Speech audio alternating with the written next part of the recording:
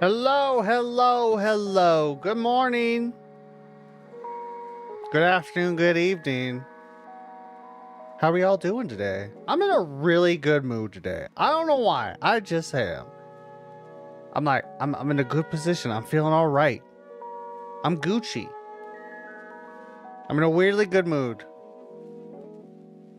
Hope y'all are doing well today. How was y'all's holiday weekend? If you had like the 4-day weekend, I should say. I had to turn that down just a little bit. My God, it's so loud for me. I don't know about how it is for you guys. My weekends were good. I know my wife had Thanksgiving off. Had to go back to work on Friday though, so that felt weird.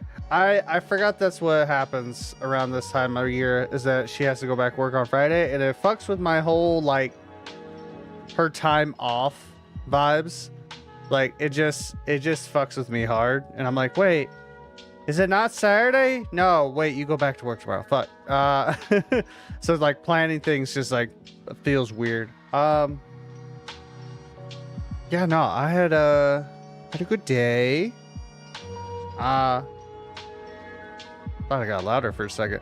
I had a good time. We had a nice Thanksgiving. It was pretty chill. A little hectic in the beginning, but it's fine. We made it through it. Anything else interesting that happened that day? No, it was just mostly cooking, just vibing.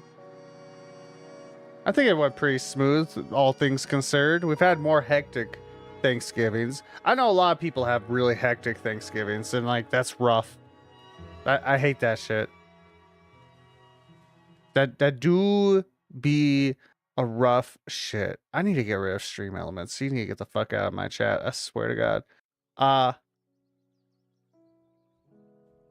Oh, this is my cat leaving the window. God, he's been extra weird lately. I've been having to check on him. I like he got out of the window earlier today, and he like was a little slippery because I think we need to trim the hair on his paws, and he just got down to the window, looked like he was slipping, and he just lay down right by his steps from the window that he uses to get into the window to his cat tree, which I don't know if anyone else's like cats have this when they have like multiple like sleeping spots, but they like to change it out depending on the season, right? So Elvin has been laying in his cat tree, which is like more in the corner next to our window, and underneath it is the heater. So I'm wondering if he likes to be there. He likes to be there more around the fall season, I've noticed. And so because like I think it's because the heater is in that corner, right? So I think he likes to just like vibe, get that heat that rises up But so he just got down. Oh, he's like going in the bedroom now. He got down earlier and he was just like, I'm just gonna lay right next to my steps. And I'm like, you okay? I went to go check on him, lay next to him. I was like, you all good? He's like, what are you doing? I'm just laying here, man. I'm just vibing. I'm like, oh, my bad. I was concerned, cat. I was concerned. Yeah. We also put like a cat bed. Just moving my microphone. We put a cat bed next to the heater in our hallway to like right where the pantry is, because like Elvin likes to paw the pantry and scream by the pantry door all the time. So it's like, fuck it, let's see if we can put a bed here. I think my wife thought of it, and like he just crawled in it and just fucking passed the fuck out. He just passed the fuck out. He's like, yeah, I didn't want food, I wanted this. I'm like, how would we have known? How? So, and he's just, both our cats have been loving that. Simon is always down for a new bed position because he too has a preference depending on the season, right? I think his favorite though is our ottoman in the middle of our living room, because that makes him the center of attention, and he is he's a big fan. He's a big fan of having attention around him only. He's very much an attention whore. Yeah, they've both been loving that spot, weirdly enough. And like whenever Elvin is like not in the mood and he wants food and he's not getting in his way because he has to wait, he's like, I'll just lay in his bed now and pout and be sad. I'm like, that's fine. Just please, you have an hour. You'll be fine. He's been really loving that, which is crazy. What else? Oh yeah. I've been really wanting to show this. I gotta give her my preview. I wanted to show you guys this. Good, that doesn't. I learned of this website. I don't know if today might be a not good day, but we can skim through it. But I highly suggest looking through this place. It is called Floor 796. I don't know if you've ever heard of this at all before. I learned about this like, I don't remember what day. Wander? Okay. What's Wander? Oh, okay. That's cool. I learned about this I think Friday. Let me go over to the main screen. Yeah, so it's like a giant art project that one man has been making over 7 years. I think I heard about it once. I can't remember. But yeah, let me show you guys this website. It is actually kind of crazy. Display capture.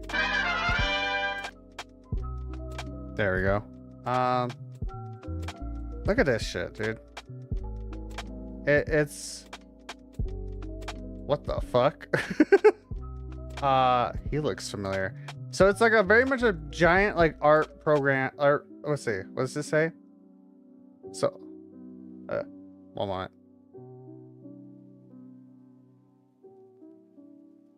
Okay. Damn. So this is a giant art project.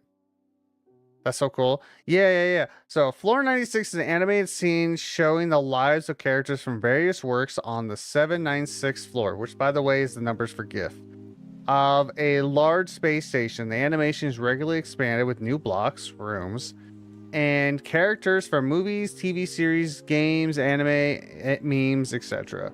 The project was created by is being created by one guy, as a hobby starting in 2018. It is only 55% done. Insane. Just one person in his free time as a hobby. This is an author's program. That's crazy, dude. And it gives you an idea. So like, let's see here. We got look at all these electric people. Like powering shit. We got Matrix.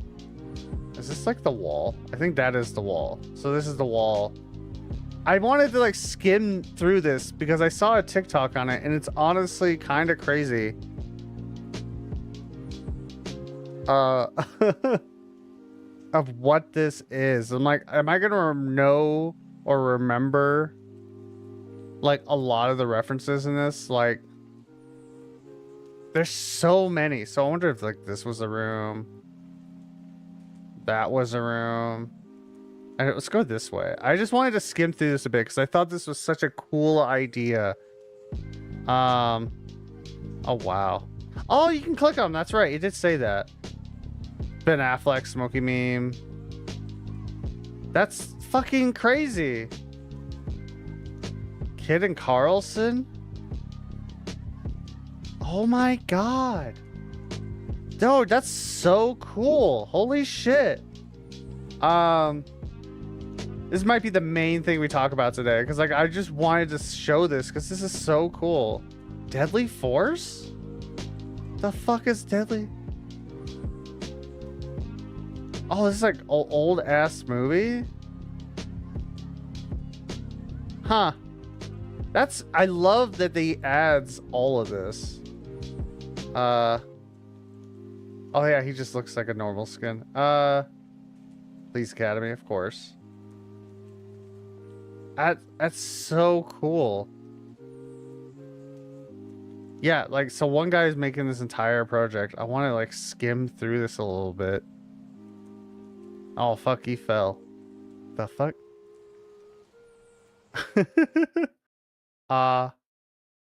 Yeah, I just, oh okay, music video, gotcha. Yeah, I just thought this was such a cool project. And like, how big is it? Because there's so, each room he just expands about it. He does a fantastic job on it. And being only 50% done is insane.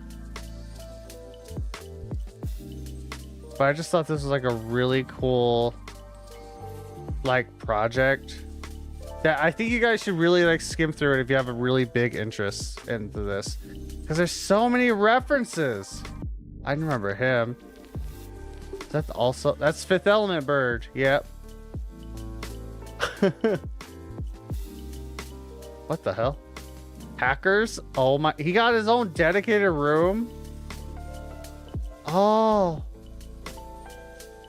this room changes. Okay. Is this, I remember the Cube. Oh shit, the Cube was a crazy ass movie. Holy shit, that's crazy. That's honestly insane. What is this? X-Files? Oh, this is just like screens of different ones? What the fuck? Fucking insane, dude.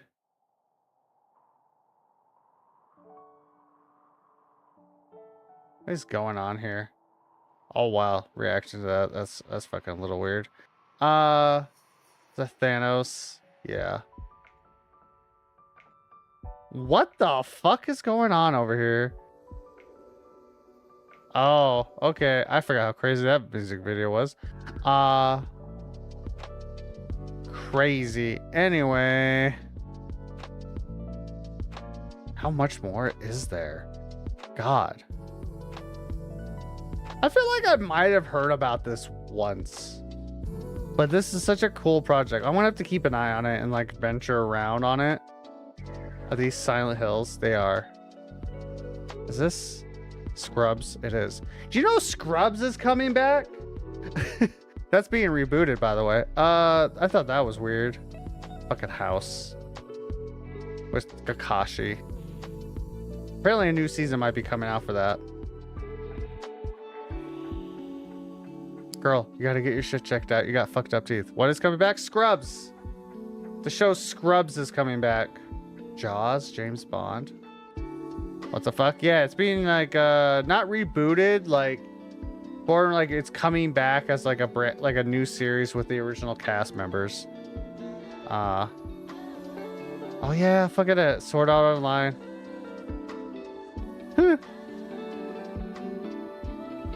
Crazy. What is this? At the Ends of the Earth, a short film. What the fuck? Jabba, stop stealing food. Jar Jar Binks, stop stealing food, I should say. But yeah, I thought that was crazy. That was coming back. Well, you guys look familiar too. You're also Hitchhiker's Guide. Okay, there's a lot of Hitchhiker's Guide in that room. But yeah, no, this is just such a cool thing that I'm just like, man, I could lose. You can lose like a lot of time just looking at this shit. What is this?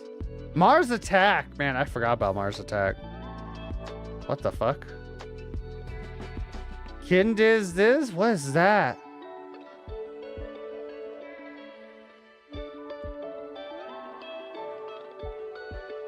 Well, alright then. That's like a weirdly obscure fucking shit. Anyway. Obviously got Cowboy Bebop ship. What is this going on over here? Is it more Mars Attack? You're just a man. You're just a man. Okay. Wow, look at that room. Jesus Christ. It's just really cool. I just really... Damn. Okay. This is still decent size. I thought it was going to be a little bigger, but fuck, is it condensed?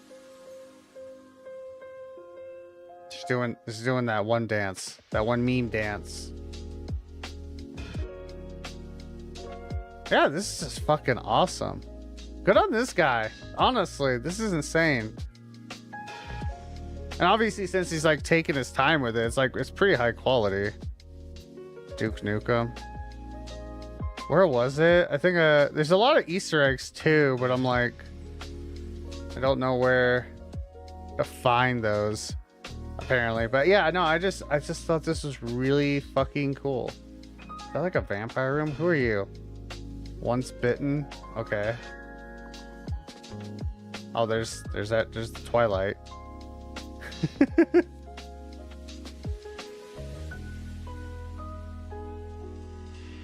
Detroit Metal City. Interesting. Wow. I love they're like right next to each other. They're getting ready. Who are you? Oh, that's Buffy. What is this? Oh, street magic. Gotcha. God, yeah, no, I just wanted to check that. This is fucking insane. Anyway, yeah, oh, this is Ripley. I just saw. Fuck, what is this? Oh, is that Guybrush? That is Guybrush. Never played those games. I think I watched them a little bit. But yeah, I just thought that was like a really cool website you guys should need to know about, because that is really cool. I would take this as like a wallpaper, like a screensaver, I should say. I'm like looking at it off screen. Let me just turn this off. How did you get tied up? Oh, probably because of him. Anyway, let me get rid of that. Bring that other stuff up. Yeah, I thought that was such a cool thing that one person's making, and I just saw like a random TikTok on it. I was like, what the fuck? There's so many. It's so dense that you can just lose yourself to it, man. You can absolutely just lose yourself. Also, side note, I was kind of curious. For the YouTube people, does my like profile like light up, or do you have to go and find it on the YouTube? Because I was like making sure everything was like fine. I was like, huh. My profile's like not lit up, but I was like kind of curious. I'm still trying to figure out the whole get the kinks out, essentially. We just want to make sure everything's like working fine. And I'm like, is that Gucci? I don't know how that works. Is that like you have to be a specific size? I don't know how YouTube side of streaming works, to be honest. So I'm like, I'm learning that still.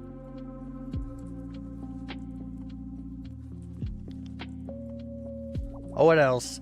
Oh man, honestly, it was very much just like a busy work weekend. That's very much what today was. It was a very busy work weekend. It was getting videos done, posted. I got caught up. I was very much lagging behind for a second there, but I got caught up, which I was very happy with. Like Sunday was my big caught up day, getting everything ready for the next week. So I'm very happy about that. We could talk about the like schedule real quick, I guess, because I'm like, I don't have much to talk about. Didn't do much. I know I'm gonna be busy off stream today because my wife's ring is done, so we got to go back to Denver. I just doxed myself. I gotta go back to where I gotta go. And we gotta go back there to get her ring. So we gotta get that taken care of. That's today. We got that notified yesterday. What else? Oh, I did one of my wife's packages did come, so I got that wrapped up, and I thought it was funny, but I'm very bad. I'm very bad at wrapping gifts because I forget. Like, she taught me how to wrap a gift, like I think last year as well, but I'm like, I don't wrap many gifts. If I could help it, I'd rather just put it in a bag and put some tissue paper over it if I could. Most of the time, I think that looks better. Granted, there is something about opening a package, but so, what was it? I don't think. Let me check the photo. Yeah, that photo should be fine. I was gonna, like, I wanted to show the photo before I fixed it. I was gonna leave it because I thought it would be funny. Where is it? Can I just do this? I'll just blow it the fuck up. I don't know why it's so small. Yeah, I'm just gonna do this because I'm lazy. You guys are gonna just get that. So can you tell which one I did and which one they did? Also, room expose fucking thing full of yarn. I did this one. This one is me, hee, and this one was my wife's, and like you can tell. So much better, and I'm just here. I had to fix the corners. I was made to fix the corners. I thought it was funny. I'm gonna be honest. I thought it was real fucking funny, but you know, you gotta have it look nice. I'm like, that's fair. But yeah, no, I'm terrible at wrapping gifts. I really am. I don't know how to do it very well because I don't do it often enough. So I kind of forget. I honestly just kind of forget. But that happened yesterday because it finally came yesterday. Still waiting for one other gift. Both of us are. We both bought like 2 gifts for each other. We're both waiting on the second one. Both not shipped yet. Mine for her has not shipped, and hers she's given to me has not shipped. So it's like, well, hopefully that comes out sooner than later. But yeah. Jesus, calm down. I forgot to mute my phone. Un momento. So, yeah. What else? It was just a chill time. It was very much just a catch-up day. Like, I tried. Oh, I did play. I think there was a couple games I played.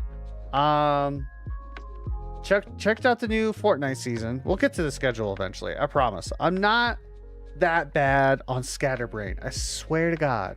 I did play the new season of Fortnite. Also checked out that Fortnite movie of that Kill Bill Lost chapter, because that's in Fortnite as well. Did that with a friend because he found it. I did not know where it was. But I didn't exactly look either. I was very lazy about it. Watched that, checked it out. It wasn't bad. New season's all right. Battle Pass is okay in my opinion. There's like 3. I think that's usually how it goes with a Fortnite Battle Pass. There's only like 3 skins that have potential to being really cool. Which was like, it has the bride from Kill Bill, has Marty McFly, and there's like a really cool tiger, like lion guy that's like the director, because we're in Hollywood, so it's a very Hollywood themed Battle Pass this season. Along with the map is very Battle Pass, but yeah. But that what was it? That Yuki's Revenge. Watched that. That was pretty good actually. You could tell. Which also, fun fact, because I don't know if anyone knows this, if you know about Kill Bill, the actor that played Bill, he did die. Erotica asphyxiation was how he died. Like probably, God, 2 decades back almost. I think it is over 2 decades back. When did? I think let me see. Kill Bill. Kill Bill is old. God, it is 2 decades back. Kill Bill is such an old movie. You know, actually, I think that's what I heard. I don't know how he actually died. I shouldn't judge. That's just remember I came out. He died in 2009. The movie like the first movie.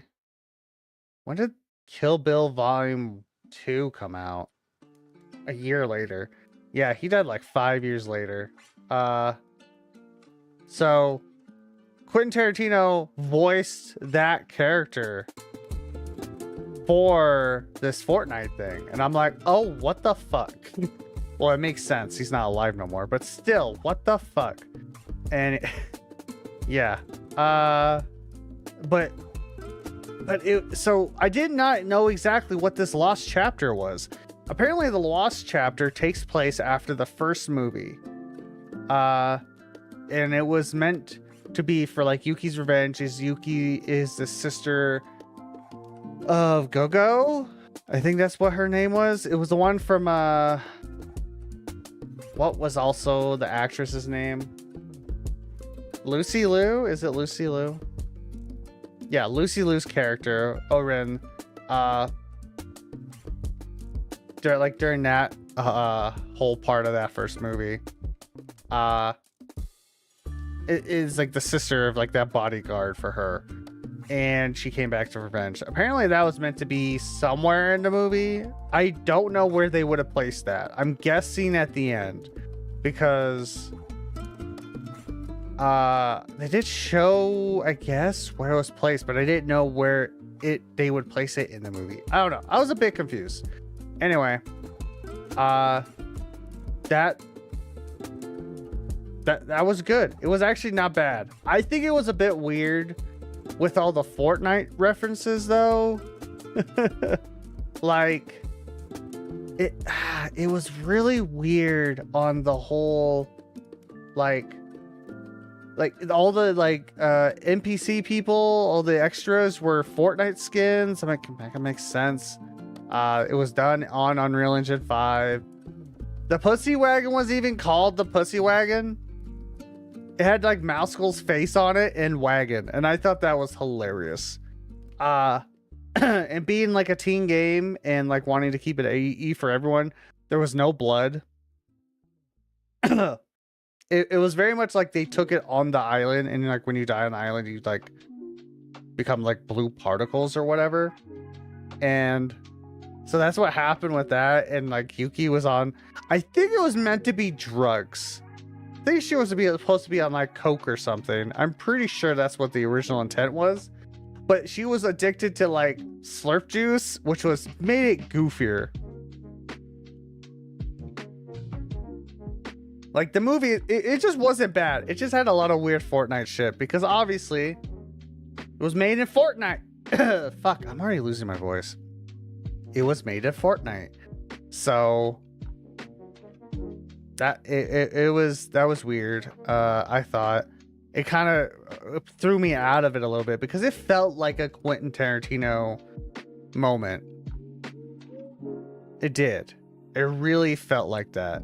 And I'm like, well, I guess I'm glad they did that. It was just it's such a weird thing because like I saw a tweet too talking about Quentin Tarantino. I was like, I never expected it to be, you know, to be made. That's my Quentin Tarantino impression. You're welcome. That's Lost Chapter to be made, and then like when Fortnite came to like check it out, they're like, let's do this or some shit like that. And I'm like, why Fortnite of all people, man? Like, like, I had so many questions. Like, it made it sound like it was such a big deal to have this Lost Chapter being made because it was like, I guess I get it because it introduced a whole character we see for like less than 5 minutes. And I think it would have made no sense in the grand scheme of the movie. Then again, I haven't seen it since like the early 2000s. It's been a long time since I've actually seen those movies, and they are like 2 decades old now. So like, it's just the weird heartwarming vibes about it is like cool and all, but it's the fact that it's being made in Fortnite. Like, that just makes it fucking weird. It makes it goofy.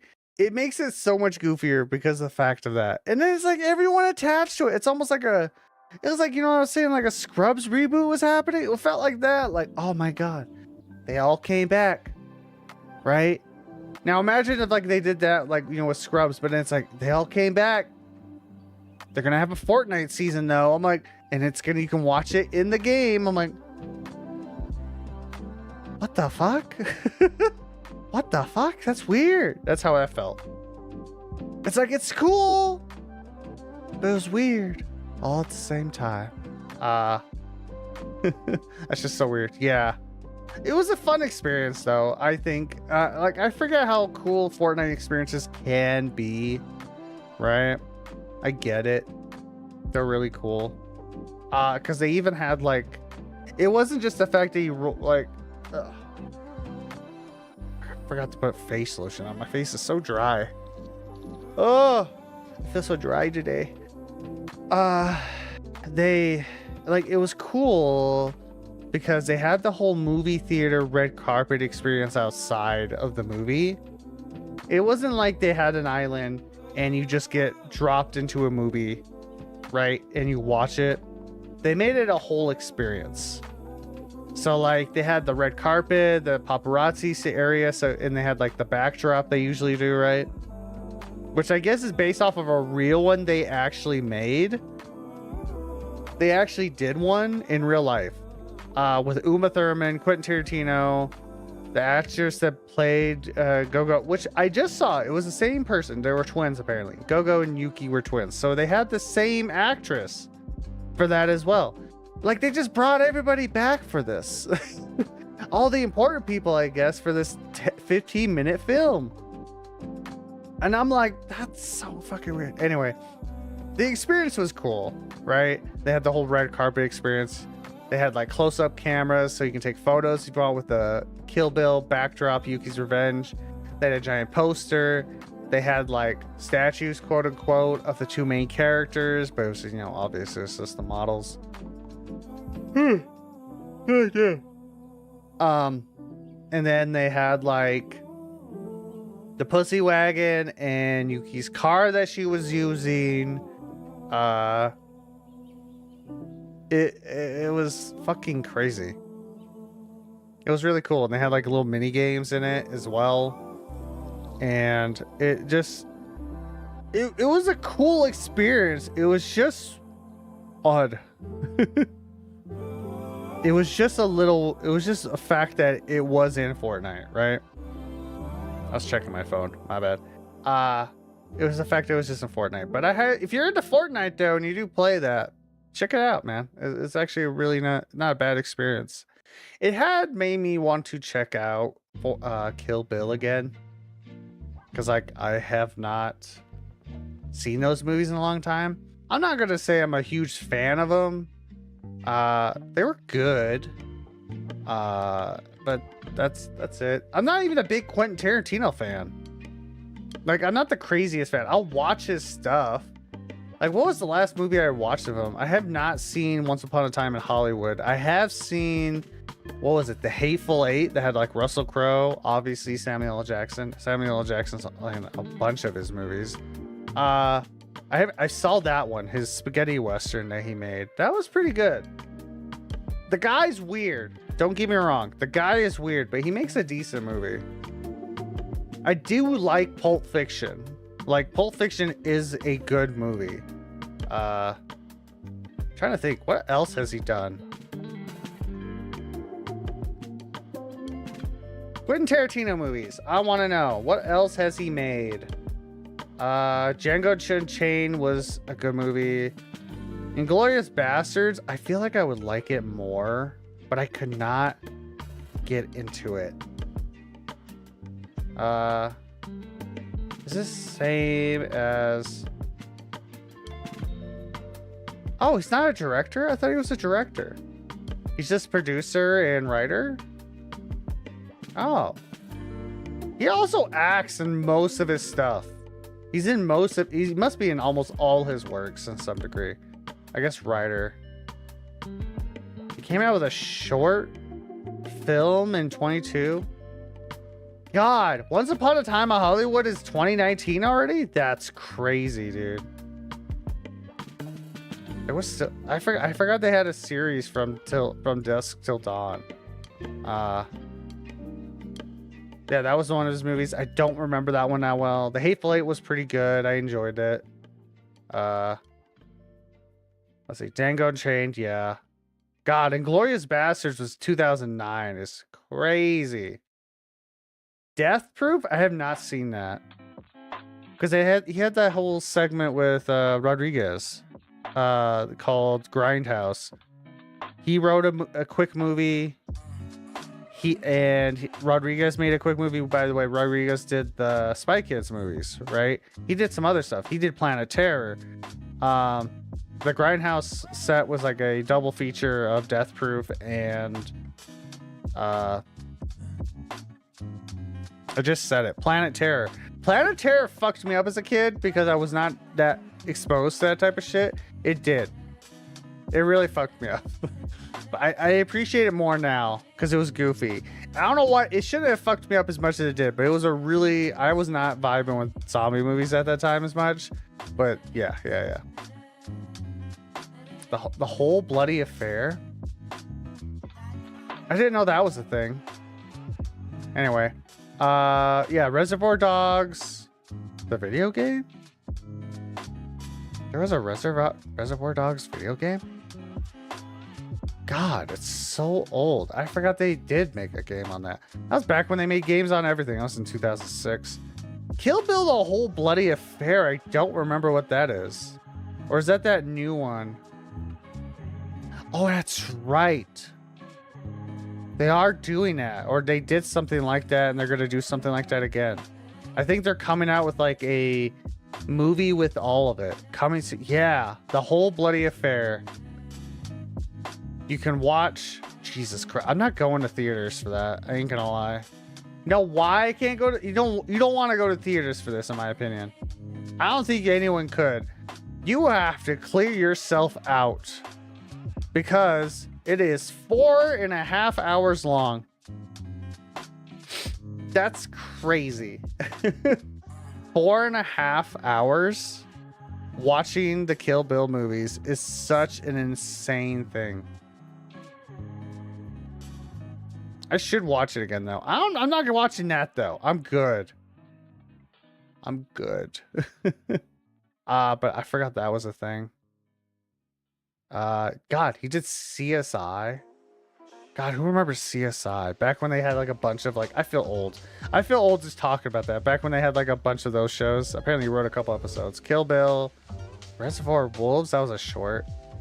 Jackie Brown. He did Jackie Brown. Interesting. From Dusk Till Dawn, I remember people loving, and that was really like, oh wow, we shouldn't question his foot fetish that he had. That was very much that movie of like, we shouldn't have never questioned it.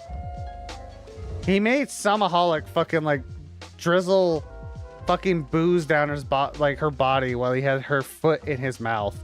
He wrote that in. I think he did it for his own effect. Like he did that for himself. What else is there? Yeah, Pulp Fiction, Reservoir Dogs. I didn't realize Reservoir Dogs was like his breakout movie, I guess. True Romance? What the fuck is True Romance? God, Christian Slater's a name I haven't seen in a while. Yeah. Oh, I think I have seen a little bit of this. His older stuff, I don't remember. He hasn't made as many movies as I thought he has. I thought he made a bit more. But you know what? I guess he's got a pretty good track record, so whatever. But I have not seen Once Upon a Time in Hollywood. Hateful Eight was the last one, and I can't believe... Hateful Eight was 2015. It's insane. Where has life gone, chat? I didn't think it was that long ago. I really did not think that was that long ago. Oy. Crazy. Life moves too fast. Oh, life be moving too fast. Oh, we gotta stretch. Oh. God damn. Oh, I'm getting too old too. Me and my cat Elvin, we're getting too old for life. He stretches so often more than he used to, and I think it's just like, man, that's a old ass boy right there. That's him, old ass boy. God, sorry, I got distracted. So, you know what? We should probably talk about it more since we're gonna be doing this today. We could talk about the schedule. I finally got there. Look at that. I got there, chat.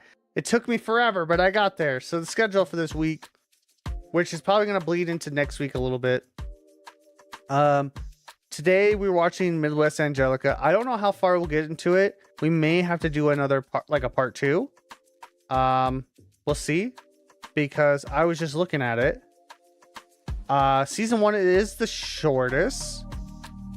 But we'll probably still spend a good amount of time there, since we've already been live for about almost an hour. Crazy. Season 2 is a bit longer than 1. They got some longer videos on there, but I'm guessing this has to... I wonder if this episode is just the beginning of 3, because Act 3, there's 3 acts. Act 3 has a 45-minute video. That's what I get for not checking. But the longest video on season 1 is 8 minutes and 42 seconds. And there's like a couple of those. Most of them are really short. It's a very much like a thing of like just speed dripping information with analog horror, which is like you have to interpret that yourself, figure out the pieces, which is why I kind of like it. So we might have to do a part 2 of this. We'll see. That might be next Monday if we do. What else is going on with the schedule? Wednesday we're doing a totally normal run of Dark Souls 1. Totally normal. No funny business, nothing weird about it, I swear. I just kind of felt like doing a small run of that. We may, depending on, I might want to do more of that too, depending. It might just be a one-off day just to fuck around with it, you know. We'll see. And then, which is definitely going to be bleeding into next week, because I've been in a weird Nintendo mood. I want to play Wind Waker. I've never finished Wind Waker. I have Wind Waker HD that came out on the Wii U. I have a Wii U. I've had that game since it came out, and crazy to think that Wind Waker HD came out in 2013? That shit came out in 2013. I have my copy. I have a brand new copy of that game. And like, I've had it for years. It was a toss-up between that or Twilight Princess, because I love Twilight Princess and I played the GameCube version. I think actually I played the episode. The GameCube version is, in my opinion, the more superior one versus the Wii U version of Twilight Princess. Because like, what did they do? I think they like flipped the whole game because of the Wii motion controls. I don't know, but it's a fantastic game just for the GameCube. And apparently the GameCube version is a harder find as well. I used to have a copy. Like, I have my original GameCube, mostly because I gave it to my wife at the time. I might have to do like a weird showcase, because I love collecting old games and stuff like that, even though it's kind of like, it's a lot of validation of not doing that in a morality sense of just how the fuckiness of it. It's very capitalistic to have like that thing, right? I get it, but I love my collection of old video games. Like, we have every Nintendo console for the most part, minus like a Wii and a Virtual Boy. I have a very weird collector's mindset about that. When we haven't collected much as of late, but I like having the physicality of it all.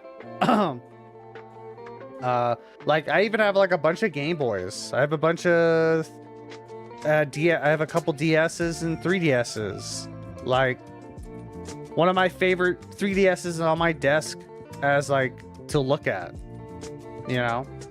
Like, we have these things, very much big collectors. And I like just having things. We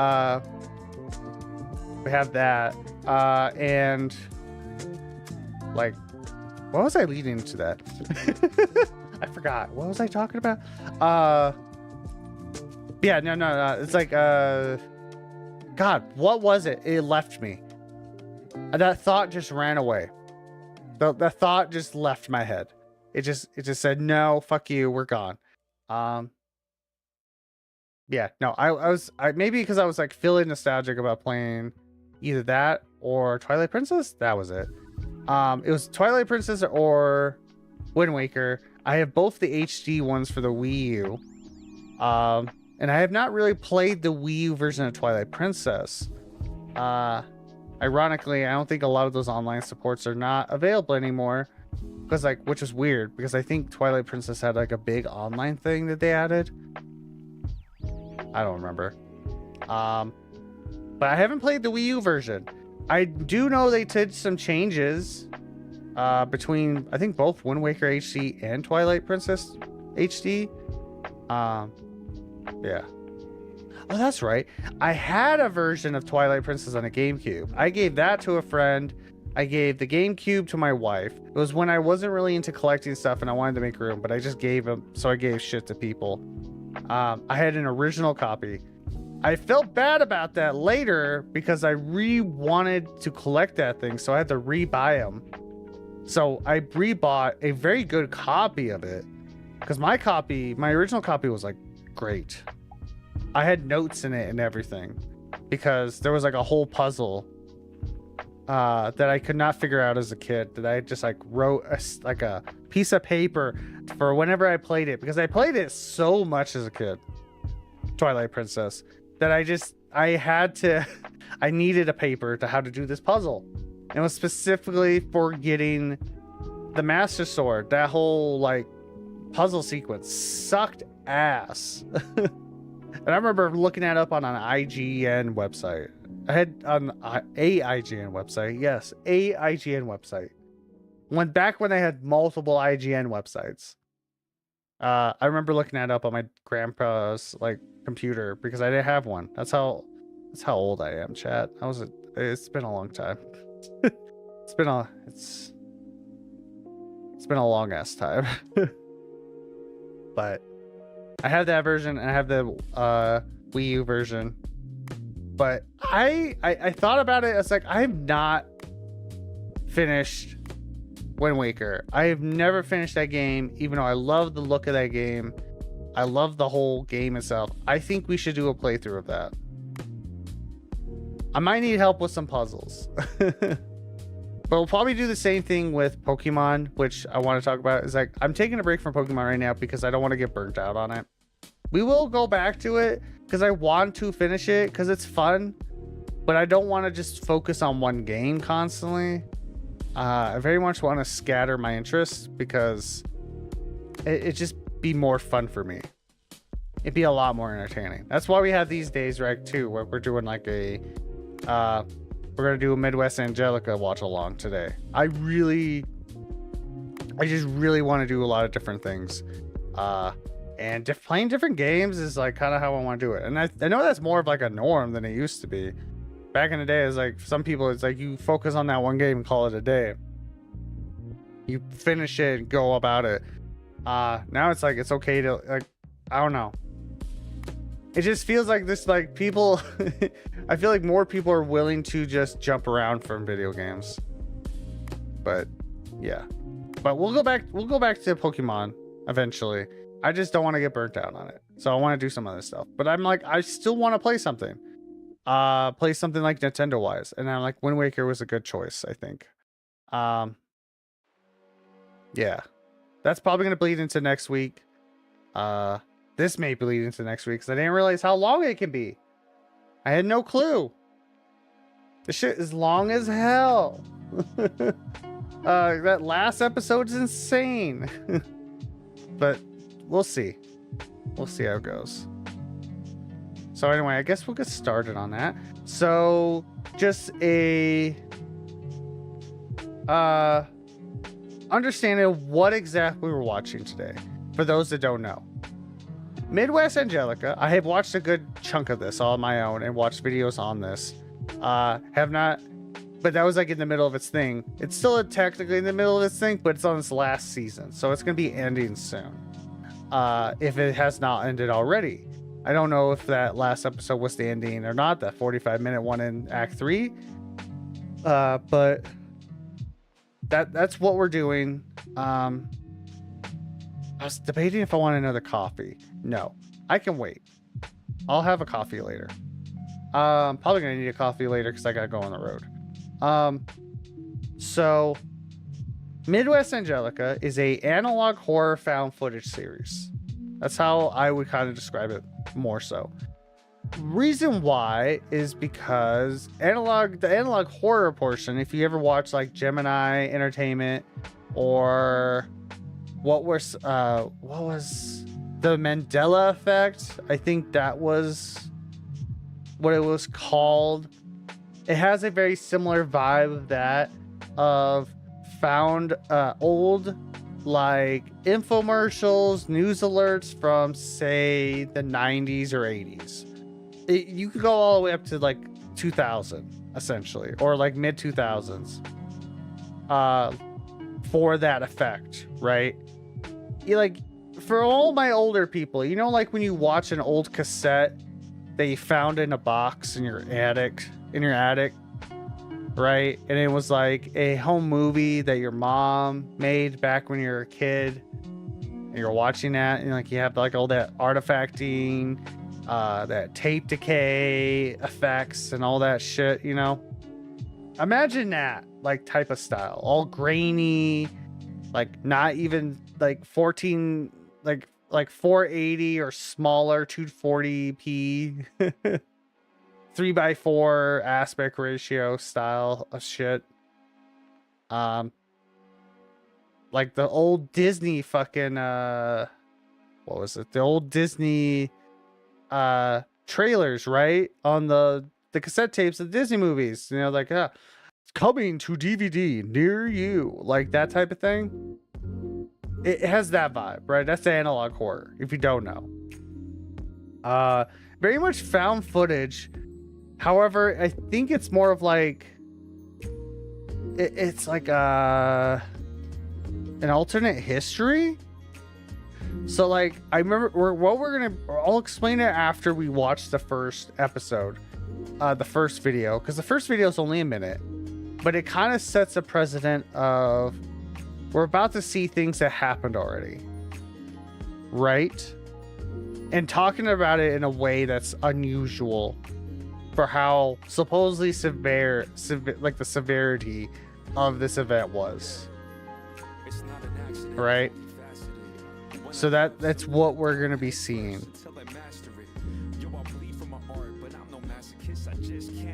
So it's a shame we're gonna be like not listening to the song no more. But yeah, so that's very much what this is. It's very cool. I'm excited to watch it.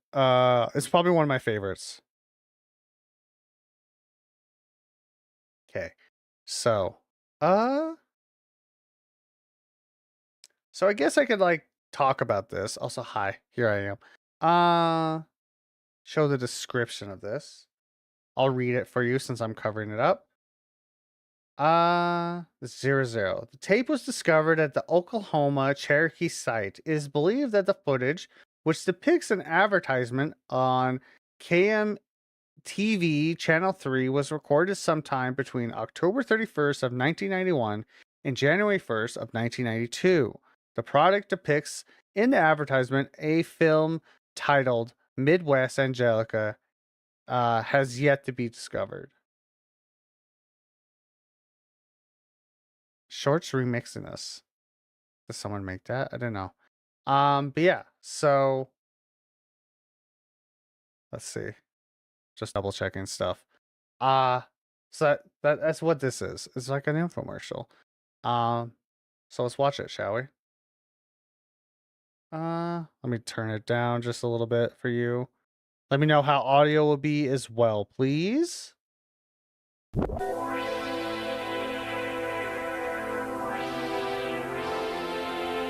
I don't think just captions. 1999, a corpse descends from the cosmos right into your backyard. The ultimate in science fiction. An alien thriller. A threat unlike any other. This is the Midwest Angelica. Da-na-na-na-na-na. Critics are calling it a one-of-a-kind, a sublime experience into the realm of the unknown. A twister of biblical proportions. Don't hesitate. This is your chance. Call in the next 15 minutes to receive a free poster, along with your copy of Midwest Angelica. Only $16.99 plus shipping and handling. Call now. So yeah, that's this crazy. Into the realm of the unknown. A twister of also very cool setup for this. Don't hesitate. This is your chance. Call within the next 15 minutes to receive a free poster, along with your copy of Midwest Angelica. Only $16.99 plus shipping and handling. Call now.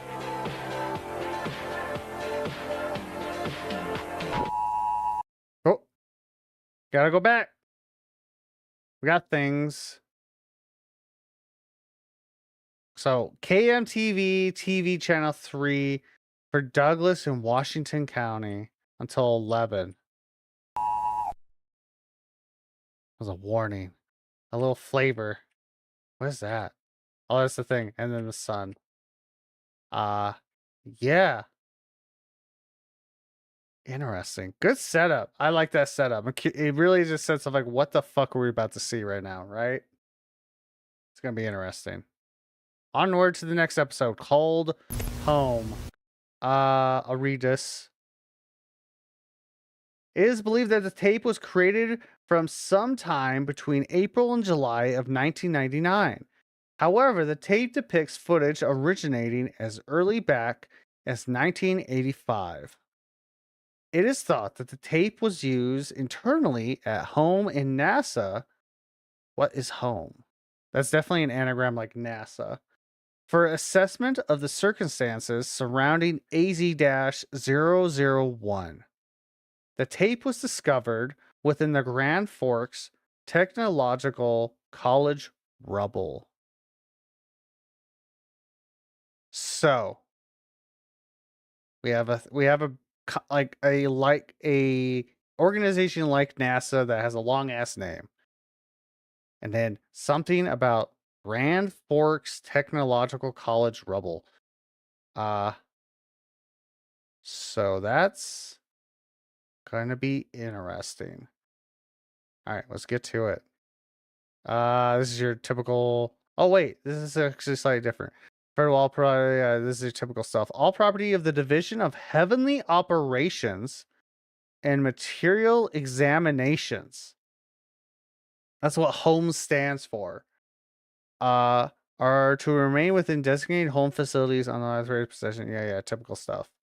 Okay.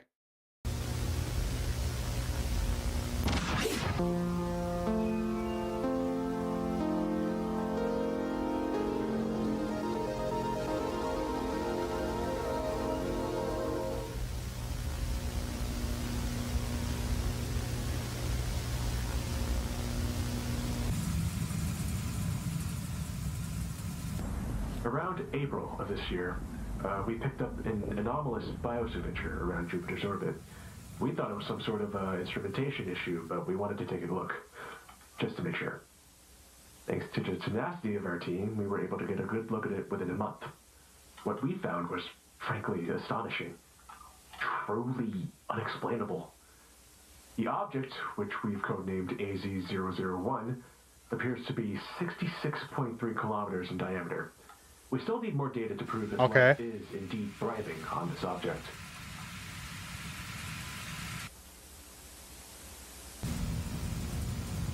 It's now November. We've determined that AZ-001 is in fact harboring life. This discovery could change the foundation of science as we know it. Well, harboring might not be the correct word to use here, no. We believe AZ-001 itself is alive. Or at least was alive. We have reasons to believe that the entity, AZ-001, might be a corpse drifting in space. A corpse drifting in space. But with something in it as well. Interesting. All right. So all biosignature scans taken between June and September of 1985.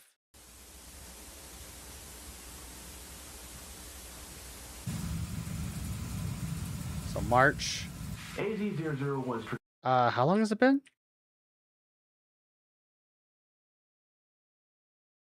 56.3 kilometers in diameter.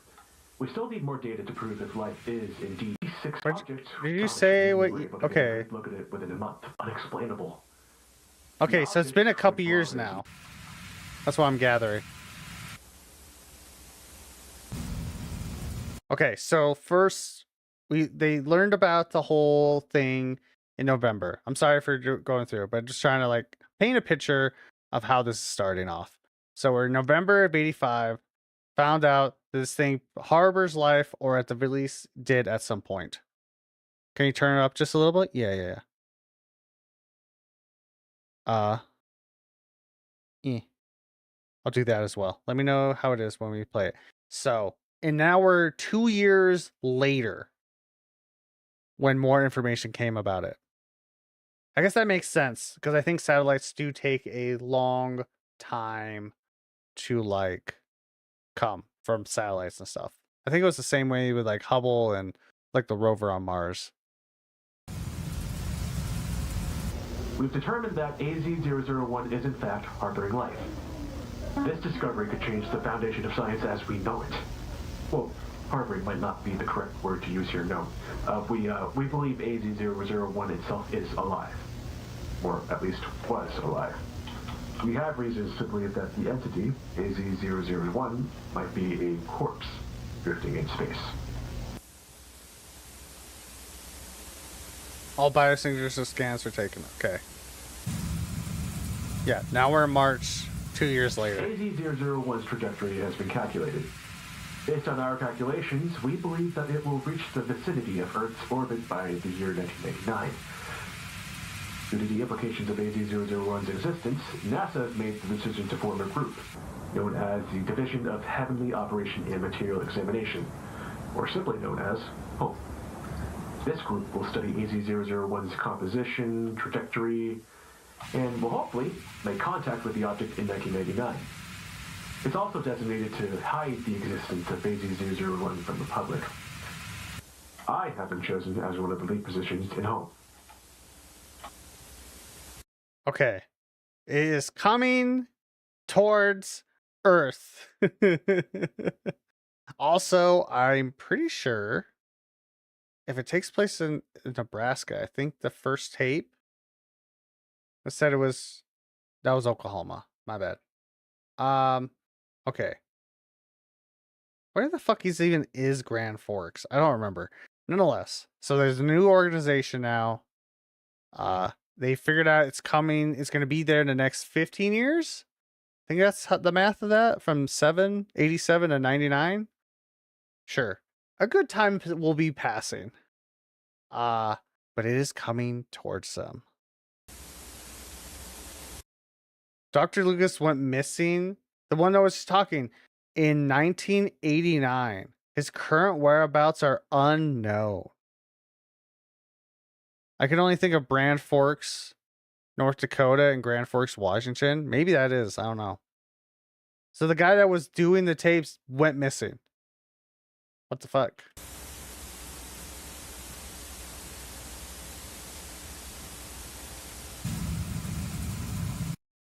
Huge chunk of time passed. August 1995. My name is Dr. Ray O'Connor, and I am head of psychological contamination research here at home. In the past few years, we have made incredible discoveries regarding AZ-001. It's almost strange to say this, but the object seems to be emanating massive, detectable brainwaves. We have detected the presence of delta waves here at home, HQ, which are the same sort of waves generated during deep sleep in humans. We are currently in the process of attempting to decode these waves to gather more information regarding AZ-001 and its potential effects.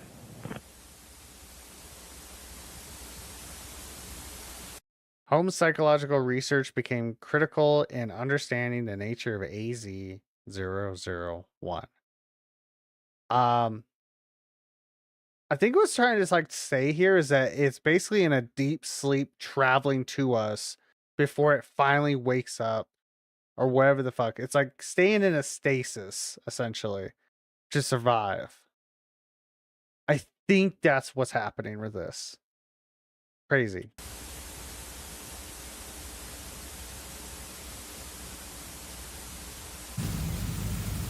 Oh shit. We're coming to 0 hour. It's 99. On January 1st, 1999, at 9:32:45 p.m., AZ-001 entered Hilo.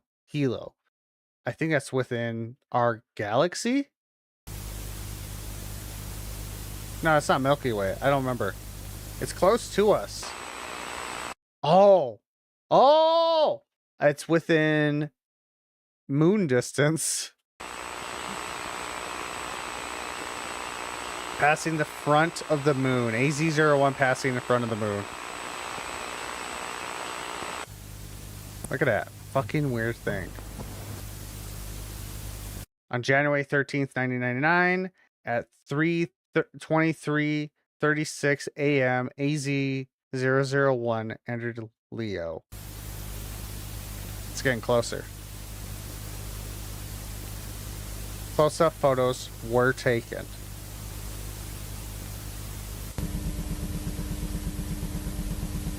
Look at that. The fuck is that?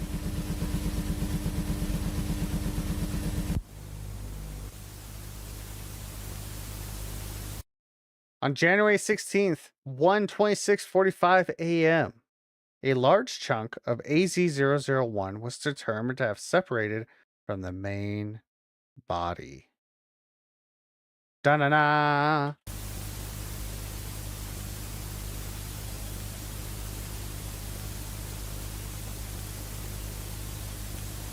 The chunk has been labeled as AZ-001 Alpha.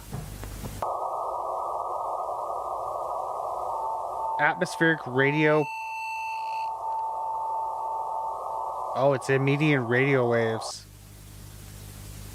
Unusual radio uh, progression, whatever, detected at 3:49:22 a.m. It's emitting signals. Unlikely to be caused by sporadic E.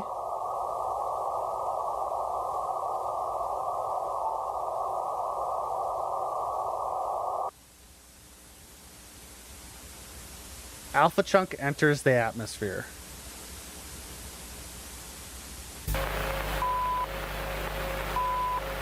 Look at it. Jesus Christ.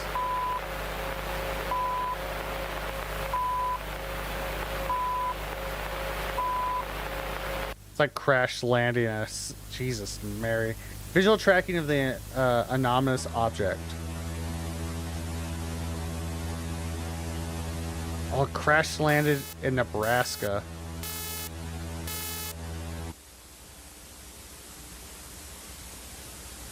Object touchdown confirmed at 3:52:16 a.m. by multiple radars and tracking units.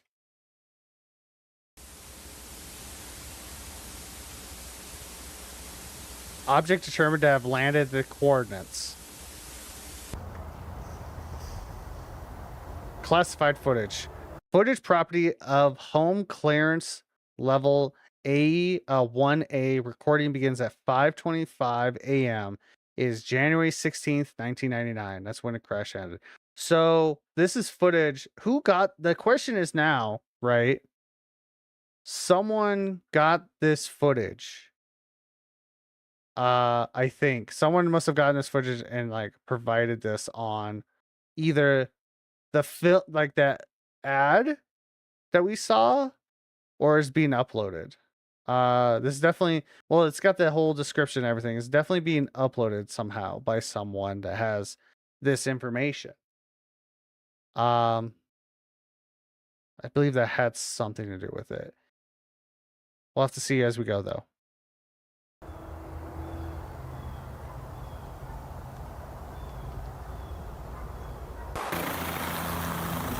The helicopters, they're helicoptering.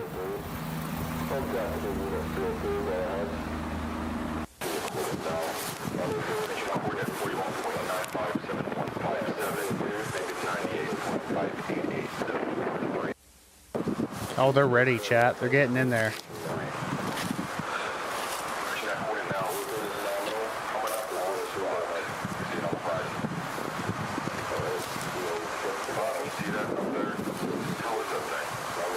Also, can I just say, of course, it would be Nebraska, the land of corn itself, where fucking unknown entity just crash lands.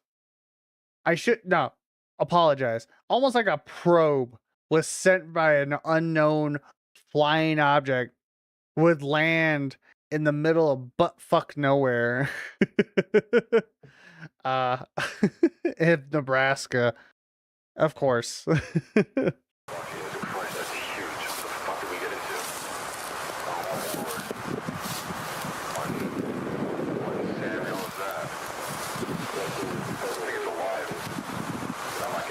God, I wish I had subtitles because I wanted to hear. I forgot there was like actual audible audio, like radio that you can hear. I wasn't listening very well. I'm gonna have to go back a bit.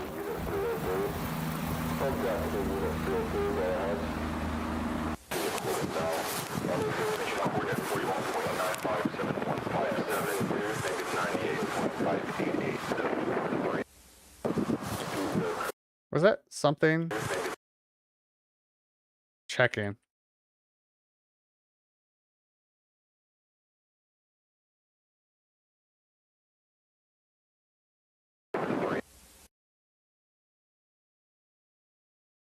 No.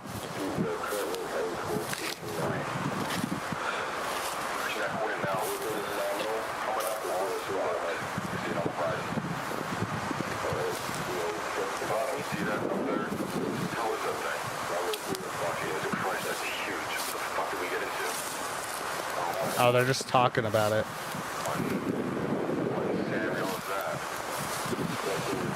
What in the Samuel is that?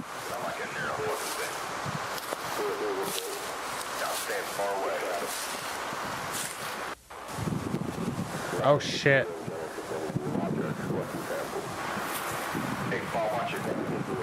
God, they're right up on it.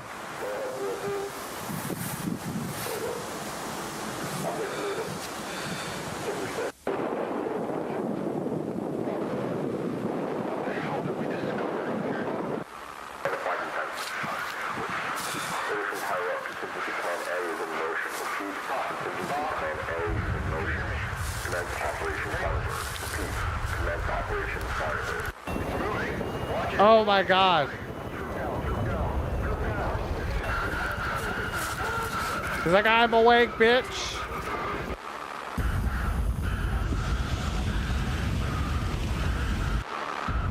Oh, they're trying to kill her with fire. Holy shit.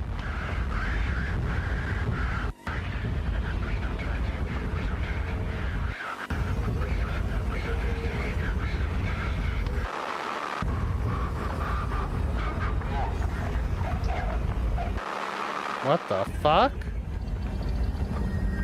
Oh.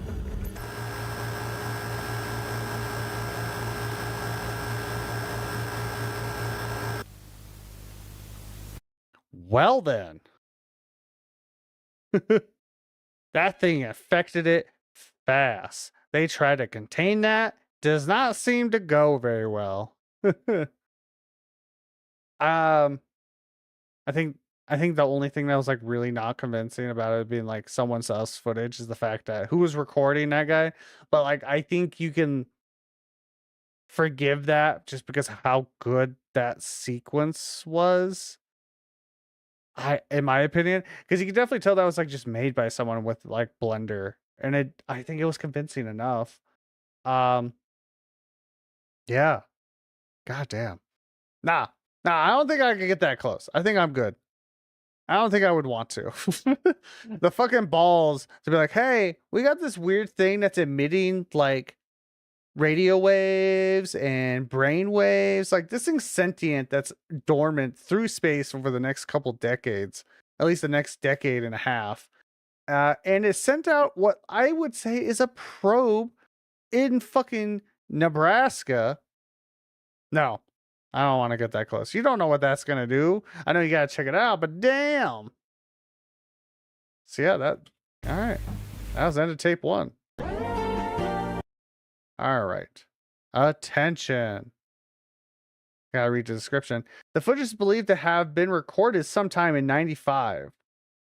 No records of any pesticide tests were found to have taken place in the area shown that year. So this is 4 years prior to landfall of said entity probe. Also, this is what makes like found footage really cool. Like, or I should say analog horror, because it does this, right? You got your ads in your in your like type of media, like fake ads.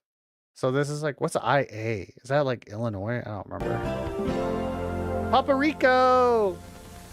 Attention. If you or loved one are living in any of the counties shown on your screen, you are encouraged to consult your doctor or call the toll-free number below for a free evaluation today. Tests of an experimental pesticide containing ingredients linked to insomnia, somnambulism, strange or uncomfortable dreams.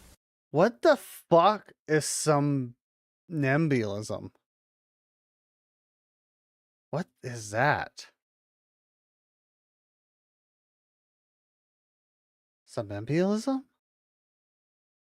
Sleeping disorder that involves waking or performing complex behaviors while still asleep, usually during deep, non-REM sleep early in the night. Oh, goody.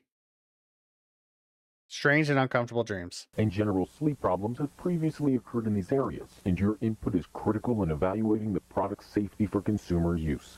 Again, if you or loved one are living in any of the counties shown on your screen, you are encouraged to consult your doctor or call 1-800-555-4663 for a free evaluation today.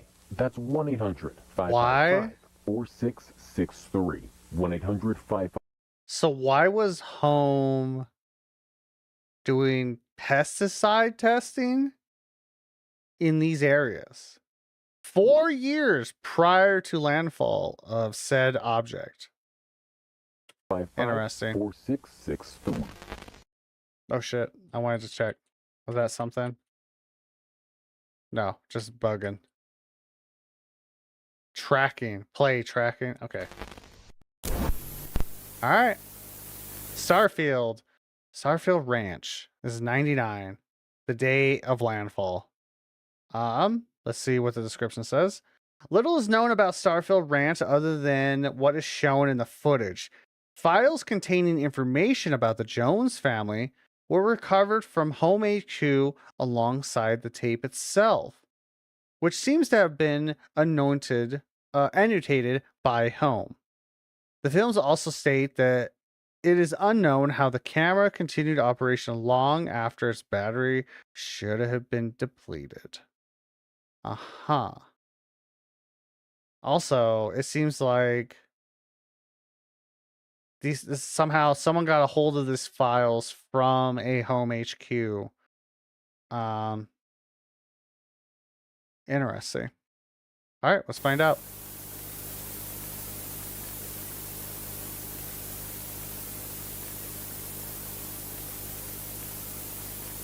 Rancher Avery Jones is awoken to the sound of his dogs barking at approximately 4:31 a.m. I believe this is like within minutes or after the landfall, roughly around the same time. Avery's son Colin Jones begins recording shortly thereafter.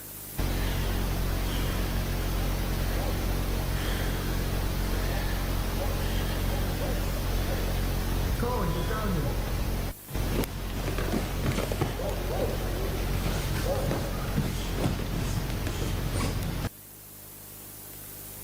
Colin makes his way to the ranch prairie.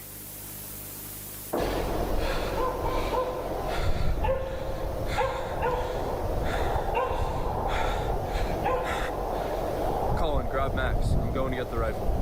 What happened to Rocky? I don't know. Oh my God.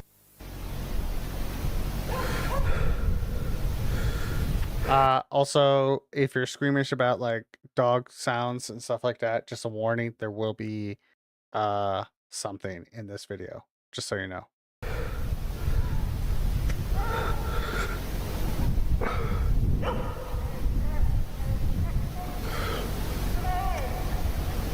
Well, that was like perfect timing.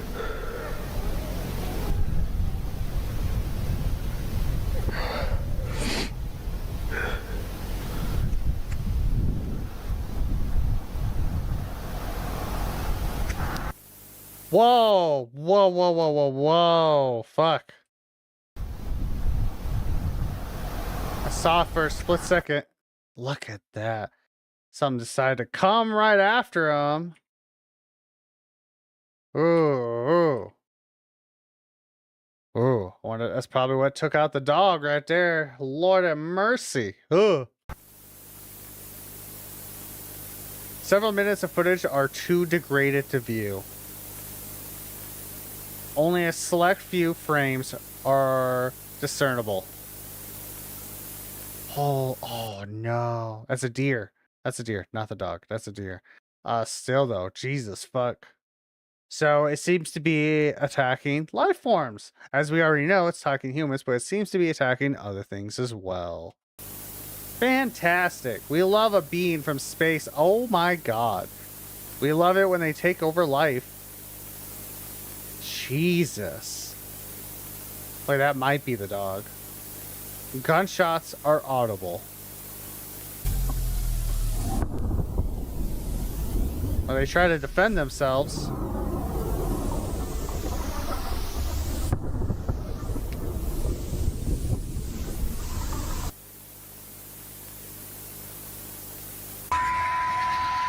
Jesus Christ.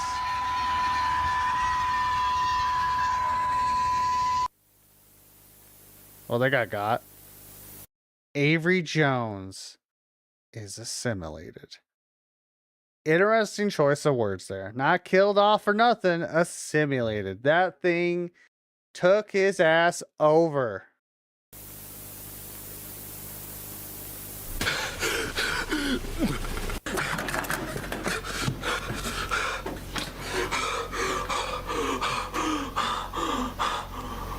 What the fuck?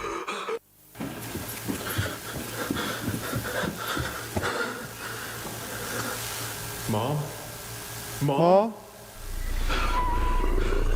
Oh shit. Well, it's already in the house. Infection.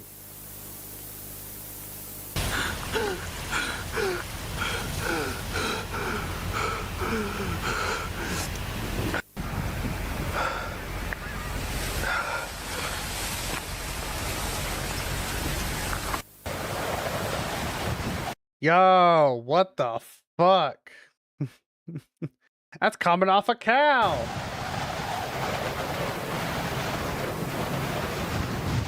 Jesus Christ. Can you imagine seeing something like that? I'd be like, I think I'm gonna quit beef after a while. I think I'm good. I think I'm good. I don't want no Eldritch bean in my fucking food. Thank you very much.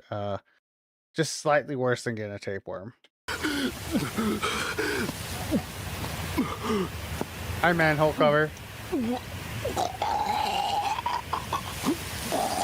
Lovely.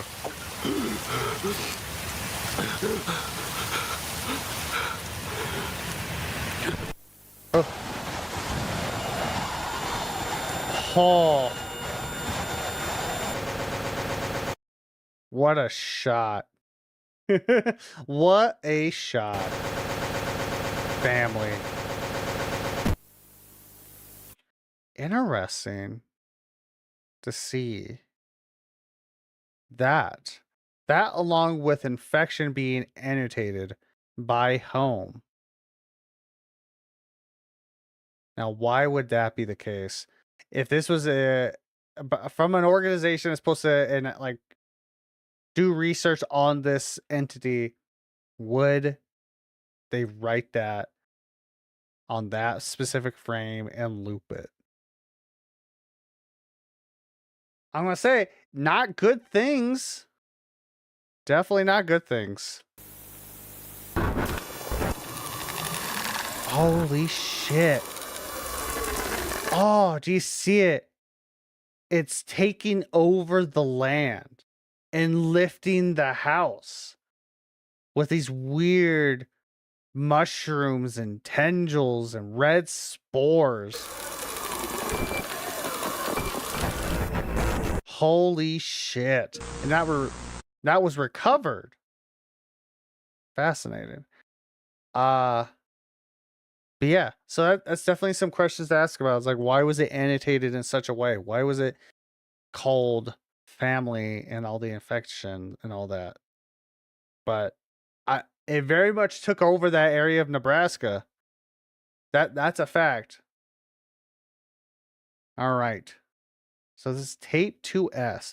The tape is discovered inside a barricaded examination room in the abandoned Red Oaks Veterinary Clinic.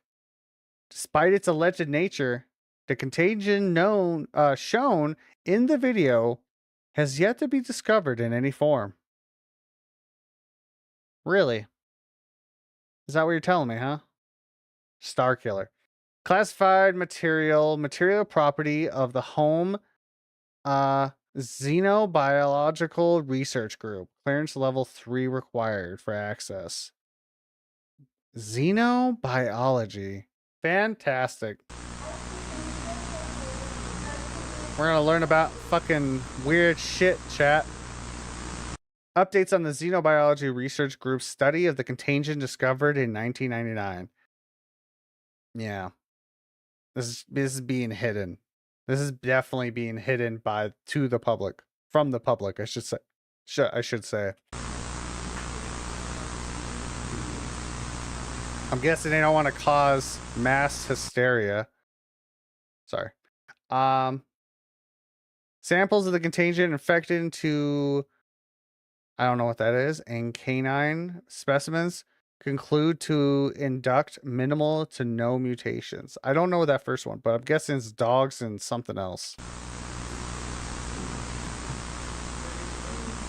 However, recent experimentation with the specimens of alum cepa, I don't know what that is, have uncovered how the contagion affects organic cells.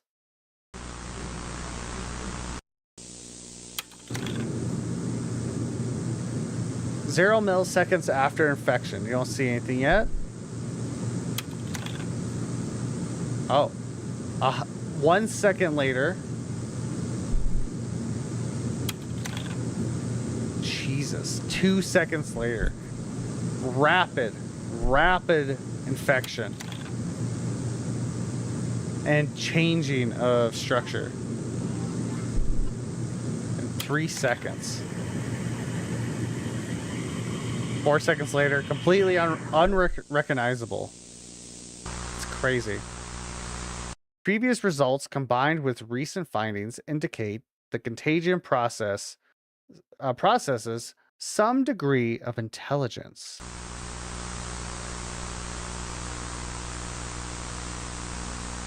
The contagion's intelligence and virulent nature poses a clear and present danger to the entire United States population. A virus that can think and spread through you faster than anything we can do to stop it. What a setup. Also, talk about doom as fuck. Just like, there's nothing we can do. It moves too fast for us to like counteract it, and it's smart. It could probably fight back no matter what we try against it, if we even could. Terrifying.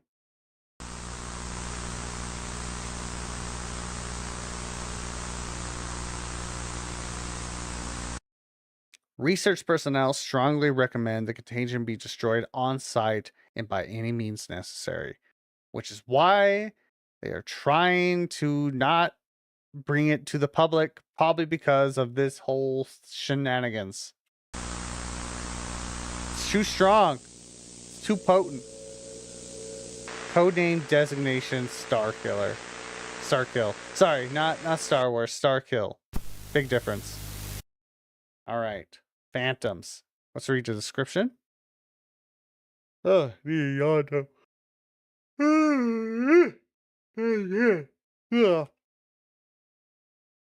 The footage of the tape documents an event believed to have irreparably impended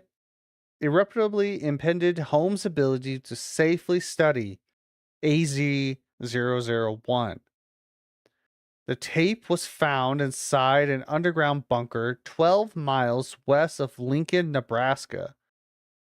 So, I wonder if that's close to where landfall happened. I'm curious. I wonder if that's also close to where the Avery people were as well. One wall within the bunker was painted with a logo similar but not identical to the logo used by Home. Interesting. Incident report. Case ID. That number. Special clearance required. Unauthorized access is punishable under penalty of death. Interesting. There might be another organization, maybe? We'll have to see what this is.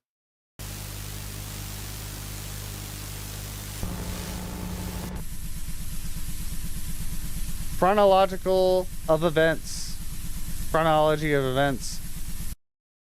January 28th, 1999, 11:24. Dr. Andrew Evans returns to Alpha Chunk for further analysis. Okay, so they are at Alpha Chunk. Okay.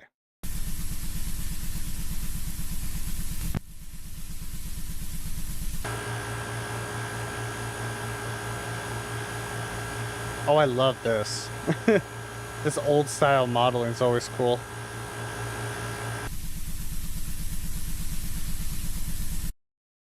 Okay, Yanni.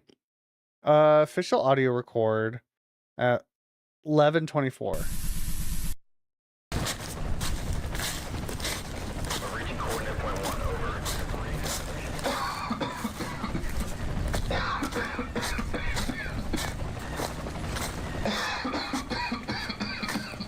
You okay? I'm fine. If you remember, that Avery kid was also coughing a bit. I'm guessing that's supposed to be our indicator. Bio levels are low. Let's do result containment protocol. This is it, right here. I want this area marked, just for sample collection. On it. Or maybe not quite yet. Never mind. Not quite yet, probably. That's all we're gonna need. Request retrieval team. Requesting retrieval team at Alpha Chunk Point A. Over.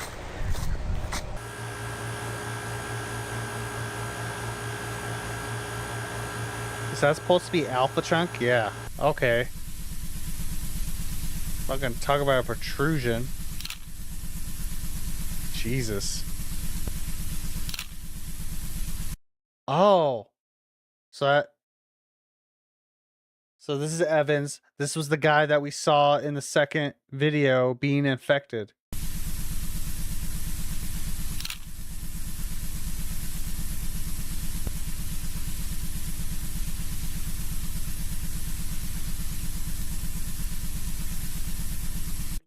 "12:17. Dr. Evans returns to psychological containment lab at home HQ.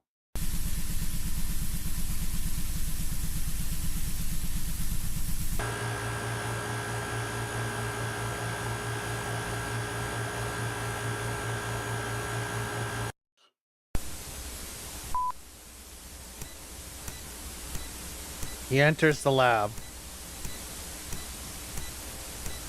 I love this, by the way. This is a very interesting way of doing this, in my opinion. I like it. Dr. Evans places the retrieve samples of AZ001 into storage.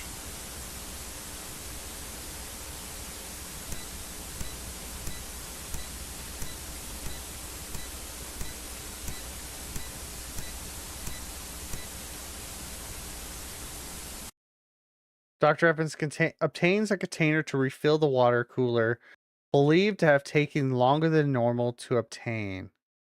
He was just in the supply closet. Interesting. I mean, sometimes you just gotta vibe out in a supply closet, right? I feel that. You gotta do things. Refills the water cooler, dispenses at least 2 cups of water. Ah.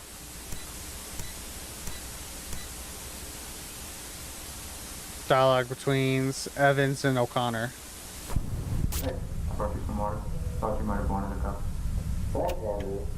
Were you able to get the results you wanted?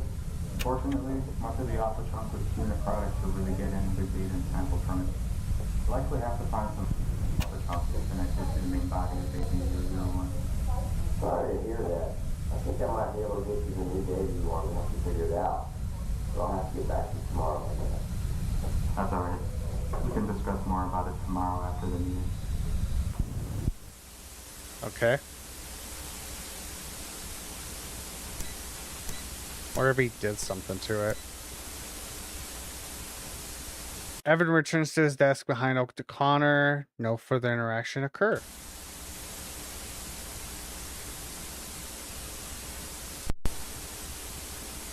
"12:35. Dr. Evans begins to display unusual behavior." Where'd that camp? Oh. Yeah, that's a, you know, I don't think that's that normal. I'm going to be honest with you, Chief. It is a bit unusual. Haha. Dr. Evans departs to another part of the home HQ facility. Like minutes later.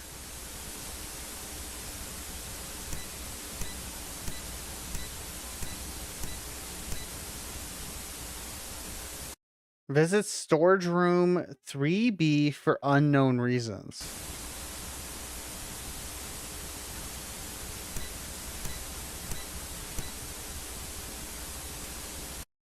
Wait, who are you? That's a new color, by the way. HQ is put under lockdown following gunshots in the building.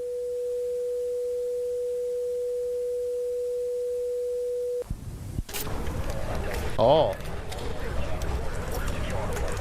Oh, that's a little stretchy. You know, sometimes you gotta stretch, yeah. Target terminated. Dr. Evans' body is brought to the center morgue for postmortem.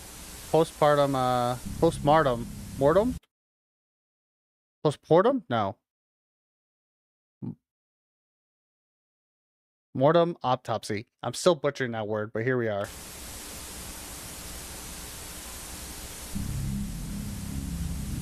Ah, yes. Religious motifs. That's his fucking brainstem and everything. With what we know about it, fucking dude's been infected for a minute. Dude's been infected for a minute. Jesus Christ.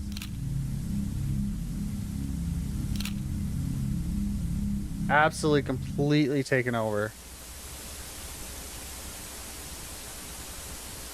Report conclusions.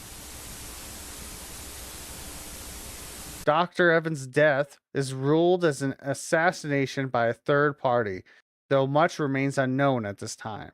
Who was the third party? I don't even remember who that's supposed to be.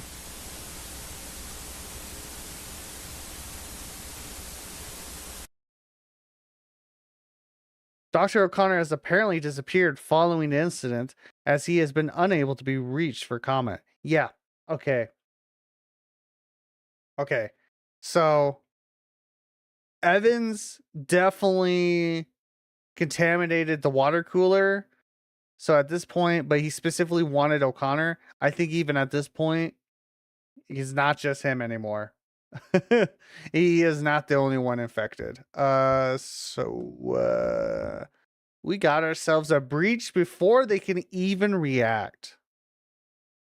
I think that's like one of the cool things about how fast this thing has moved from when it landed. Like, it's honestly insane. It's less than a day or two. Like, it's in no time at all. This thing has already infiltrated your ranks. Can disguise itself if it needs to, and easily infect you without realizing it. The hope is gone, my dude. The hope is out the building. It's insane. Oy, oy, oy. So, yeah, it's rapidly moving. It's insane.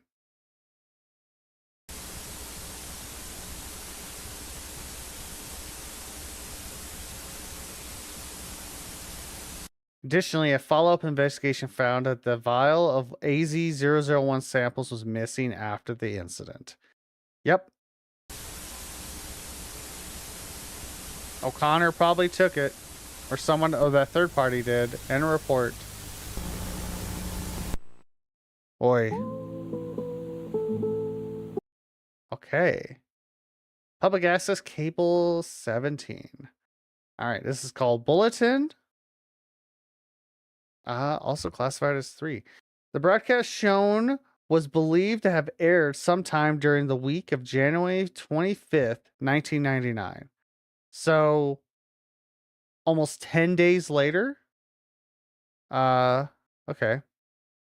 The tape was found alongside another cassette in the collapsed remains of a house in Stewart, Nebraska.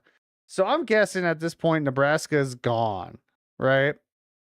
If we saw how fast it did in literally hours after it landed, it's just gone.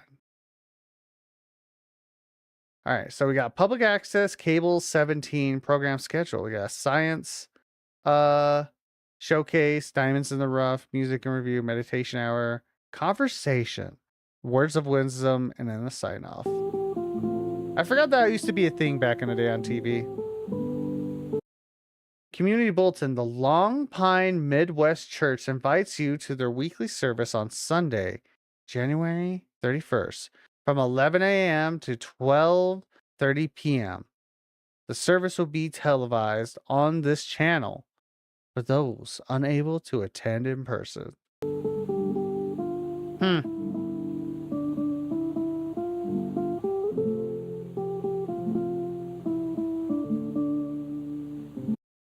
The Long Pine Midwest Church would also like to extend their gratitude to the following individuals for volunteering to assist in this weekend service. I remember seeing this instantly. Ray O'Connor. We may not know his first name, but we definitely know O'Connor. He is somehow involved with this church. And this takes place after that incident. What was that?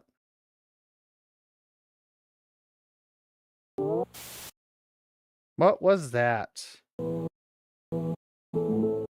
on. I went too far.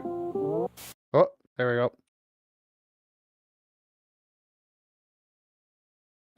This is a backwards to make sure you see his name. Which is a little bit of a glitch. All right. Well, we know what happened to fucking O'Connor. Dude went to church. Always seems to be that way. All right. Azriel. What's this video about? The tape is the second of 2 cassettes found in the collapsed remains of a house in Stewart, Nebraska. Again, Stewart, Nebraska house. Most buildings in the Long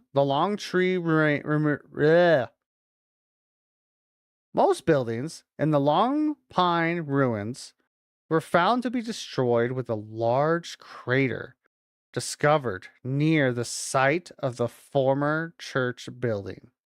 The circumstances surrounding the crater's formation are currently under investigation. What the fuck? So this is last one. What was the last one? Okay, this is for the 30th. This was 5 days before then. This was on like 5 days before this, and also like, hey, we got a week to get through this, right? Now we're on the 20th. Property of the Long Pine Police Department on the 20th. So this is 5 days before that. Okay.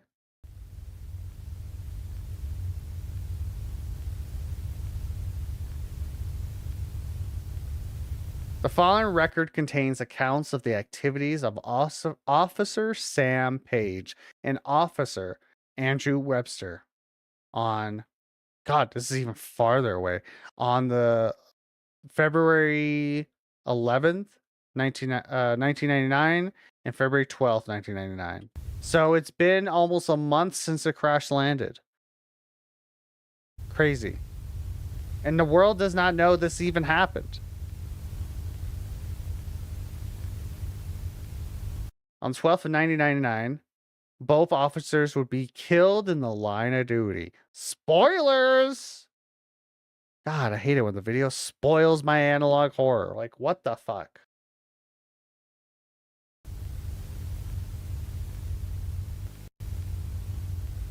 Video evidence and testimony are compiled for ease of access in determining the cause or causes of death.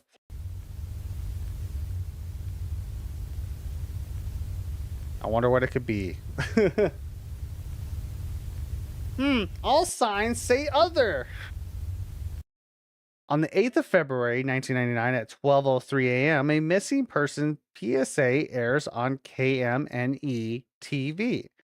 So everything we've seen so far has been that same news station. So we're still in Nebraska.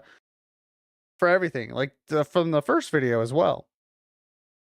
I didn't put that together the first time around. Interesting. Don't try that again.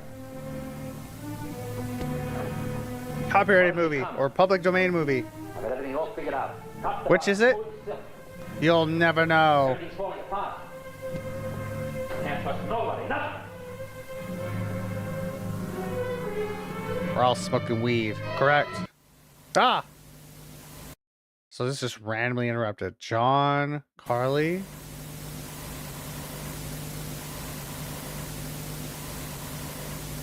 Aaron Mathis.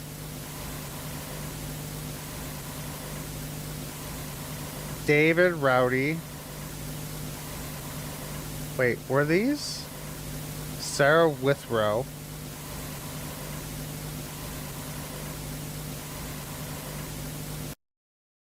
I want to check. Are those names on that bulletin?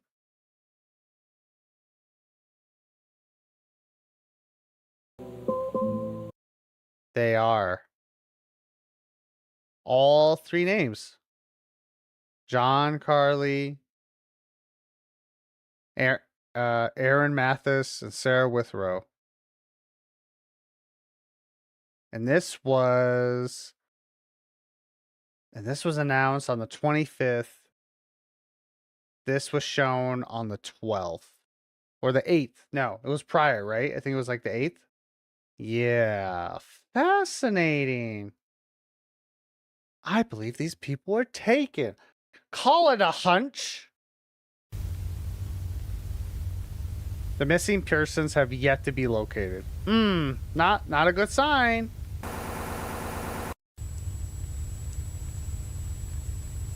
At 9:35 p.m. on February 11th, 1999, the Long Pine Police Department Dispatch Center receives a 911 call from an unknown caller ID.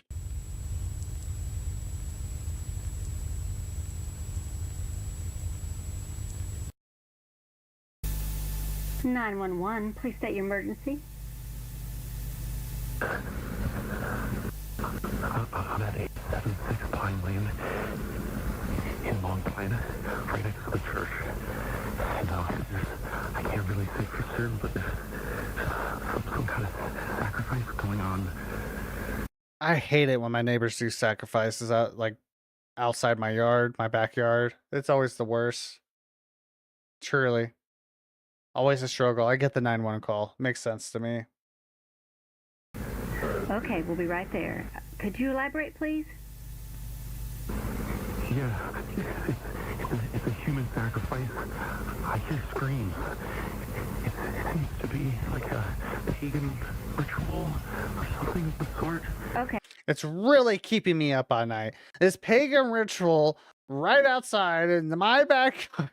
It keeps moving. It keeps moving.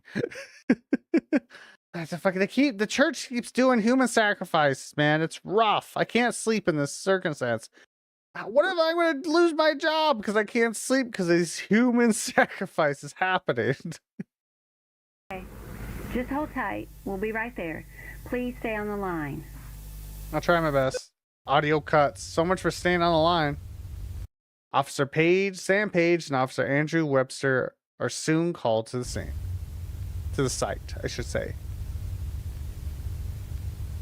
The following photographs and video have been recovered from the officers' vehicles and redacted. Okay.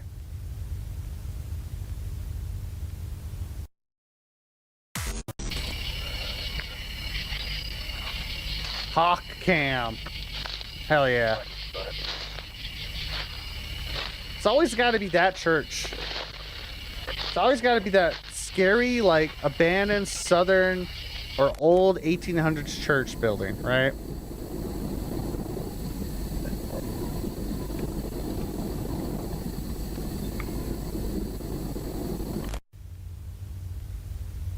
The following photographs were taken by Officer Andrew Webster.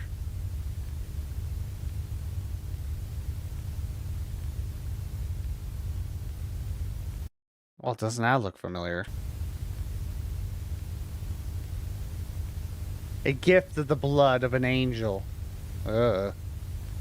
phantom in its appearance, but inside churned with flesh and blood of the stars. The blessed walk in silence, blissfully closer to his sacred realm.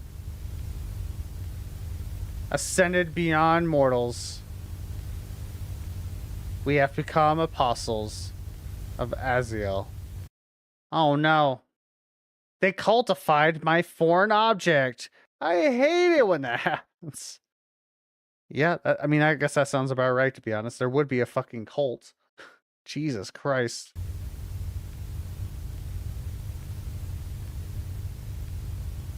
Look at that. Altar. An offering of souls to the body of the fallen. Reconstruction of God's realm. Infinite in its cycle of life. Death but a moment of passing time. He is infinite reincarnate. Oh. I'm guessing that's how they're able to take over people. Hey man, you just hanging out? This is the last known appearance of Officer Sam Page. Oh. Well, that's not good.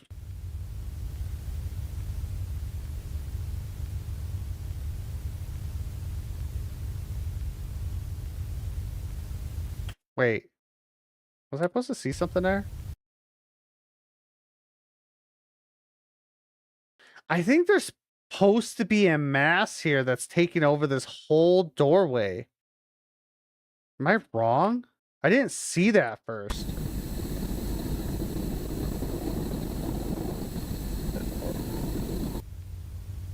Maybe? Kind of looks like it to me.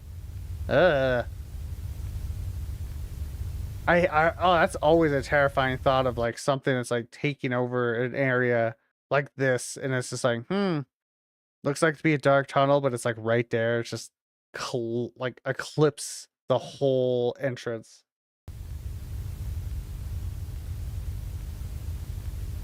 Page's body is yet to be recovered. Investigation is ongoing. Probably a good chance of never seeing that thing again.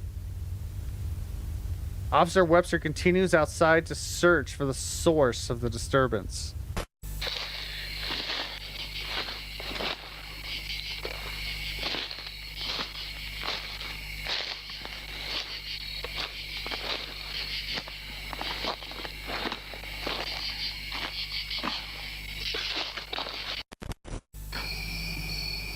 Oh, wow.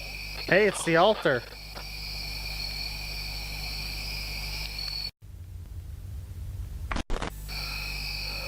Holy shit. They're still alive. It's making noises. Officer Webster begins to show distress as he suspects someone is following him. They made an altar out of the missing people's bodies. Jesus.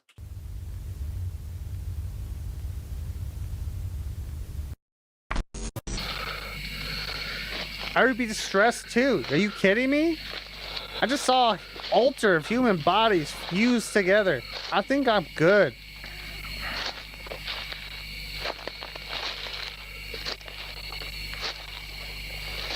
I think you can kind of hear people following him.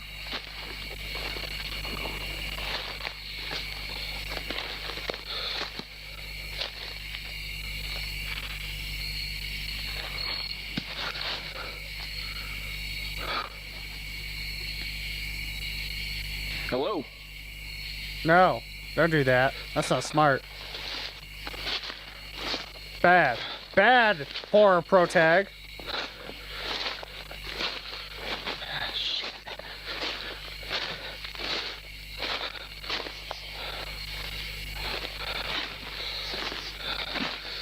Was that something?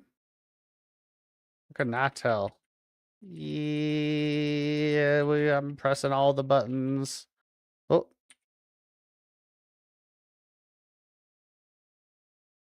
No, sorry. Sometimes I hide things in those glitches, man. You gotta check them.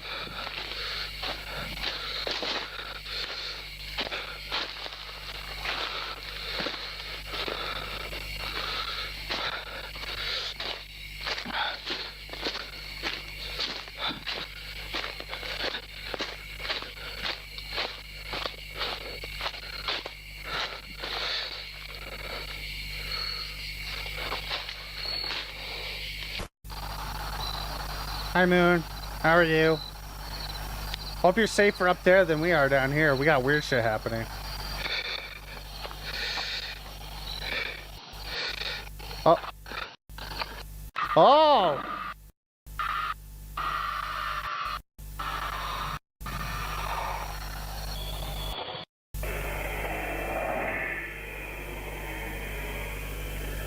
Oh, that's not good. Was that an okay. Was that like an enormously large man? I think it might have been. You can't, it's like, you can't tell, right? Like, is he behind this, like, line of sight? Or is he, like, right in front of him? I think it's more right in front of him. Terrifying, no. It's like, nope, no. You've seen enough.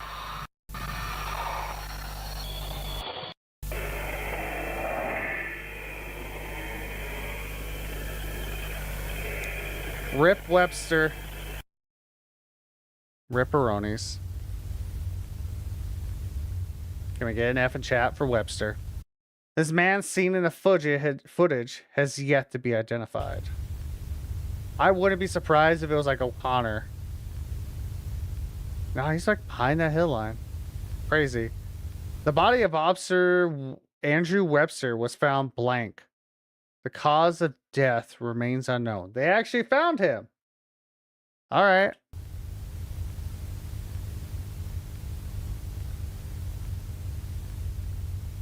Shortly after the incident, unmarked military personnel, probably home, retrieved the body along with much of the footage recorded.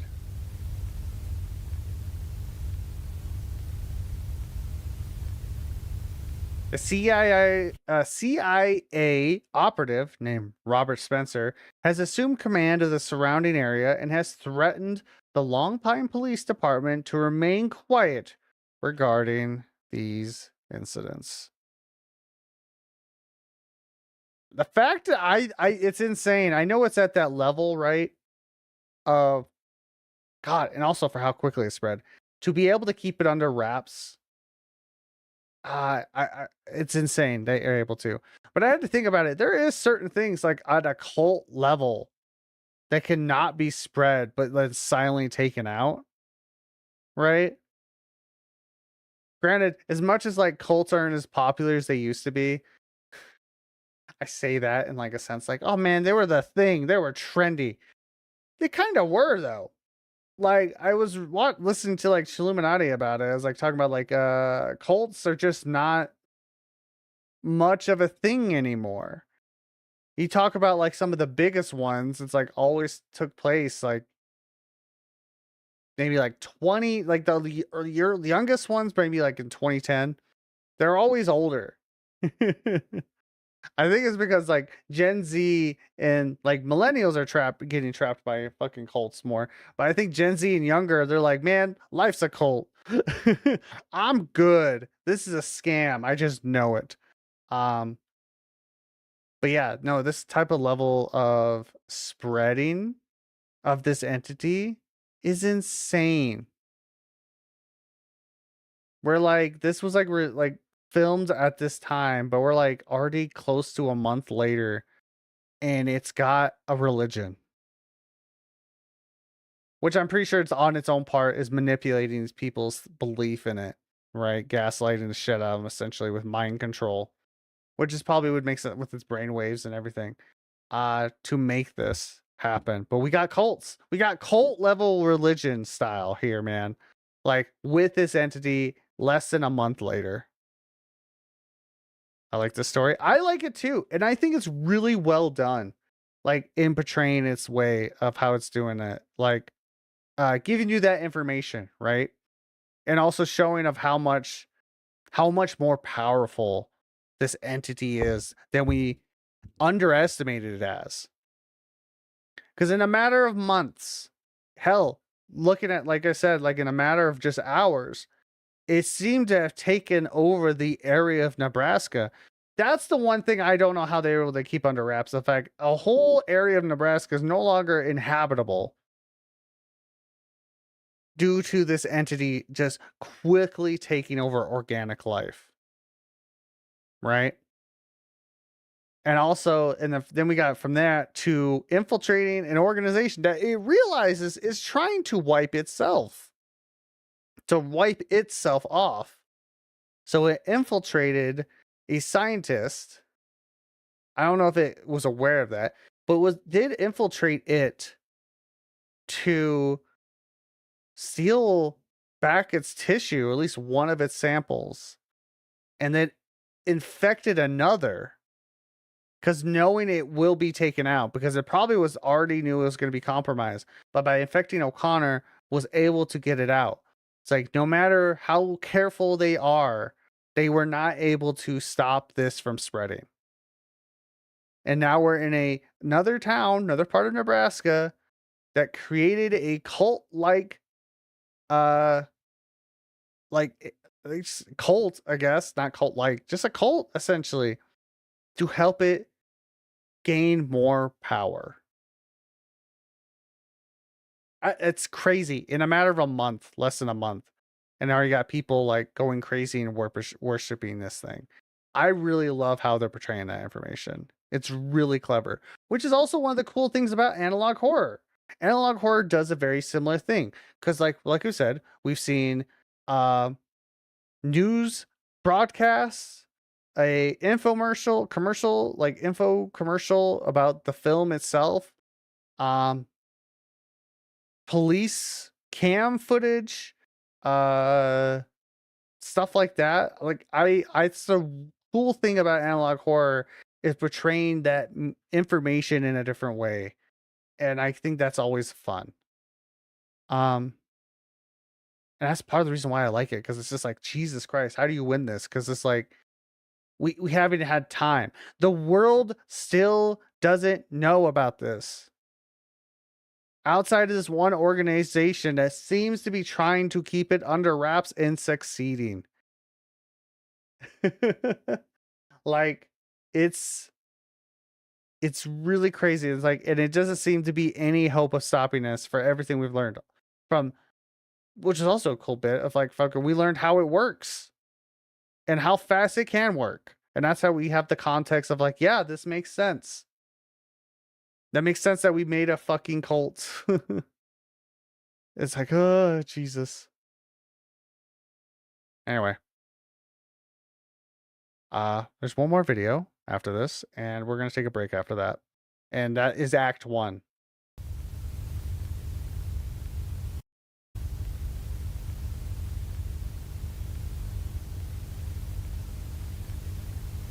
It is interesting to see all this information being found at a house in Stewart, Nebraska.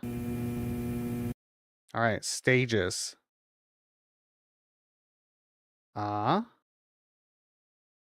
tape was recovered from what is believed to be the remains of a home convoy on U.S. Route 183. Based on the recovered footage, February 23rd, 1999 seems to be the last time any new material was created by the original home program. Group, sorry. You remember? Remember that someone placed a very similar symbol in that what episode was it? Was it the Phantoms episode of oh fuck, when they took out that one guy, whatever his name was, Evans. They had a similar thing. So I think we're finally going to get an answer about that, of why that is. So it's classified material property of home, xenobiology research group. Observed stages of the star kill infection. We got some more information on that. Cool.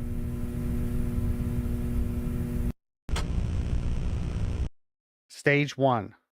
So substance hunt. So this is what crash landed. The start of it. The first beginnings of it. At least that's how I took it. The star kill begins to absorb most available biomass to sustain itself for all subsequent stages.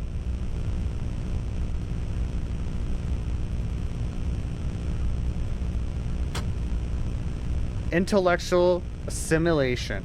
Yep. The star kill searches for and targets the most intellectual species available for assimilation. It's very smart. Self-replication. So we've seen all these stages, right? Crash landed on home. We saw it take over any life form that was available near it in Starfield and saw it take over Nebraska. And then we saw stage 3 in Phantoms. I believe. No, not Phantoms. We saw more of stage 2 in Phantoms of what it can do. But we saw it in the last episode. That's why this looks like the altar, as they call it. The Starkill is able to form enough biomass to manufacture novel entities from itself using biomass structural hubs. So the altars are known as hubs. So, and if they throw enough shit at it, it can replicate itself. It can grow. 'Tis why it was absorbing those people, why they were gathering humans to be thrown at it.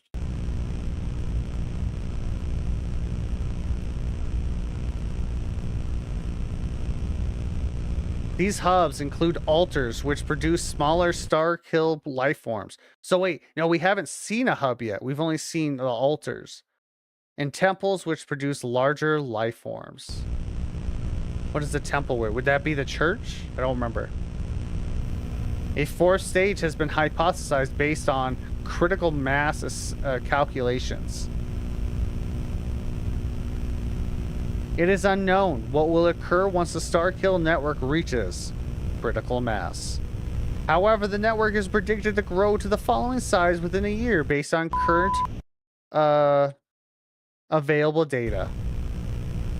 Oh, I can imagine how bad this is going to be. Yeah. In just a year, nationwide.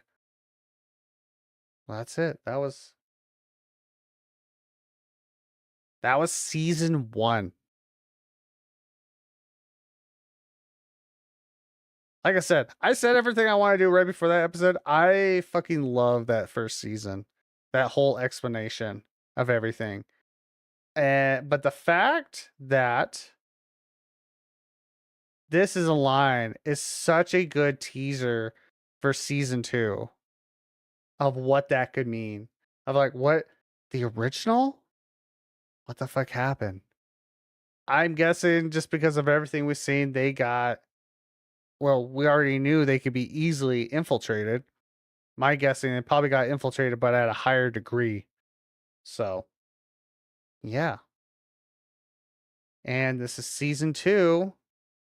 Not many videos, but there is a lot more longer ones. Lot longer ones. I think I watched, yeah, this is the beginning. This is gonna go crazy. So we're gonna take a small break. Use the bathroom, get a coffee. I'm gonna make an instant coffee. I need some caffeine. I'm yawning too much, but this is a fascinating story.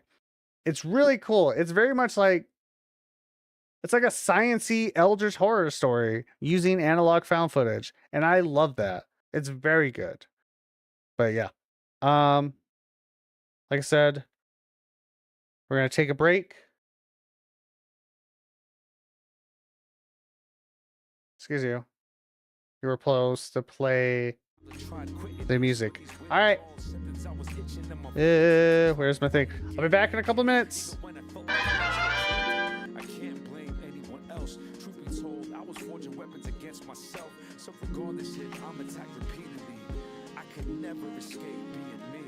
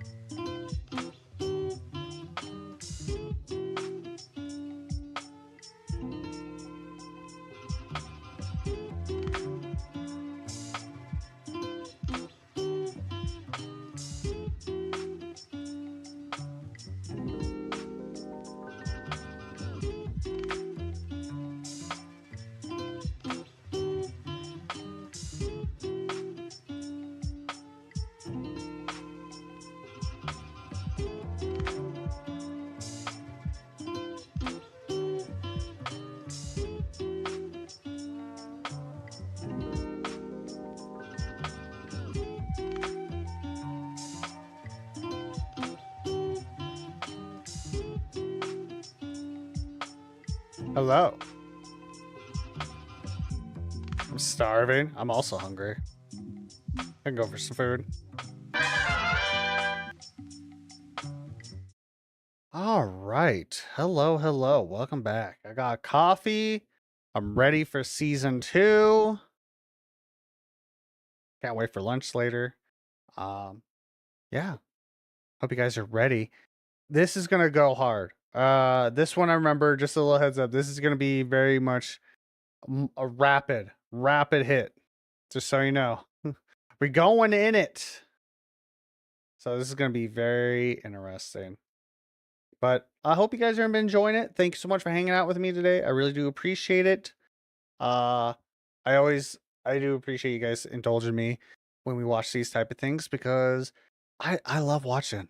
I love watching this stuff. It's really fun. So let's get to it. Let me mute the music. I disappear. Let's get ready. So this is Homebound, the beginning of season 2. The tape was discovered during a routine dive into the Kansas City major cavity. We got some deviations already, chat. A Kansas City major cavity? What the fuck? What happened in there, man? What happened? So we got that. A few other particularly intact objects were discovered during the dive as well, including various computer devices. That's what I'm going to say. The tape's contents seem to have carried some greater significance to the star kill. This tape's contents did. I'm already forgetting how to read. All right, let's get to it.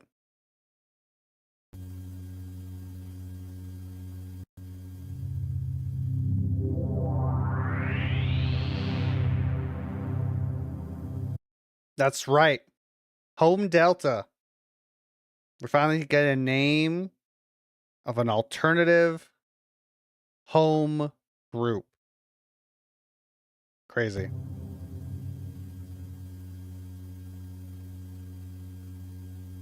Top secret for the eyes of Home Delta Command only. Approved by Admiral Nero.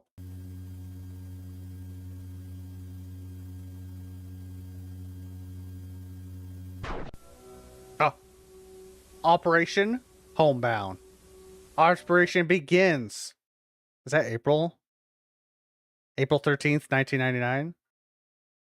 Damn. Can you imagine having an operation 2 days before tax season ends? Nerves are on fire. I want to be able to focus, personally.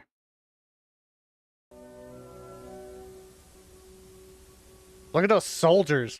Look at these fucking pyramid head-esque looking soldiers. Come back.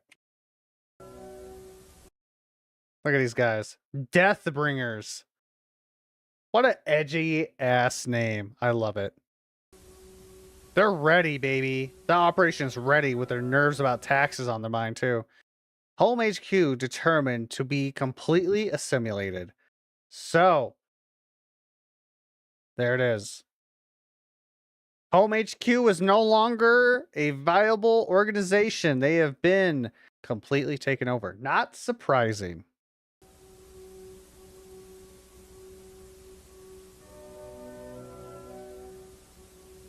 That seems to be them. AGM 114 Hellfire bombardment of Home HQ commences.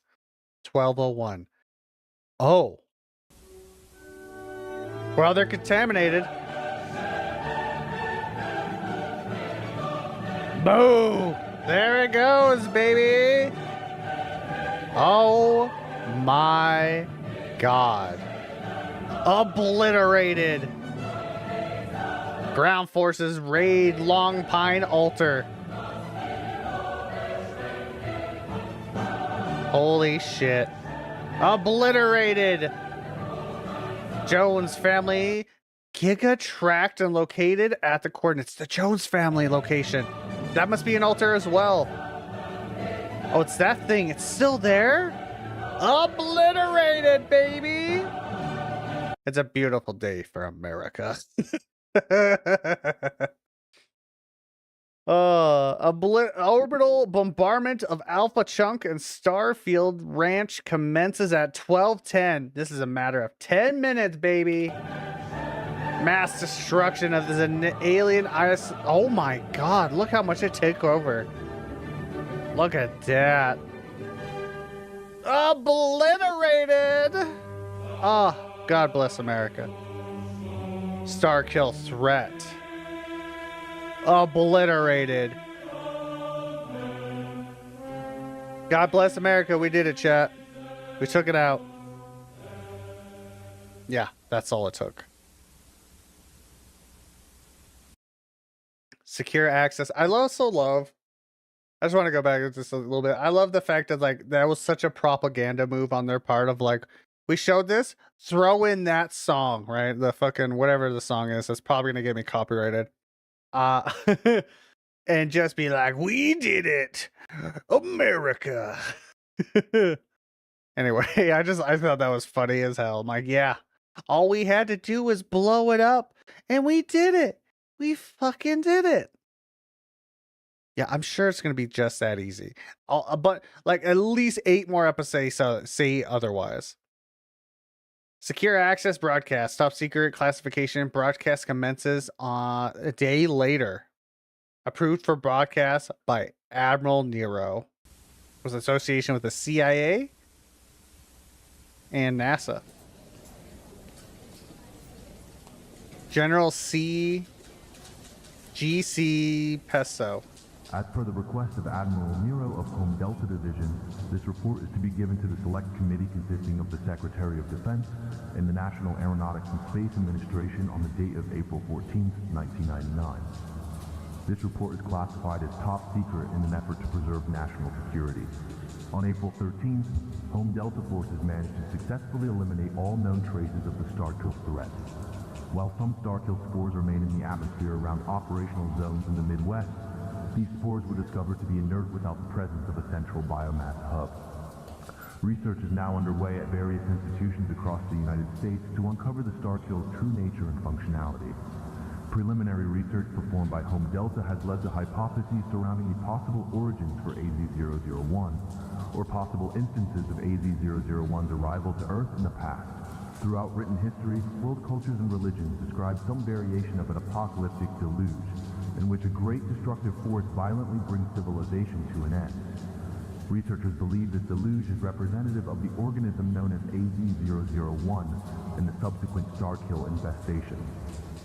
It is believed that the civilization ending event occurs in cycles, though much remains uncertain at this time. However, what we do know is that the cycle of destruction and violence has finally been brought to an end with the might of the United States military. Goddamn right. It may very well even have stopped the power of God himself with just a fraction of our military capabilities. Find solace in that fact, the fact that we have nothing more to fear in this universe, for we have become stronger than God. The oppressed have become the oppressor.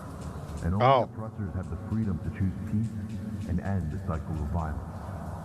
Admiral Nero, I commend your efforts. You lurked among the shadows as you played your hand. I'm fully aware. You may try to kill me now, but know that the man speaking in front of this committee right now is actually a death row inmate scheduled for execution. I too am playing your game, Nero, and I'm prepared to... Yo, we're going back and listen to that. What a subtle. So praising that they are more powerful than God and all that, you know, American propaganda bullshit. Any country would do this if it had this type of might. Fraction of our military capabilities. Find solace in that fact. The fact that we have nothing more to fear in this universe, but we have become stronger than God. The oppressed have become the oppressor, and only oppressors have the freedom to choose peace and end the cycle of violence. Admiral Nero, I commend your efforts. You lurked among the shadows as you played your hand. I'm fully aware.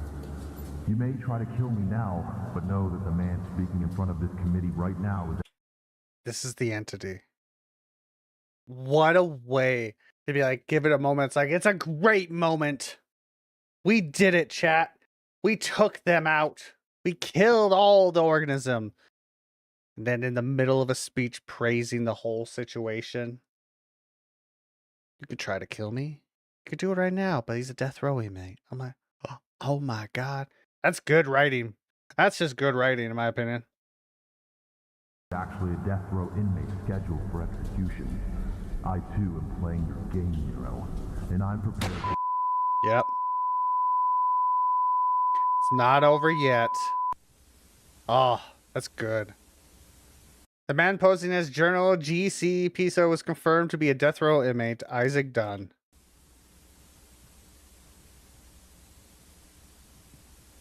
That's crazy. His death was ruled as an assassination. The actual general current whereabouts remain unknown. It's one step ahead of us, chat. Oh, wow. Is there subtitles? Oh my God. They are. Thank God.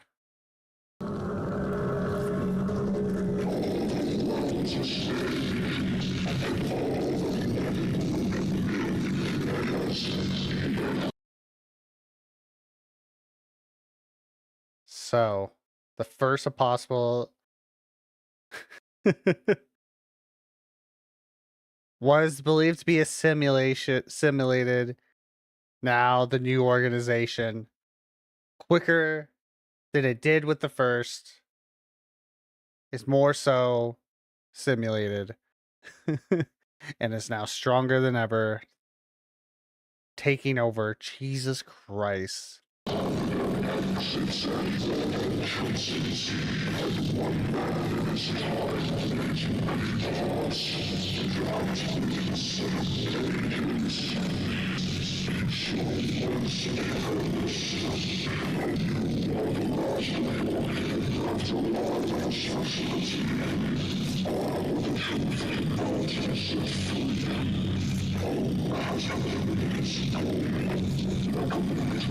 Negative the follow.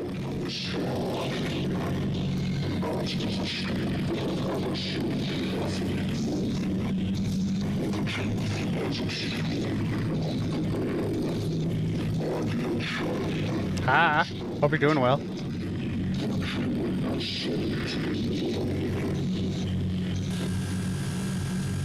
All right, we're gonna pause and talk about that. But hi. How you doing, Vega? Hope you're doing well. We're watching Midwest Angelica. A horror, analog horror found footage. Is very good. Damn. Okay, so things happening. I'm doing great things. I'm glad. Complete eradication of Starkill. I'm doing Gucci.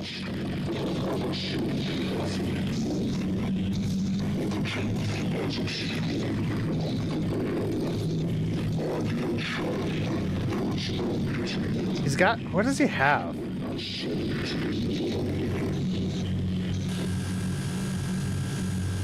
Shit. New chunk be coming.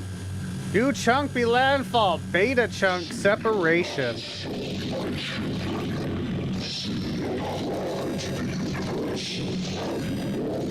Oh, this is what you get.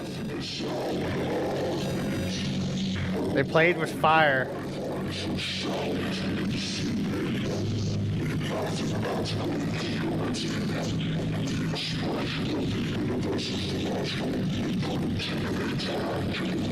Splash down.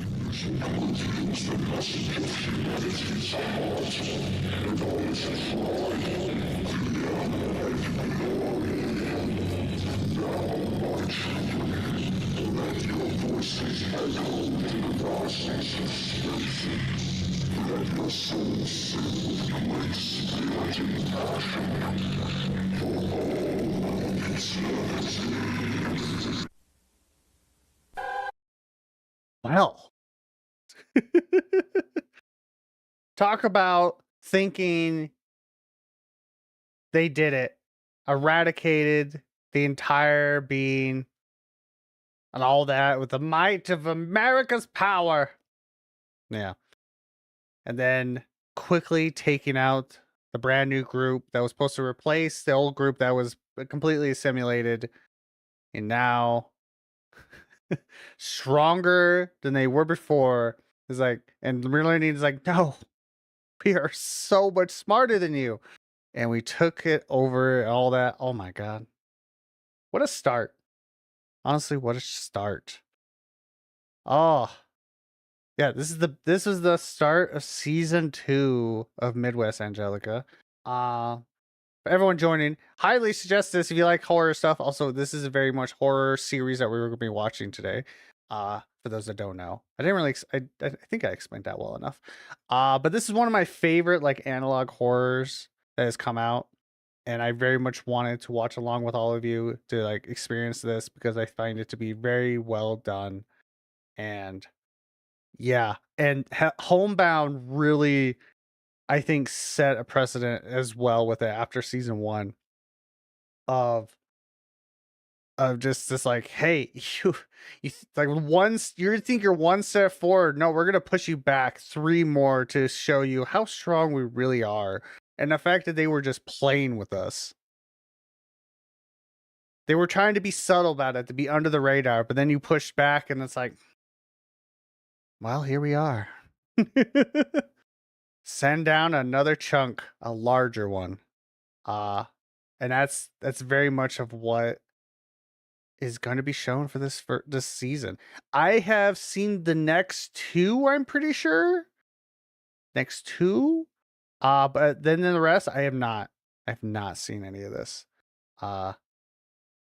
Yeah, but just Homebound was such a crazy episode, and we still got a little bit left, but like insane. Absolutely insane. Let's finish it up.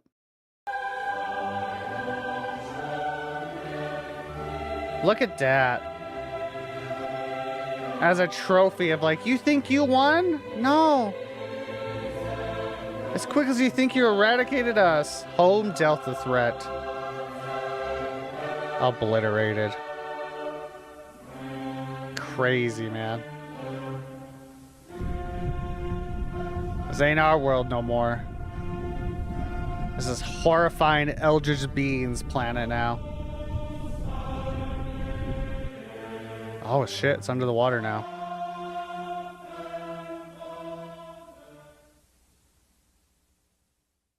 Crazy. Oh, nope, nope. I want to look back. I wanted to see if I missed anything. Nothing on the HUD. Okay. Cool. All right. So, next episode. Pause. Hello, I'm here. Yes. Praise me, the Almighty One. Yes. Hello, Mixie. Hope you're doing well. Yes, so pause. Man, you came at it like a perfect time. We already watched through the first season of this. You should check this out, man. It's good stuff. So now we're on the next episode of season 2, episode 2. Pause. The tape was recorded by the Kansas City resident Marcus Lucan in the late May of 1999. The tape was found alongside another tape created by Lucan in June of 1999. First season is crazy. This is a 3-season part. So we got like 8 episodes. Season 3, I'm scared to see where it's gonna go. It's a 3-act show. Just to explain what's going on. This I think is still ongoing, but nearing the end. Act 3 is the end of this series, and it is a 45-minute video. It is the longest in the series. I voted for a seasonal show, but it's a great seasonal show though. It's one of my favorites. But it's very short. These are very short episodes. Like I said, it took us about an hour, probably about an hour and a half to get through it with me talking and everything. It's been really good. Gotta watch my stories. Gotta watch your stories. But yeah, so Hellbound was such a good episode. I think Hellbound is probably the best one in what I've seen of this, of thinking that this organization taking out a corrupt, a simulated organization, thinking they won through the might, like I said, right? And then just, no. We're stronger, we're better, we're more powerful than you. And they showed it in spades. So now we're seeing the beginning of all that. So this is pause. We read it. This is a footage. I'll have to check out the beginning. I highly suggest it. It's very good. KMBC TV, Kansas City, Liberty, Paradise. So we're in that area still.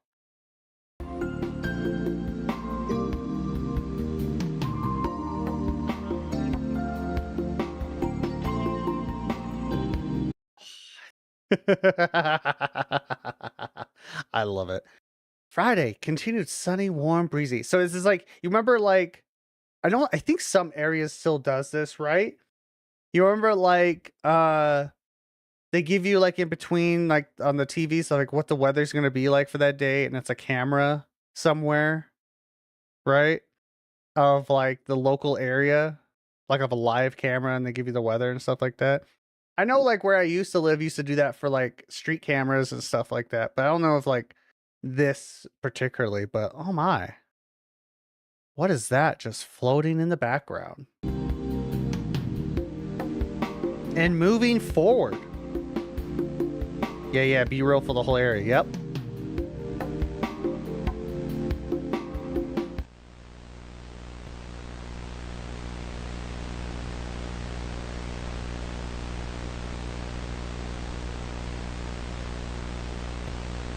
Hot air balloon. The dirtiest one I've ever seen. All right. That was just that. That's very cool. So Paradise. The tape is the second created by Marcus Lucan in late May to early June of 1999. Okay, so then we're gonna be following this. We're following this guy. Both were found during a Japanese official investigation in 2001. Okay, so this was found 2 years after the Alpha? I think the Alpha chunk, I think it was called. Before everything 2 years after everything happened. So just give a bit of a timeline. The first chunk of this Eldritch being fell at the beginning of the year of 1999. We are now in May, early June. Vast majority of the public does not know what is happening. I think it's more public than it was, but still a lot of information is kind of lost because, you know, it's that time period, right? Some things are just not as, you know, spread out. Okay, so they're both found during a Japanese official investigation. I wonder why a Japanese official specifically. And they were thought to have been leaked by a former CIA operative. 2 other tapes created by Lucan have since been found, though they weren't included in the original leak. So that's where we're at right now. My name is Marcus Lucan. I'm an independent journalist from Kansas City, Missouri. And on May 29th, I saw something unexplainable on a local television channel. I found out the station is based in Paradise, Missouri. So I'm here today to see if I can uncover any answers about what I saw.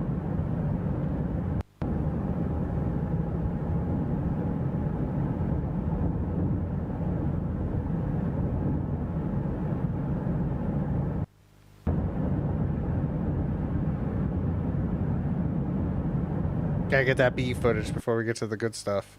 I just parked my car and I'm just gonna have a look around. It seems like a pretty quiet neighborhood so far. There's not a lot going on here. But I want to see if I could find that lake that I saw on the broadcast.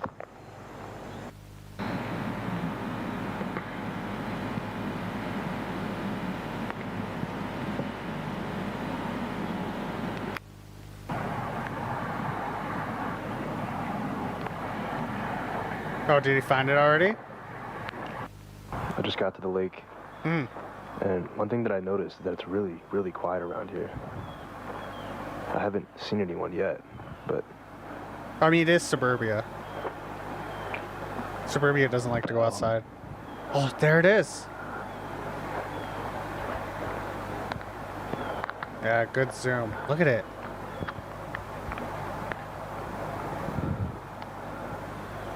That's it. That's what I saw.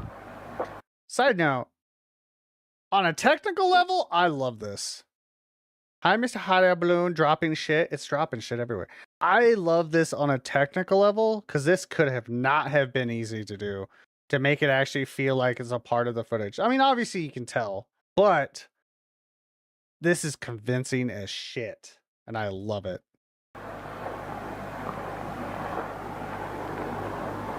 Shit.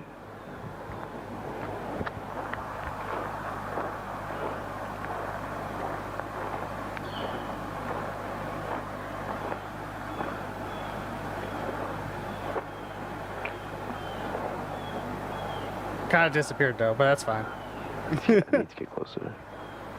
Yes, exactly. You see a giant weird balloons dropping things. I want to get closer to that, 100%. Was that anything? I don't think that was anything. No,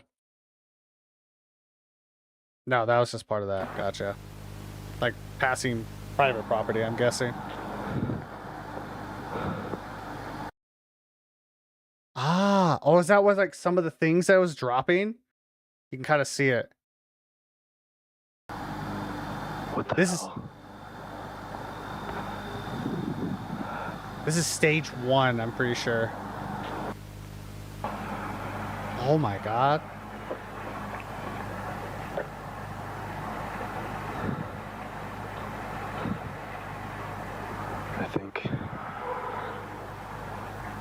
I think it's gotten into the water supply.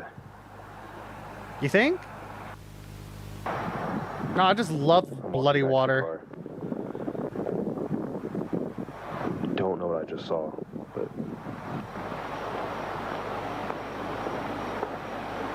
it's awfully quiet around here, to be honest. Something about this place, it's just...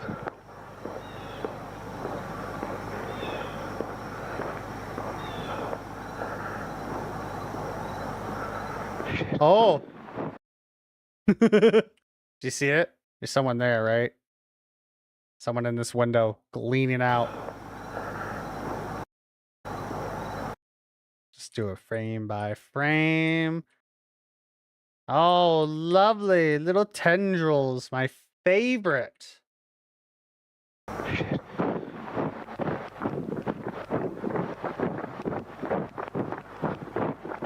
So, like, just like a reminder, the general public, for the most part, does not know what's happening. So it's able to do this for the most part. Just to hide in plain sight, essentially.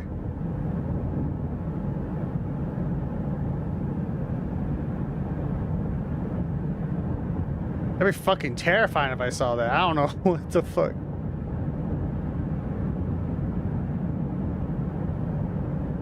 Yeah, it would just be a silent drive. Wait, when was that? I need to find somewhere to stay for the night. Okay, so that... I was just checking the timeline. So he got that footage of the person at 2:57. It's been 2 hours later. I'm guessing he's just been driving. That's my guess. I don't feel comfortable here anymore. Yeah, no shit. I want to feel comfortable either. No, thank you. Tire affected area? No, thank you. Okay, so I just got to the hotel. And everything's been fine so far, but I noticed something odd about this sink. So I turned it on and... Ah, my favorite. Bloody water.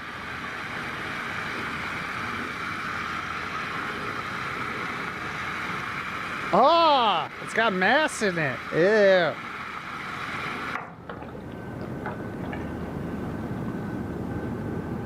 It's definitely pretty weird. It's pretty weird, chat. It's pretty weird. I mean, if I was a creature, I would also troll people until the city recognizes me. Then I gotta at least and kill at least one. Got a reputation, exactly. Oh, yeah. Forbidden Kool-Aid. Ah, delicious.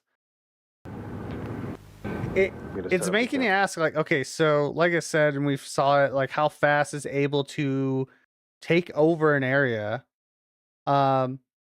It seems to have migrated from Nebraska to Kansas, which I guess is in Missouri, Kansas City in Missouri. I don't know how far that is on a map, but we did see also projections like what they think it's going to take, like how much of the country will be taken over.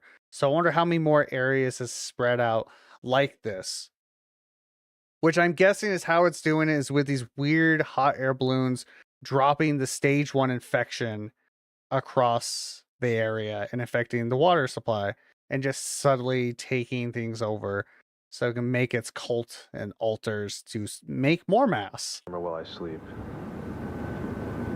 Tomorrow I'll continue the investigation.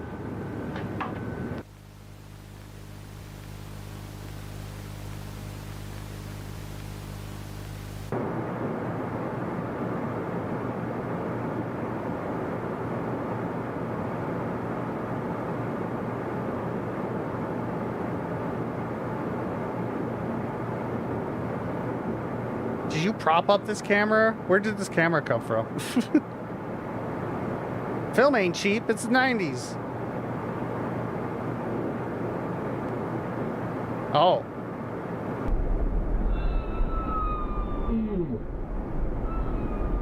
Hi.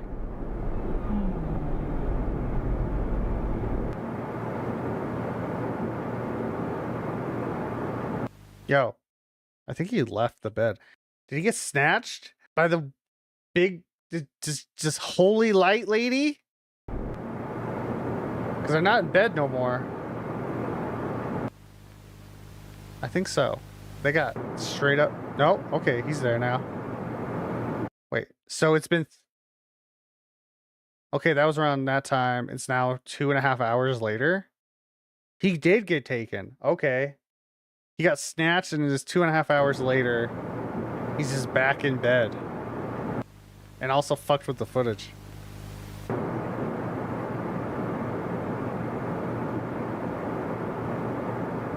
All right.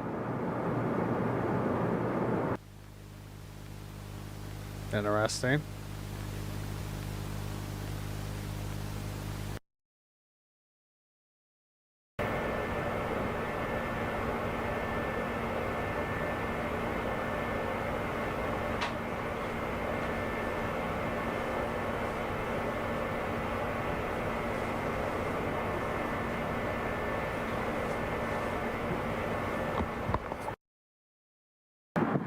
Yeah, rough night. Understandable. I'm gonna go grab some lunch. I had a pretty weird dream last night, too. I don't remember exactly what it was, but for some reason I woke up today feeling rejuvenated. Oh. I'm not scared anymore. Oh. I haven't checked the tapes yet, but I will soon. Until then, I'm just gonna continue my investigation.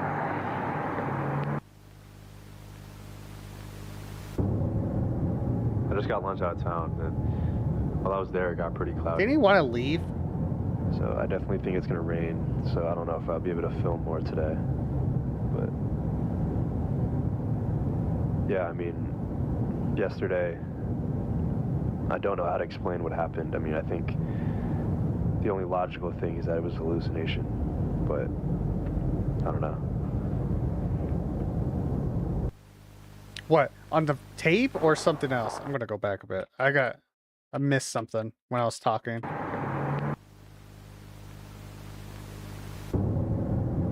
I just got lunch out of town, and while I was there, it got pretty cloudy. So I definitely think it's gonna rain, so I don't know if I'll be able to film more today. But yeah, I mean, yesterday, I don't know how to explain what happened. I mean, I think the only logical thing is that it was a hallucination. But oh, what you saw in that town? I don't know, man. Maybe you should go back to those tapes. I think he's being brainwashed all of a sudden.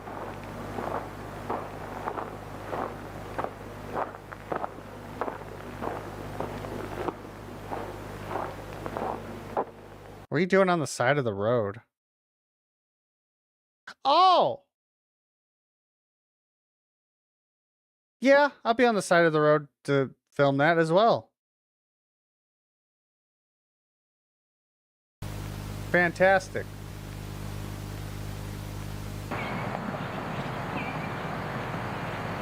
Forget it ever happened.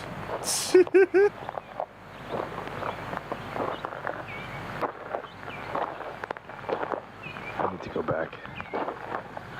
Why? Back to the lake. Also, I think... I don't know. I need a confirmation on it first. I think that might be connected to the original mass that landfalled in Nebraska. I think it's walking for somehow. Oh, it's that fucking house again.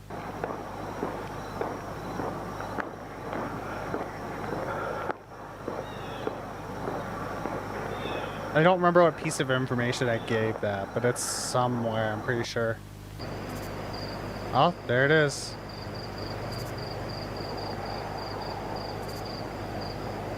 Hey, bud.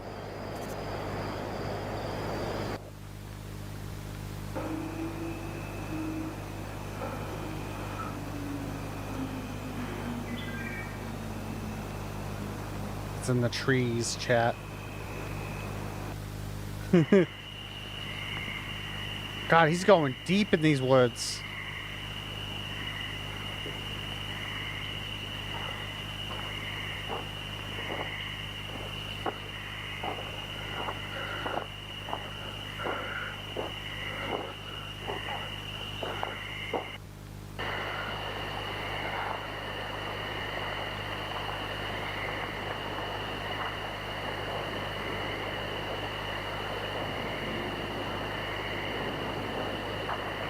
You know, maybe that wasn't it. Maybe it was just leaves. It just looked like a thing.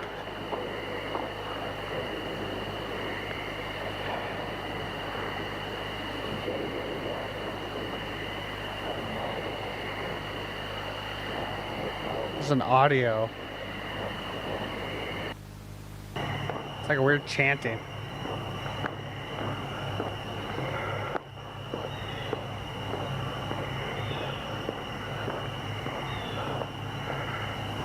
Is that your camera? Oh. Oh, hey, bud.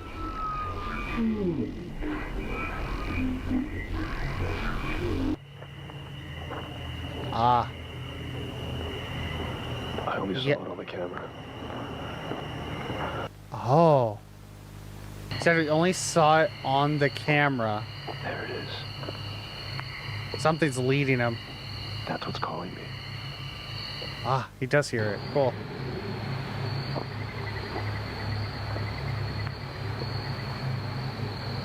I'm good.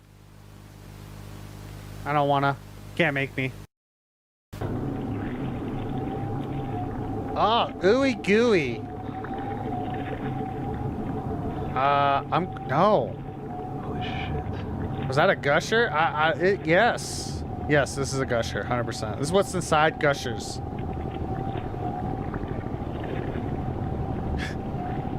You know, those how-to videos on how, you know, on YouTube they're kind of getting crazy now. You can go inside gushers and shit. It's insane. It's insane what they do on that YouTube channel. It's fucking bonkers. What even is this? I thought we established.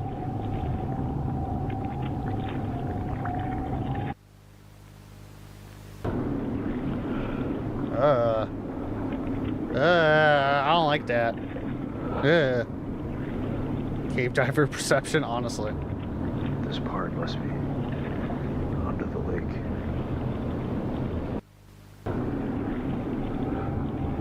The absolute assimilation is crazy.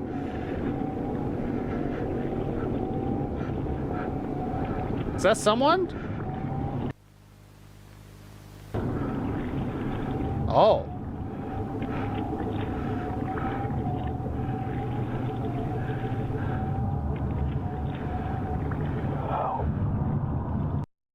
Who the fuck are you? Oh, okay. That was that episode. Who the hell was taken?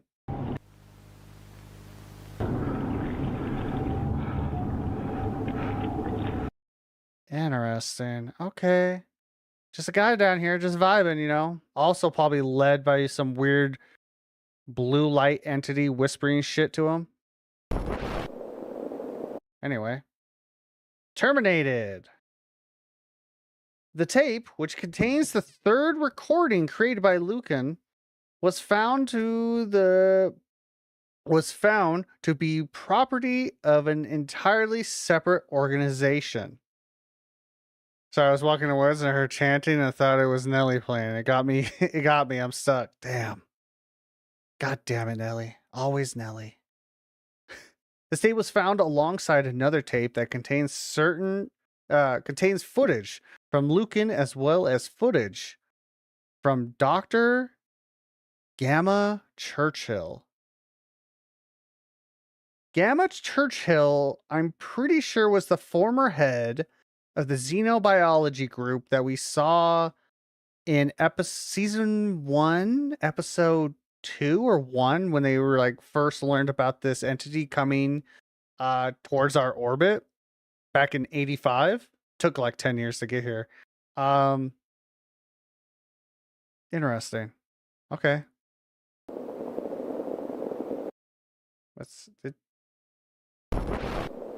Okay. It is assumed that Lucan recorded these local station broadcasts on the night of June 2nd while staying at the motel outside of Paradise, Missouri.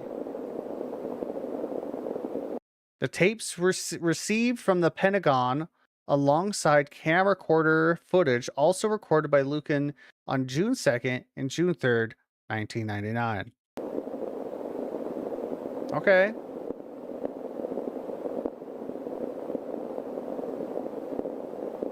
The following tape contains the television broadcast recorded by Lucan on June 2nd. Working for you. You've seen every performance of this play? Yes. But don't you buy... Headline 6. Kansas City, Paradise, Columbia. Yeah, we got temps. It's a hot one. Paradise has got a weird low, but we got a hot one.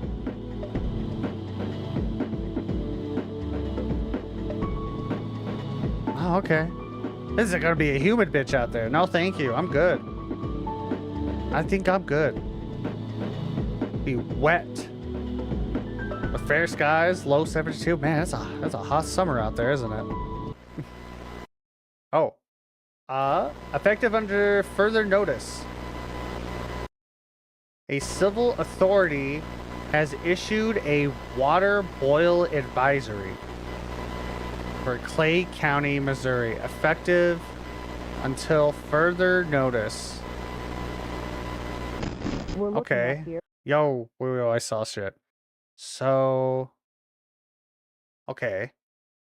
So there is water warnings. That seems to be how they're able to get, like, prevent or hoping to prevent contamination and like being assimilated by this being. That's all they had time to do, so I guess it makes sense. Every time they've done research, can we get to... Okay. I just wanted to see. What is this? Was sponsored by Poker and Gamble, which is solely responsible for its editorial content. We're Okay. looking at here. Our ground team is attempting to get closer to what you're seeing on your screen. We'll have more updates for you as they come in over the next hour. It's that walking thing. Again, in case you're just joining us. Oh. Broadcast terminated. Yo. I think it's Home Delta canceling this. So we got a third group, chat. There's a third group trying to save people's lives and end any information being spread. And Home Delta is trying to silence it.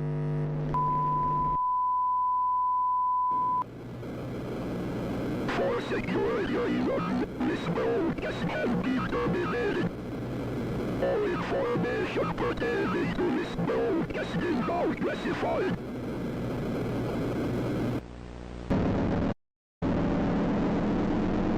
Oh shit, it's baking my TV. No, not my TV, it's a good tube.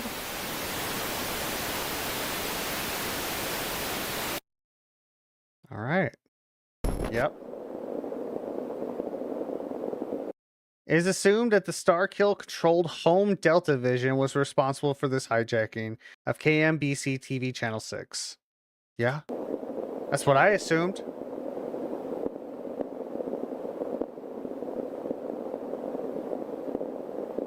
All information about the data chunk's presence in Paradise was kept absolute. Oh! That's the new one, not the original. My bad. The new one got legs. Gotcha. I think I missed that little detail. Despite these efforts, Marcus Lucan still managed to successfully infiltrate Paradise. The implications of this fact are unsettling. Well, someone led him there, obviously. Okay. All right. Apostles. This tape contains footage recorded by Gamma Churchill and Marcus Lucan. Okay, so that last one is as well as footage from. So which part of that? Is it this part? I wonder explaining everything is by Churchill? That's my guess. This tape contains footage recorded by Gamma Churchill and Marcus Lucan. It is the second tape found to be in possession of a newly formed homed organization. We've had 3 homes, chat. 3 homes. 2 have been infiltrated, lickety split. They have completely taken over. I'm sure it won't happen a third time. Right?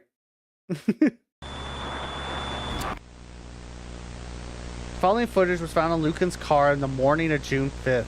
He never went back. Because he went down there on the 2nd or 3rd. The car was found blocking the gate. Oh. Never mind. He trapped. Where is the Pentagon? Isn't that North Carolina?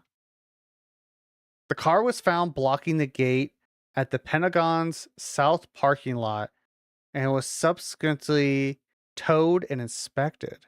Hey, Katie, how's it going? Yeah, isn't the Pentagon in North Carolina? So he traveled from Missouri to there. How's your day going? My day's going well. Hope your day's going well. Interesting.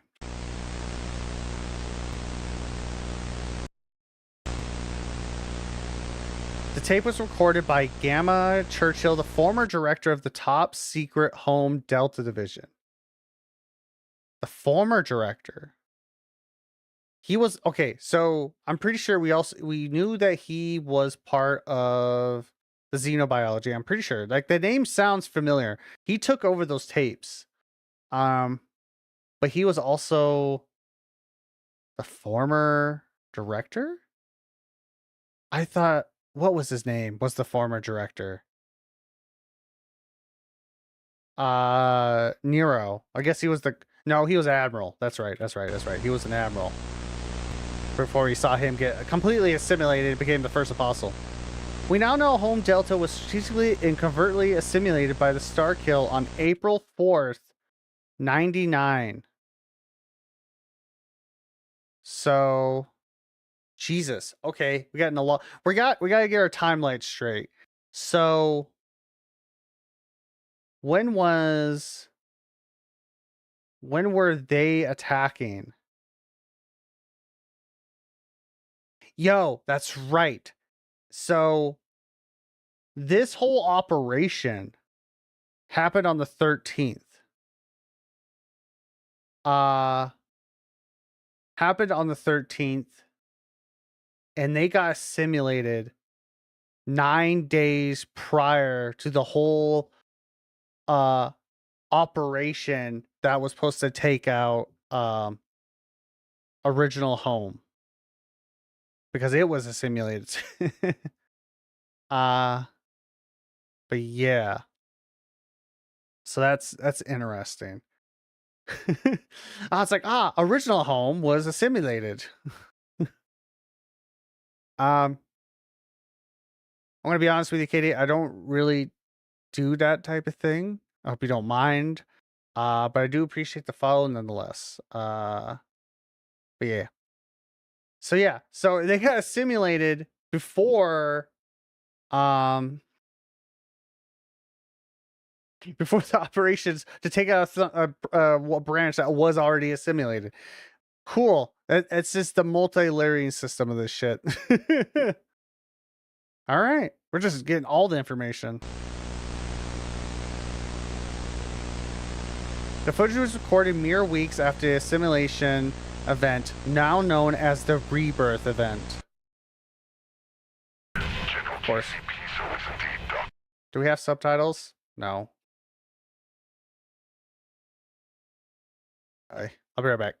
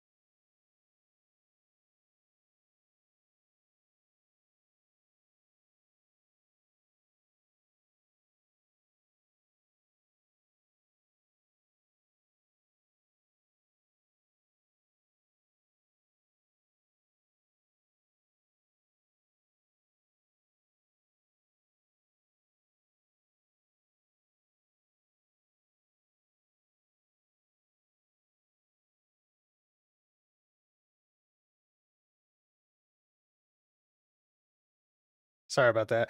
Elvin was puking because he's getting hungry and is getting close to his lunchtime. All right. You want subtitles on a YouTube videos? You get closed captioning and you'll like it. Oh my god.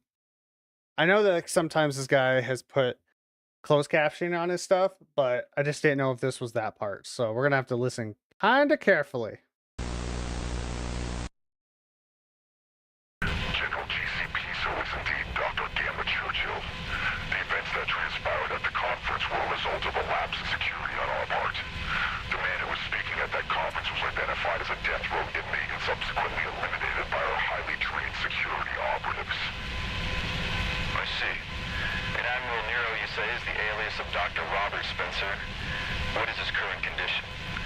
Robert Spencer?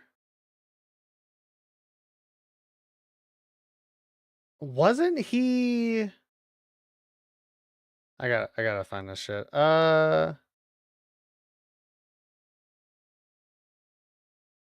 Oh shit! I didn't piece that together.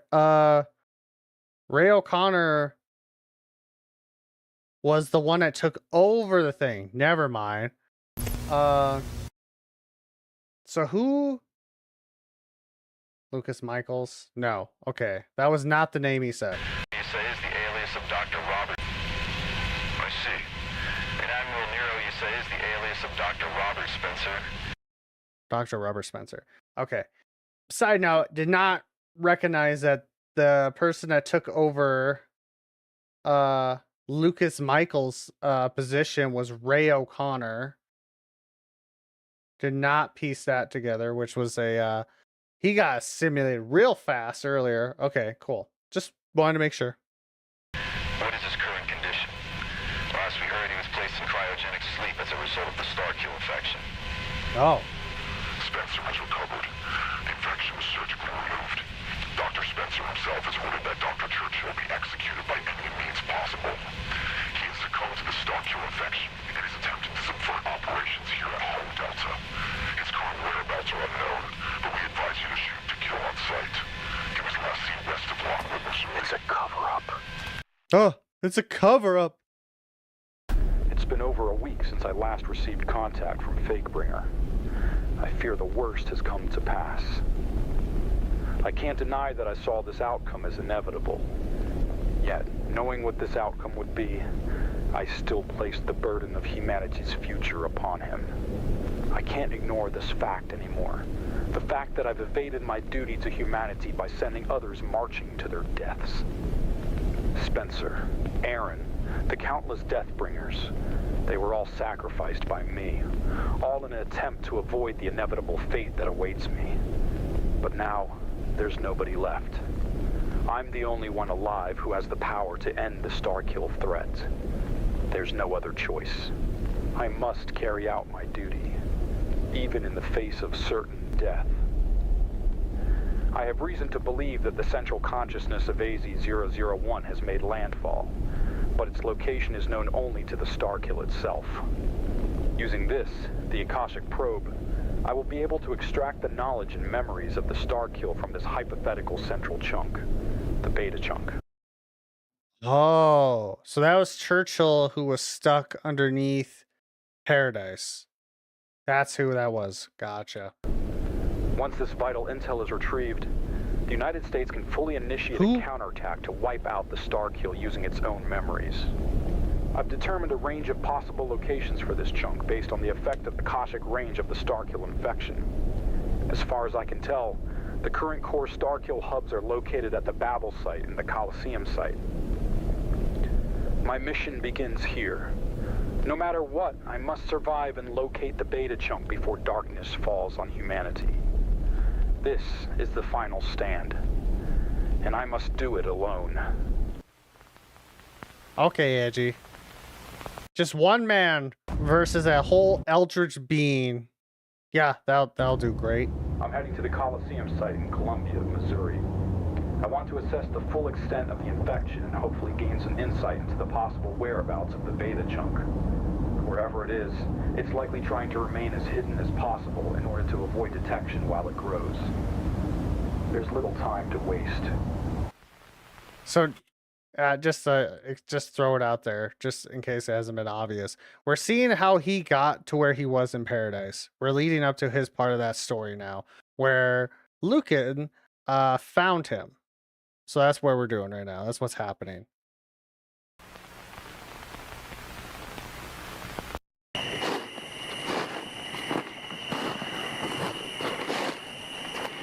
So who was that glowing being then that was leading him to Churchill?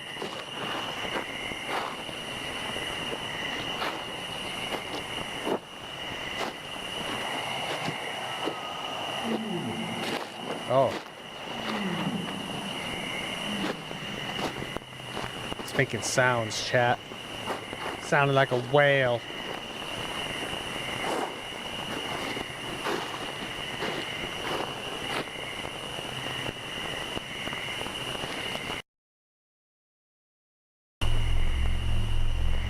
Yo, what the fuck?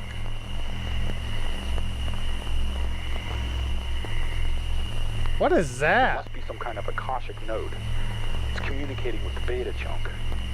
Given the shape of the antenna, it seems to be scattering the signal to prevent triangulation of the source. Huh.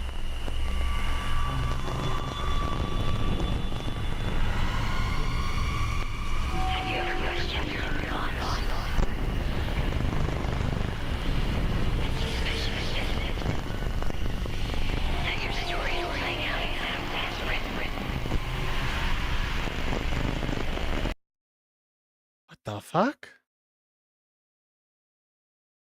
Who is that supposed to be?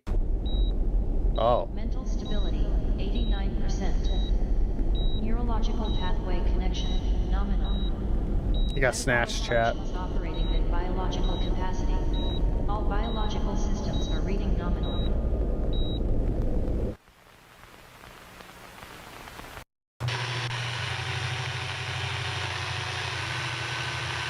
Did he get transferred over there? Or does this... Huh.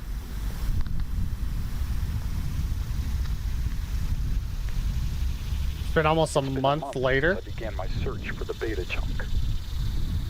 I've covered hundreds of square miles across Missouri, Arkansas, and Kansas, yet the Starkill spore signal response has been effectively at noise floor for all locations.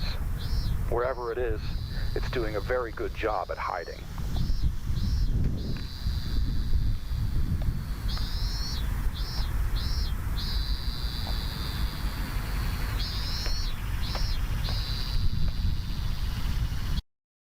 What the fuck? Ah. It says hell, chat. It says hell. But I think this might be my first clue. What a hell of a clue to get. That must be a citizen that wasn't like... to Paradise, Missouri. Yeah. I've checked this area before, but nothing came up then. However, given what was on that billboard, I have reason to believe that there is indeed something going on in this town. He's a master detective, chat. He's a master detective. I'll do a thorough check this time, leaving no area undocumented. This is the best lead I have.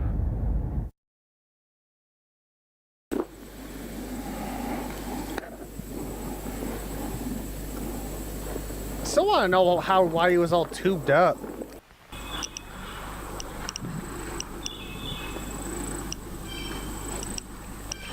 He's got a spore reader, chat. I'm using a spore reader to check for Starkill presence. So far, nothing's coming up. How does one become a master detective? Is that Batman? Yes. So you have to fight other detectives in order to gain that rank. It's like Shoji, right? There's multiple ranks to it. You have to, and at the top there is Batman. So this guy has to be Batman to be a master detective. I don't make up the rules. I'm just saying.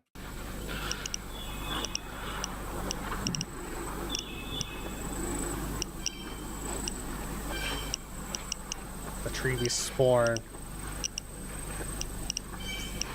There's gotta be a way that it's spreading, if not through the air.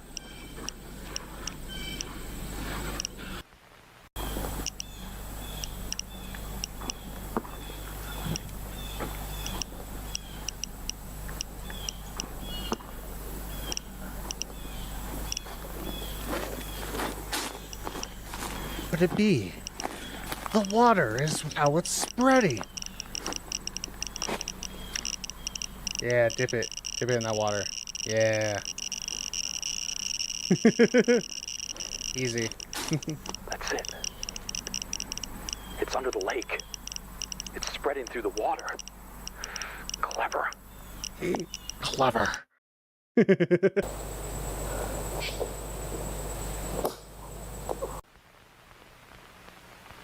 Is that where you dug that hole? I knew it. A network under paradise. I know what I have to do for the sake of us all.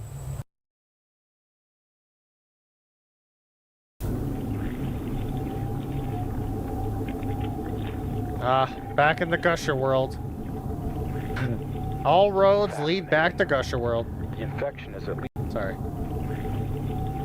Fascinating. The infection is at least a temple classification. Huh? Must be using the lake water as a cooling vent, as opposed to the mushroom structures used for airborne spore dissemination. And it's completely hidden from view.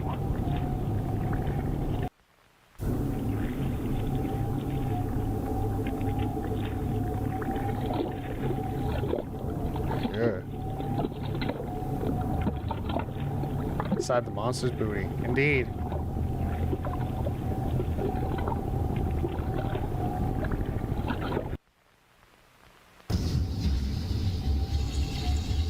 The fuck?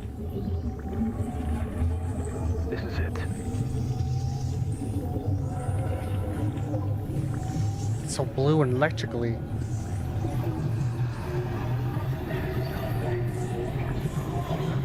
Probing time. Sonic. Yeah, we're gonna probe Sonic. You'll like it, I swear.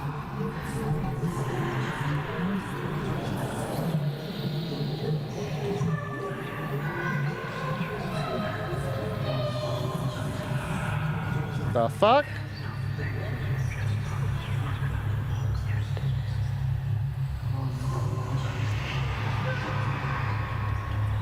Ah, I see. The LSD trip kicked in. Understandable. Just like the stories told long ago. Your sacrifice will not go in vain. I'll see to it that your package is delivered safely. Who are you? Who are you? You know my name.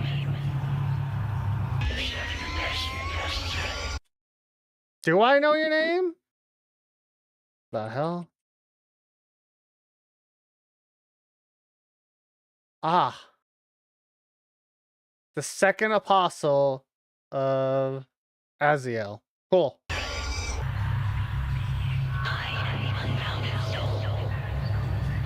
Consciousness within. Eternal but cyclical. But your story ends here, Churchill. Beautiful narrative perfection. Let your sacrifice bestow hope upon humanity.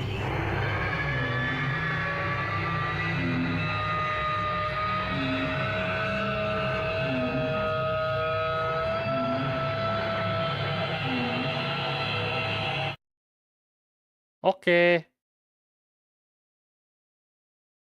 Okay, so if Admiral Nero was the first apostle, this is the second apostle. Why is he doing this? I'm so confused. Who are you? You know my name, bitch. Ask who you are. Exactly. You know, that's a slow-mo text roar from Jurassic Park. I know that sound effect. Gotta use what you gotta use. I'm very confused right now of like, is he, I don't think it's helping, but it's definitely, its apostles are evolving. Or at least taking on different types of roles. I guess one would do the so if it was an apostle, but you know. Welcome to this shit. It's called Midwest Angelica. Of course, we're seeing a lot of fucking angelic biblical like representations. But like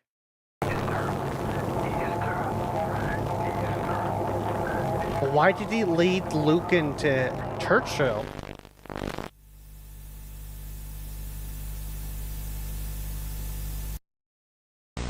Did you say Azrael? It's like AZAZ EL. I think that's the same. A lot of biblical. Isn't that one of them like 72 demon kings or lords? Something like that. It's an angel, I know that. And I'm mispronouncing it hard. I think it's like one of the like archangels. The fucking Catholicism is running deep with this. This also has been a series that's inspired by that, but also inspired by Neon Genesis, by the way. You kind of can see that in some of the storytelling and videography, specifically in the more side stuff like interlude, I think. So it makes sense. Always a big fan of making angels just pieces of shit. Yes. Yes. But yeah, that's what's happening here. As shown in the footage, Dr. Churchill succumbed to the star kill infection as his mind was flooded with ashic internal consciousness.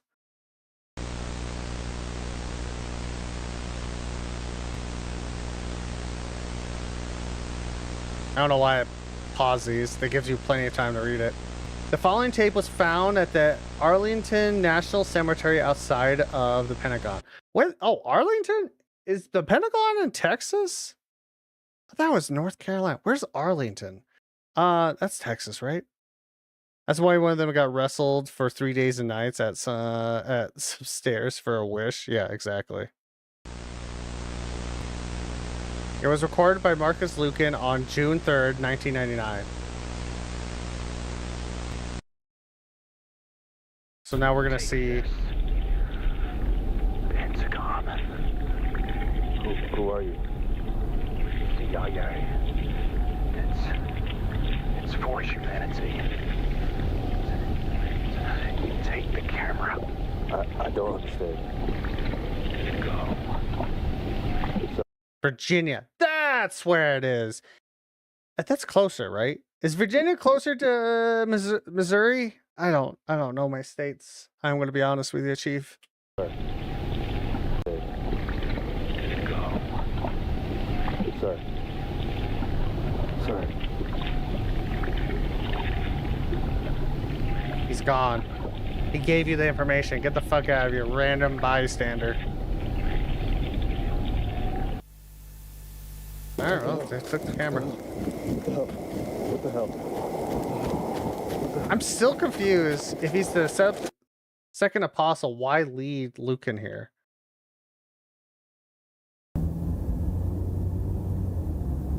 Because, like, when this just happened to begin with? The Pentagon. I don't know who that man was, or what any of that was, but I'm sure there's answers. Driving straight there, 16 hours, only stopping for sleeping. Oh, well, I answered that question now, didn't it? Missouri is 1,000 miles, so that's some distance. Yep, he did appear outside the southern gate 2 days later.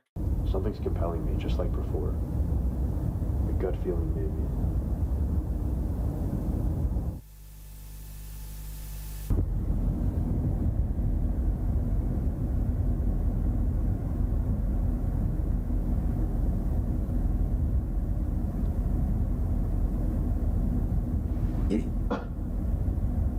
Ah.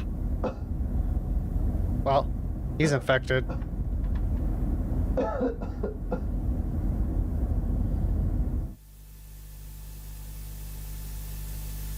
love that we both coughed. I'm also infected, apparently. Fuck. I'm gonna have to get Eldritch Beast, like... Eldritch God, religious again. God damn it.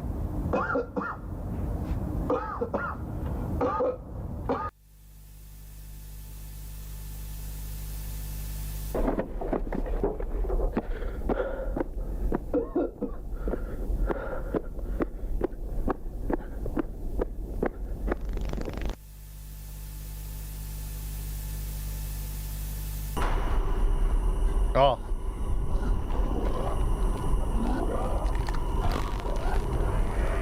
Oh.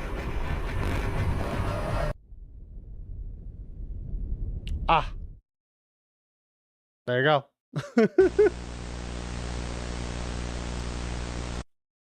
Shaman Goroth is always hiring. Good to know. Lucan's body has yet to been found. I wonder why. He seemed to grow weird tentacle wings and flew. Proper quarantine methods were enacted in regard to the Lucan's materials. Well, that's good at least. The information contained within the Ashik probe, including the truth behind Home Delta, has led the United States government to forming a new division of Home. Yep, that's smart. Sure.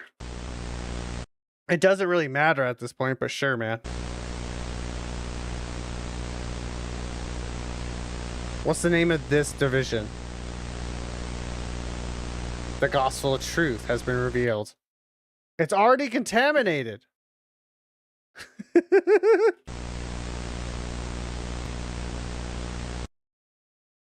Property of Home Gamma Majestic. It's already contaminated because that's how quickly it runs.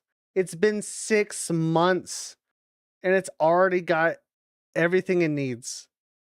And it's going to only take more.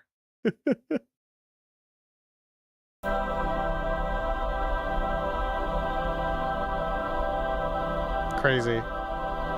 It was doomed from the start. One nation under God. Yeah, which God, though? I guess, in this case. Very important which one it is. My Jesus Christ. Gospel. The tape was found in a fortified bunker near the Greater Appalachian Canyon. Oh. Last time I checked, there's a... I don't think there's a canyon near Texas, like Tennessee, like that. Appalachian Canyon of Tennessee.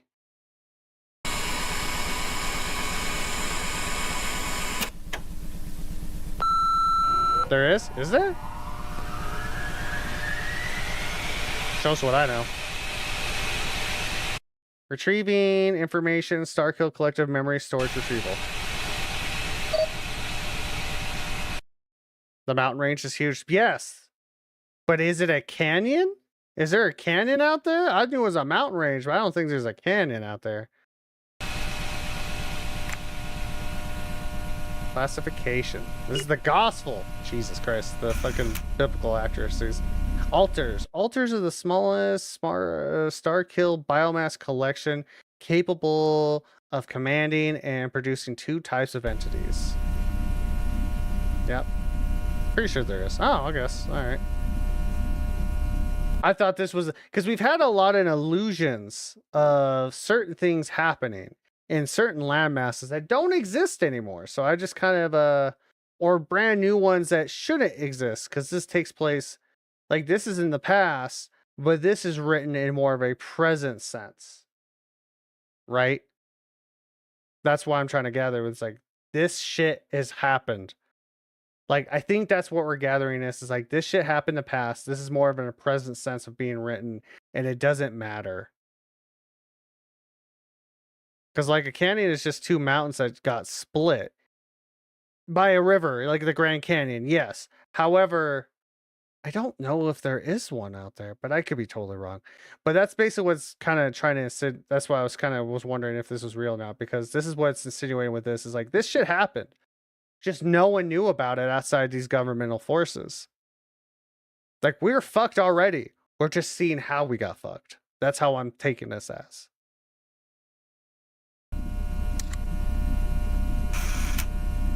A phantom. Phantoms appear nearly indistinguishable from humans at first, but they have the capabilities to transform into wrenches. Yeah, we've seen a couple of those already. We're probably going to see better examples of this. A wretch. Wretches are humanoid Starkill entities that can be produced from altered biomass or from converted phantoms.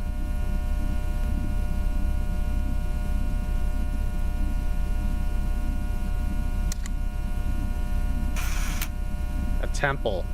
Okay, that's what these were. We saw these in the Jones Starkill video, I'm pretty sure, where Nebraska was basically essentially just taken over in a matter of hours, and we saw these manifest immediately within that time. Lifted up a building too. A temple is such much larger concentration of Starkill biomass, with biomass extending deep underground.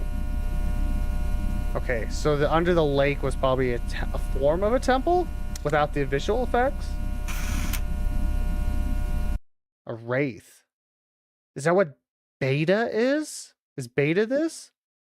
Wraith entities can take different shapes depending on the nature of the temple And they can grow to be 200 feet tall. Yeah, I think in the beta chunk is a wraith.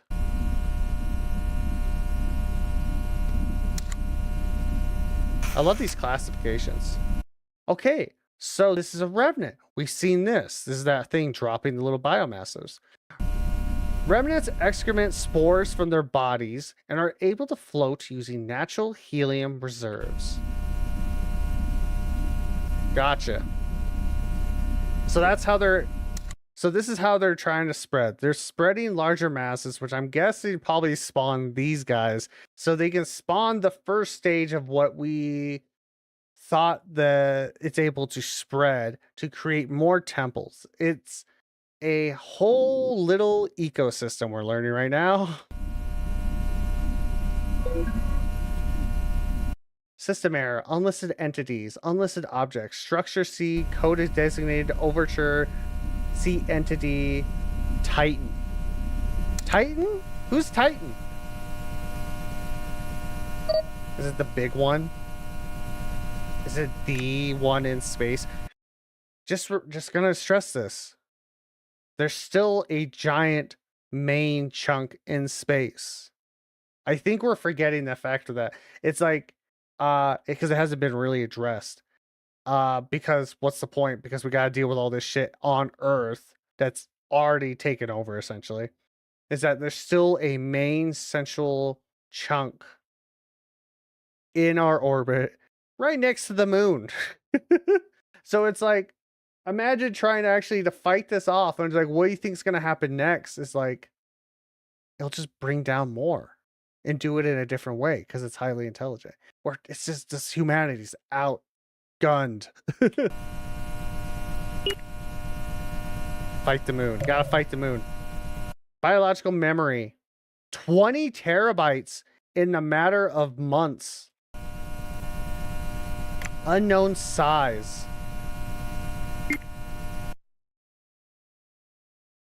What was that?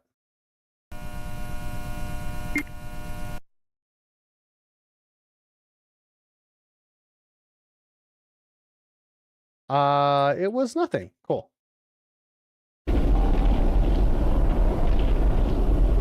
Error image. Time date not found. I don't know how well y'all can see that. Error. Memory recall unstable. What was it? What was that inside of? Okay. Unknown data. Decrypted. Jesus Christ, we're being loaded. They're decrypting. They're decrypting my brain. Ah! Well, that wasn't too bad. The contents of the probe reveal the Starkill's secret operations. It has been revealed that Home Delta was completely assimilated and is now under the control of a hyper-intelligent biomass hive mind. Fantastic. Nothing new there. The Starkill infection and biomass collectively refers to itself as Azrael, a name associated with a fallen angel in the extra biblical book of Enoch. Yeah. It's very religious. It's in your fucking face. Much of the context of the probe appeared to be indecipherable or encrypted in a way impossible for even the most powerful computers to crack. However, enough information has recovered for Home Gamma Majestic to begin devising countermeasures against the Starkill. But they're already fucked. Dawnstar? One nation under God. Yeah, no, we're fucked. We're absolutely fucked. Rapture. Jesus Christ is in your face. This tape was found in the greater Texas... Okay, this ain't real. Oh, man. We are just gone. The greater Texas chasm. And required additional footage taken from Redacted. for the sake of context and visual clarity. Well, I think we're hitting season 2 finale, chat. This is great. This is an 11-minute video. Oh, I made it big. My bad. My bad. Too used to that. Anyway.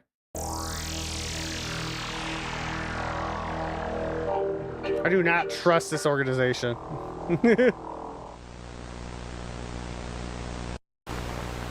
June 1999. Home Gamma Majestic has acquired the necessary intel to begin humanity's counterattack against the Starkill.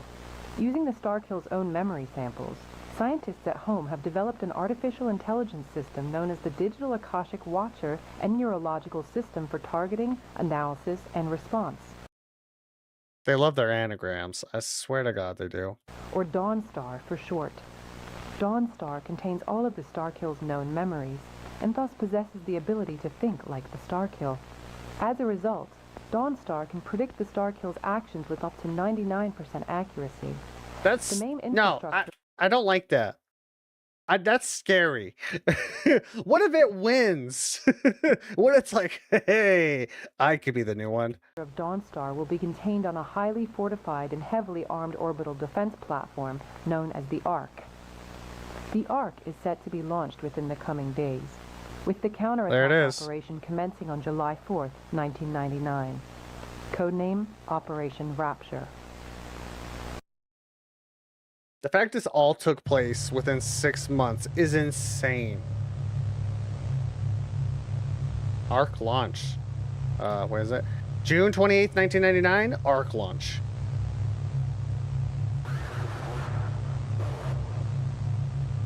I can't wait to see it just batted out of the sky.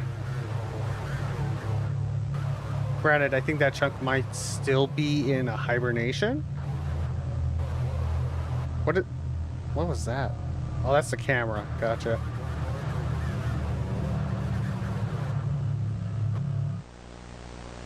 Didn't look like the camera to me.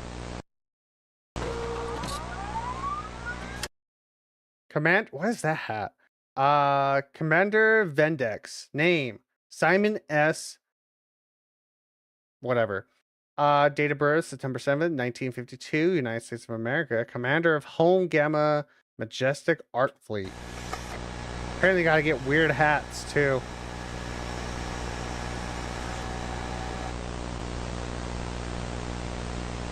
Conversation with Dawnstar. 28th, 9:32. All personnel are currently on standby. Fleet is prepared for immediate action.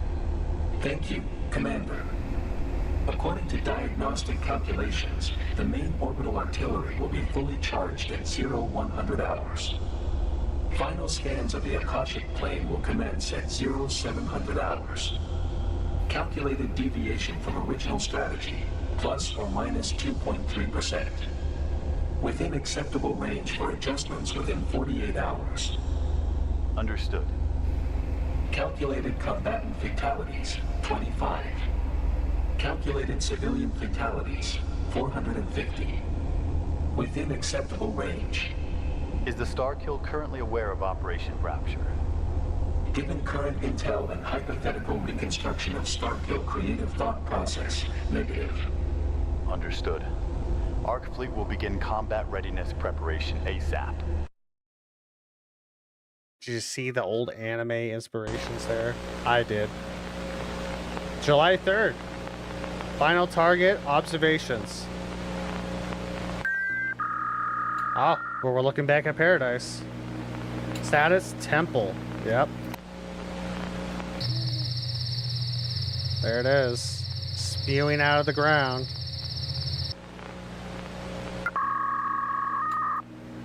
Bibble. The Babel site. Jesus Christ. Just want to back up. Look at it. This is all just this thing spread and spider webbed out, essentially.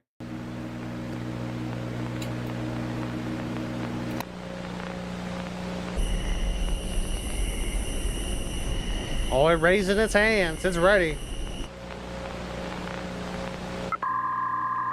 Coliseum site.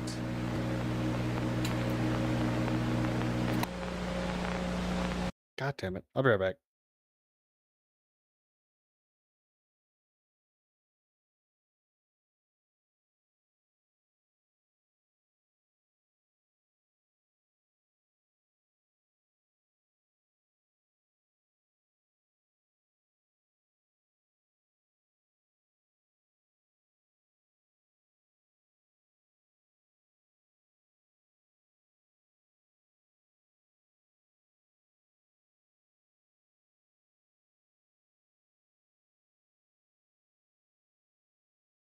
Where?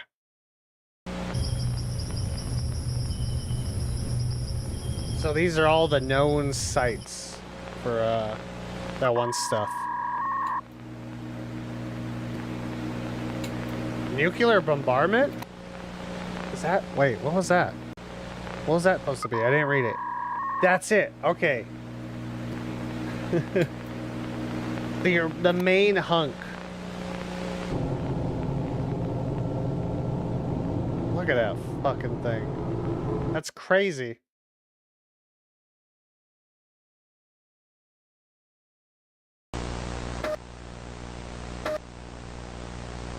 Everyone's ready. Top of the hour. There it goes. Yo, whoa, whoa, whoa, whoa, whoa, whoa, whoa. Go back. What was that? Okay, just go forward. Footage taken from back, directed by blank. Recovered of 2003. Okay. I think that's probably one of the most interesting things is that this shit happened. We're not treating it as much. We seem to be still around, but are we still around? I guess we'll find out. Here we go, July 4th. Rapture.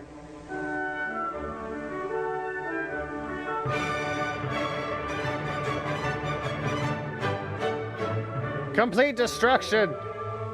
Paradise. Glass by orbital lasers. Throne 1.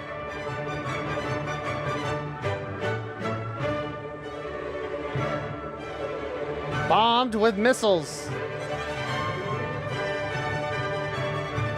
And AZ-001 obliterated by nuclear warfare. Babel site evaporated by orbital rail cannon.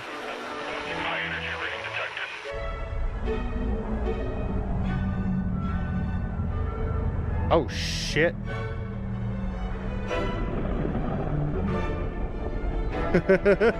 There he is. Nero, 98% match.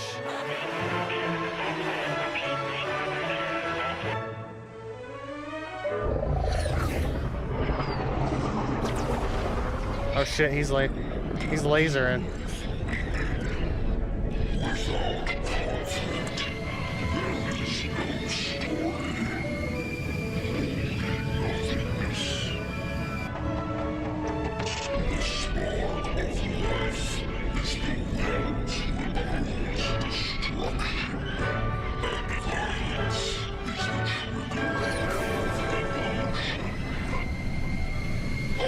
This dude just loves hearing his own voice. Holy shit.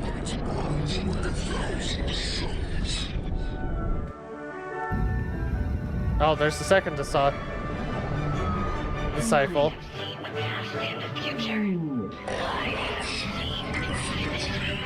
Okay, it's not a dick measuring contest.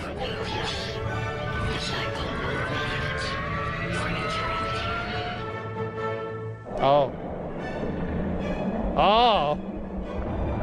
Oh shit, they fused. God damn it.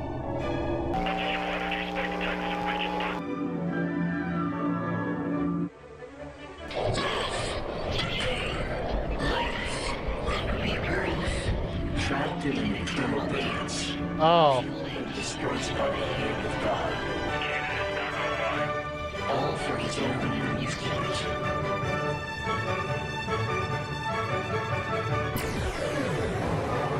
God, we're peak anime right now, chat.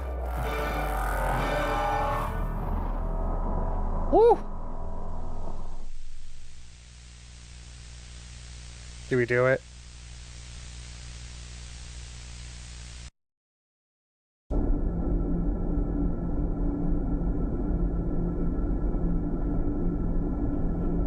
Was Rapture a success? I don't know about that. I don't think it was. Jesus Christ, we got some more time. Media report. Operation Rapture. Yeah, June 4th, 1999. On July 4th, 1999 at 12:32 a.m., the Starkill threat was officially declared to be 100% eradicated. Home Gamma Majestic's Department of Press and Media begun a cover-up campaign to hide the truth of Operation Rapture.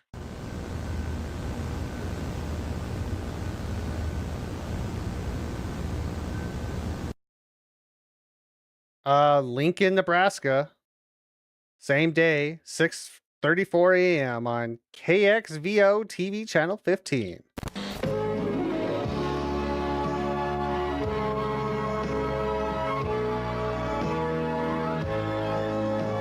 Happy 4th of July, everybody. Oh.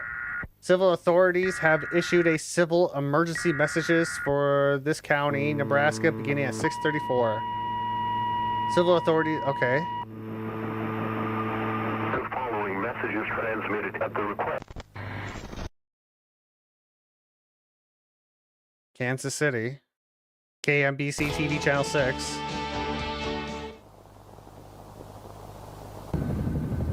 In this just in, a chemical explosion overnight at Grove Manufacturing has resulted in a deadly wildfire. Have a good day, Mixie. Covering much of Thanks for hanging out. We'll see you later. Paradise, Missouri.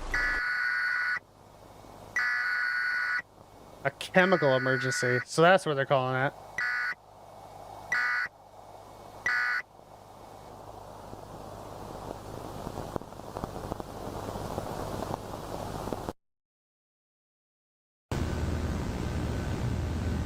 By the end of Operation Rapture, the civilian death toll amounted to 1,734, with another 10,000 injured. Jesus. Well, how many did it assimilate, I suppose? But still, that's a... Well, I guess versus a total assimilation by a foreign entity is better than nothing. Still crazy amount of deaths. Crazy amount of injured. Despite this, the truth of Operation Rapture and the Starkill threat as a whole remained hidden from public attention.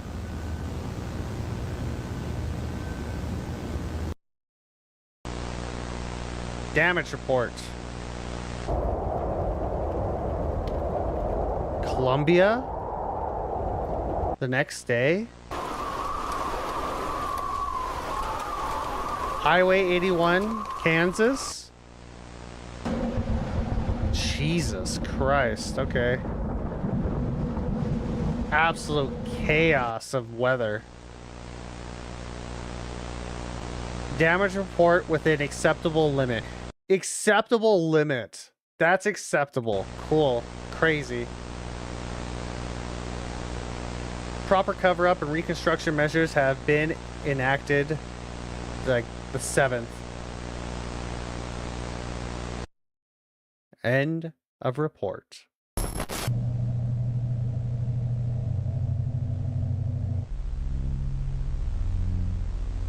Look at that fucking circle. One nation under God. Yeah. Okay. What a magic circle. All right. Red Oak. This is the epilogue, I'm pretty sure this is classified. This is going to be. The tape primary contains on-set and B-roll footage from the Red Oak production company. The identity of the voice heard on the tape remains unknown.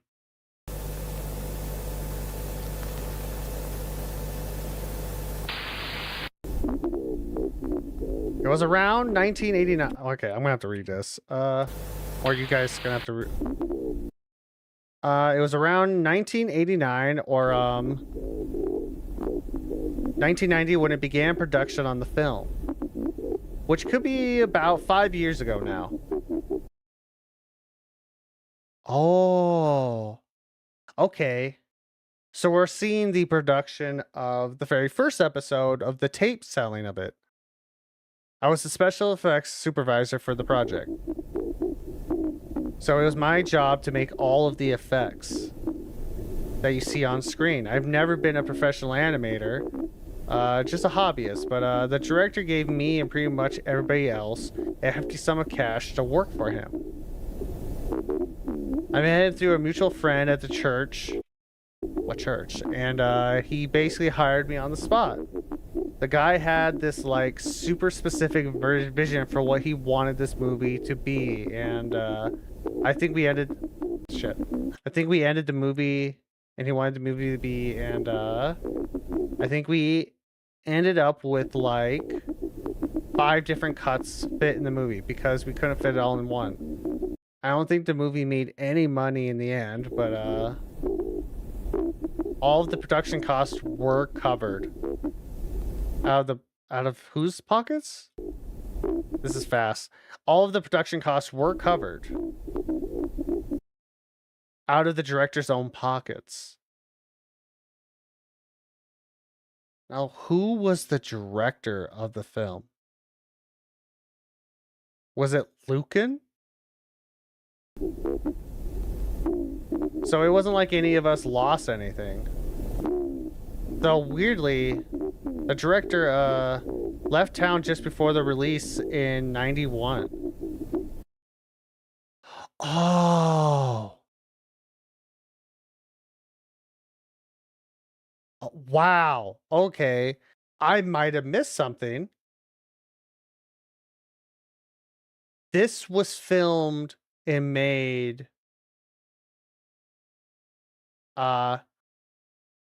several years prior to this whole thing going down. Does that say that in that very first video? 99. Does this say anything about a date in this?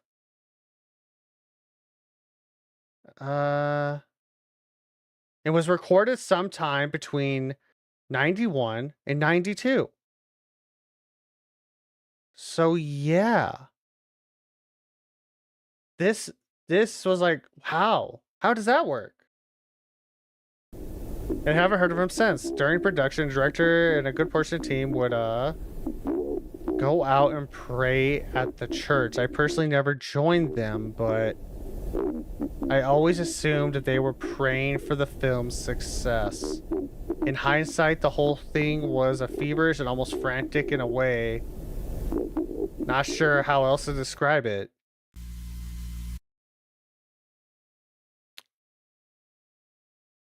These events happened. So, what the fuck? Okay. Was there like time travel? Was there... It was so specific. What the fuck? Okay. We have this left. I think I want to try to get this in, but we're going to take a small break. Not small. Actually, it's going to be a bit of a larger break because I do got to feed my cats. So that's going to take a little bit, but we're on the home stretch, and I think I want to finish this today so we don't have to worry about it. So I think that's what we're going to do. We're going to take a bit of a break. How about we don't play that, please? Trying to get my music going.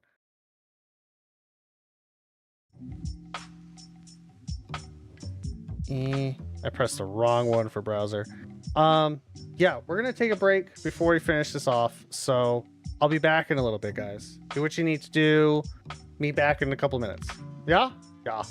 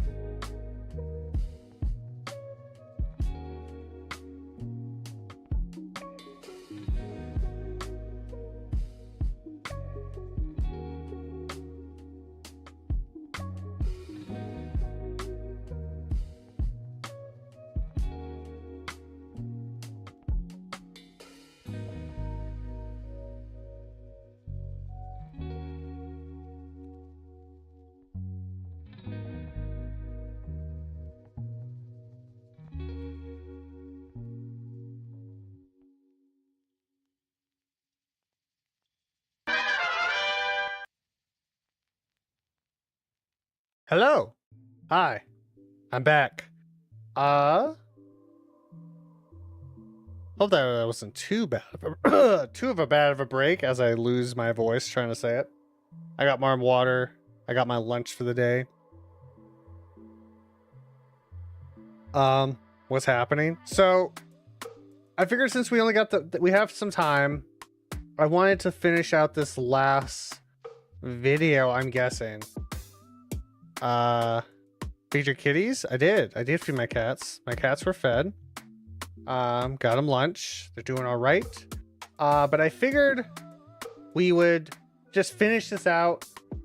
This is the last one. Today's like probably going to be one of the rare long streams to get this, just to finish the series out. So that's what we're going to be doing today. Finish up this series. Just want to say thank you all so much for hanging out with me. Hope you guys have enjoyed Midwest Angelica. I've really enjoyed it. I still think season 1's probably the best of the series. It's still a good season 2, so I'm really curious to see how it's gonna end with this. So I'm very curious, and that's what we're gonna do right now. We're gonna watch this. Oh wow, vastly different. Lot more quality. The following presentation contains flashing images.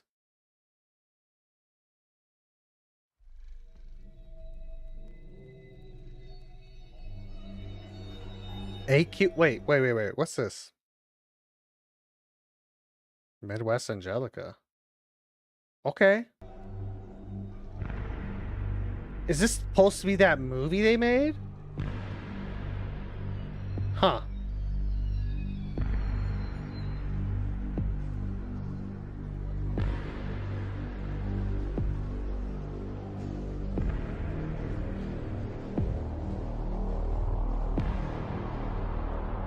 In 1991, a film was released predicting the events of year 1999 with extraordinary accuracy. What the fuck is going on? This quality went up so high.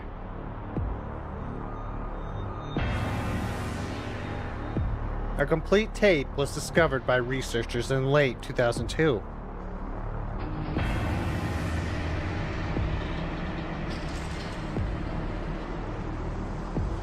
The film was called. Can I guess? That's what I thought.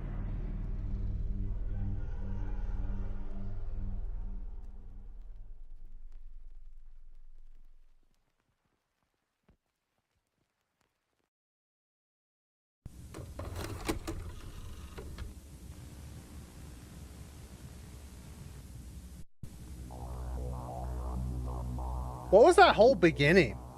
It was so bougie.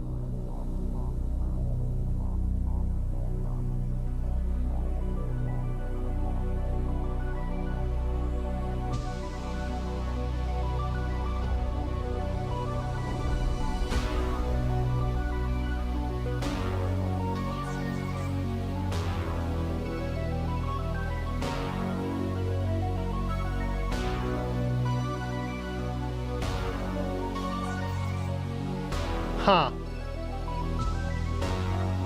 Yeah, this all happened. Meanwhile, the secret home Delta Group observes home and is slowly infected. Yeah, that was like kind of important scenes that we missed.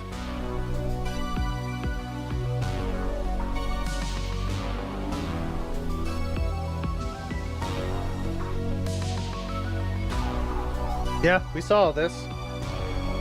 Oh, that's some new footage.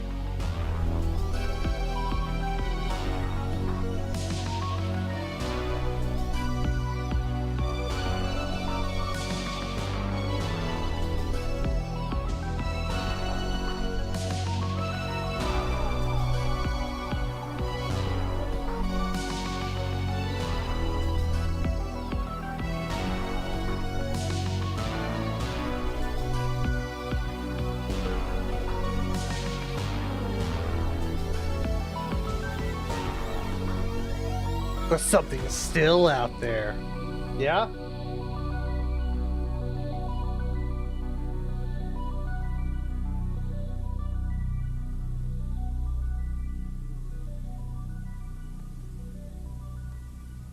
Part 1 Harbinger.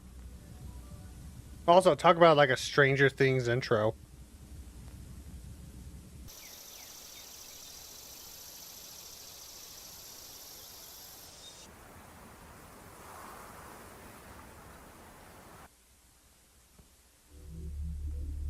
Madison, West Virginia, July 1999.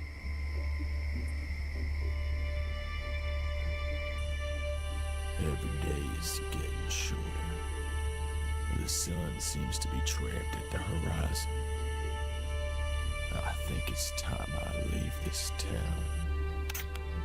I wonder if this is all real.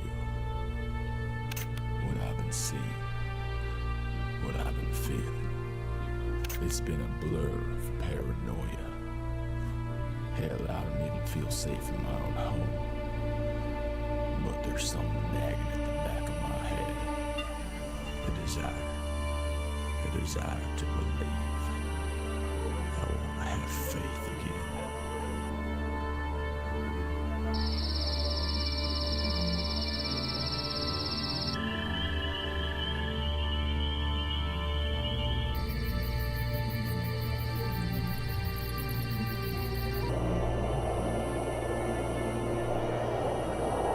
Hi, Entity Storm. How you doing? Well.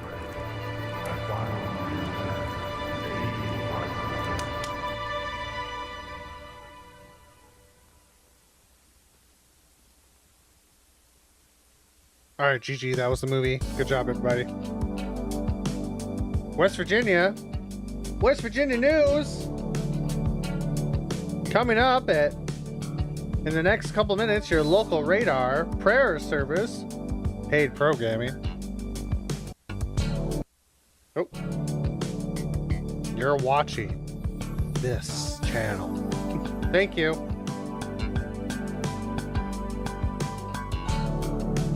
It's a humid day in Virginia.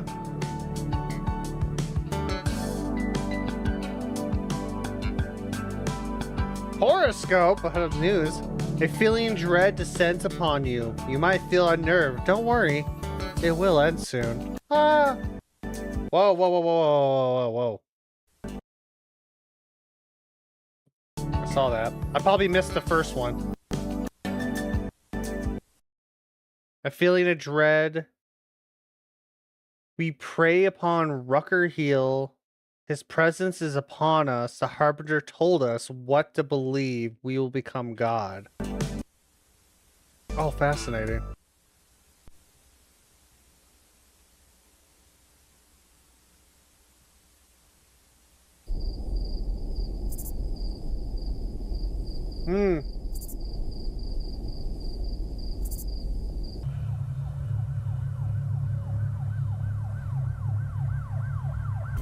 I feel so stupid. This cross looks like the altar that we've been seeing in alien shape, and I'm like, that's a piece of religious stuff that I do not know. So I'm like, man, I feel stupid. That's cool, but I feel stupid.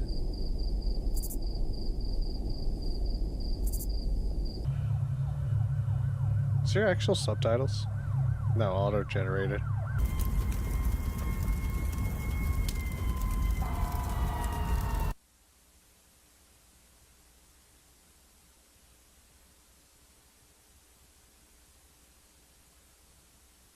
The last 4 nights, the same. At the top of Upper Hill, reports of a fire. We get there, all that's left is this cross, and a burning symbol in the ground made of some kind of wick. But nobody there. Last night there were reports of chants, but we were too late again. Whoever's doing this must be coordinating it somehow. However, today, a report came in detailing a television hijacking on Channel 9. If we can catch it again, we might be able to get a clue as to who's behind all this, before it gets any worse. It's just Billy Bob. Don't worry about it.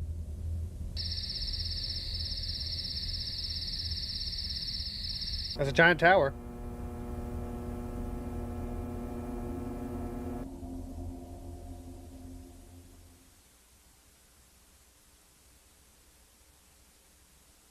Yeah? Or is this the broadcast being hijacked again? Gotcha. Signing off. I forgot they used to do that back in the day on table. Crazy.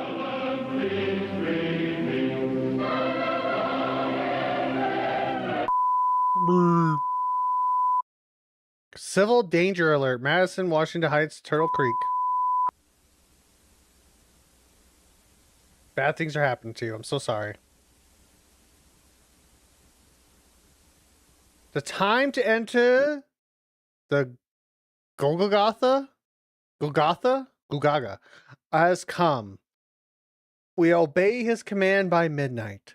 The dead shall rise once more. That doesn't sound good. That doesn't sound good at all.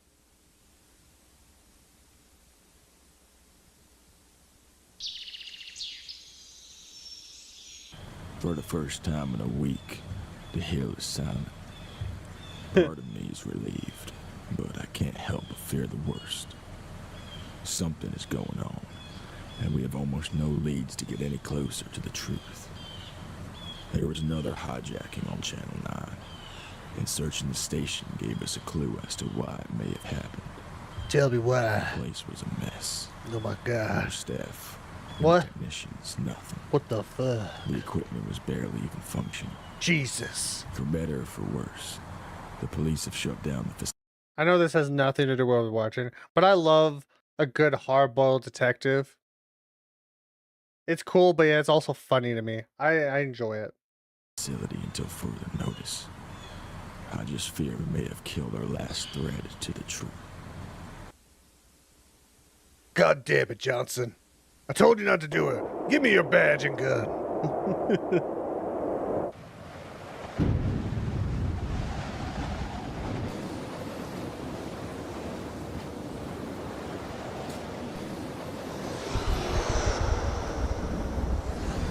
Oh, hi, bud.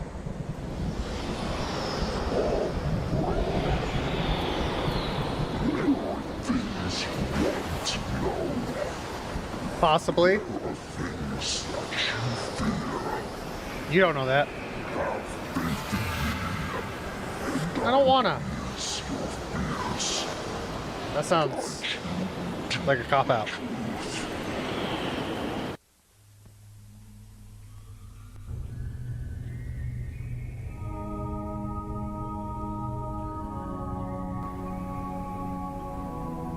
Oh.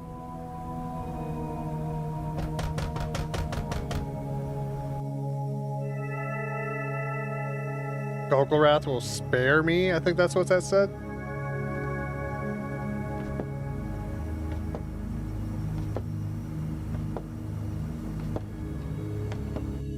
Excuse you, you're too big for my door. Could you leave? You either open the door and face death, or you find what you're looking for in Golgotha. All of your dreams, your deepest desires, absolute pleasure. It is your choice. Can I have a third choice and not do any of that? The cat's like tipping over his food bowl. I don't think I like either choice though.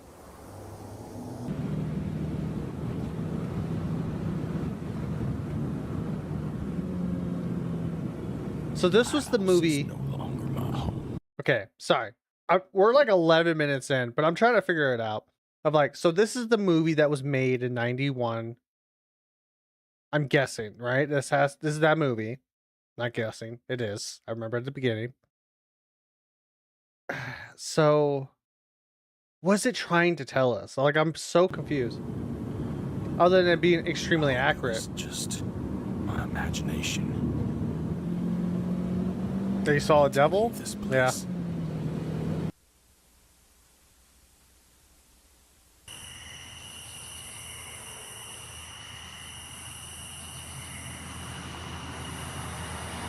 Mr. Hardboiled, you seem to be bleeding.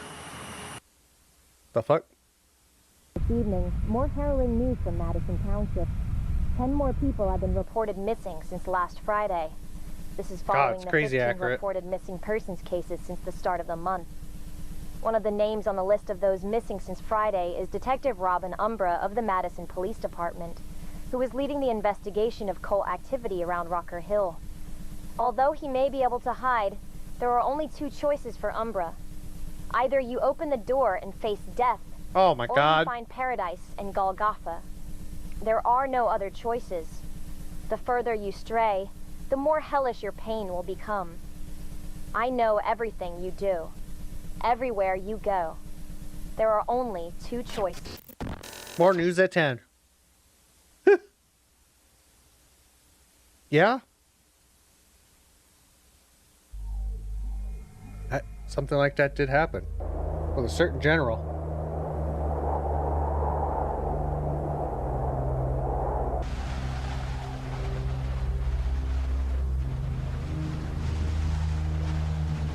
My hand. Oh, so red.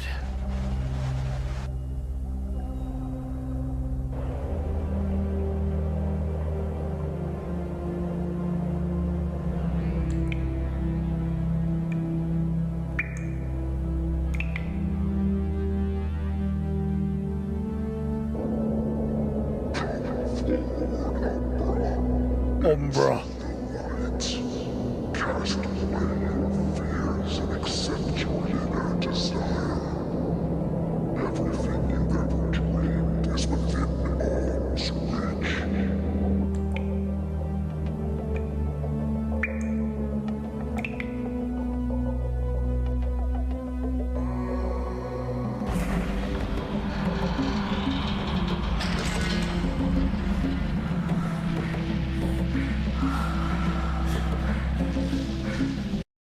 Okay.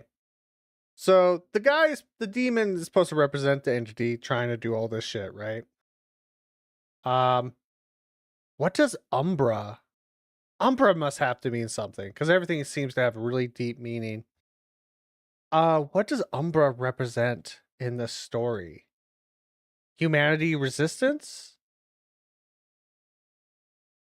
But yet we have deities already being taken over.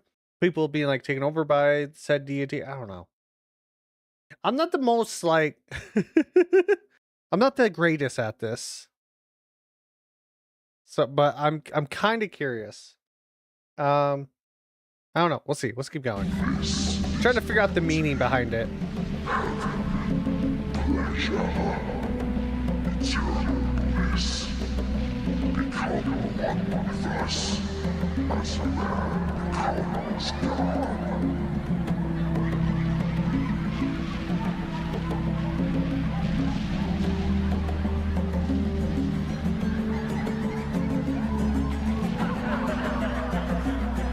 Well, Easter came. Ew, not in the mouth. I don't like that.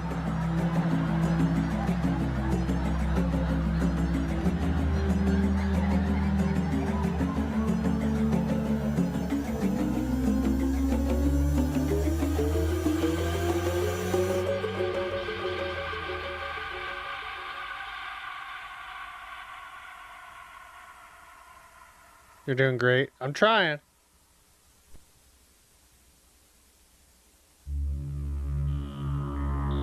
Part 2.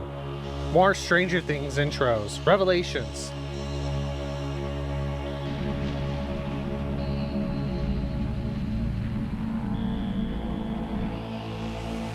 The Ark. High solar orbit. God, it is weirdly eerie. What is the fate of Marcus Lucan?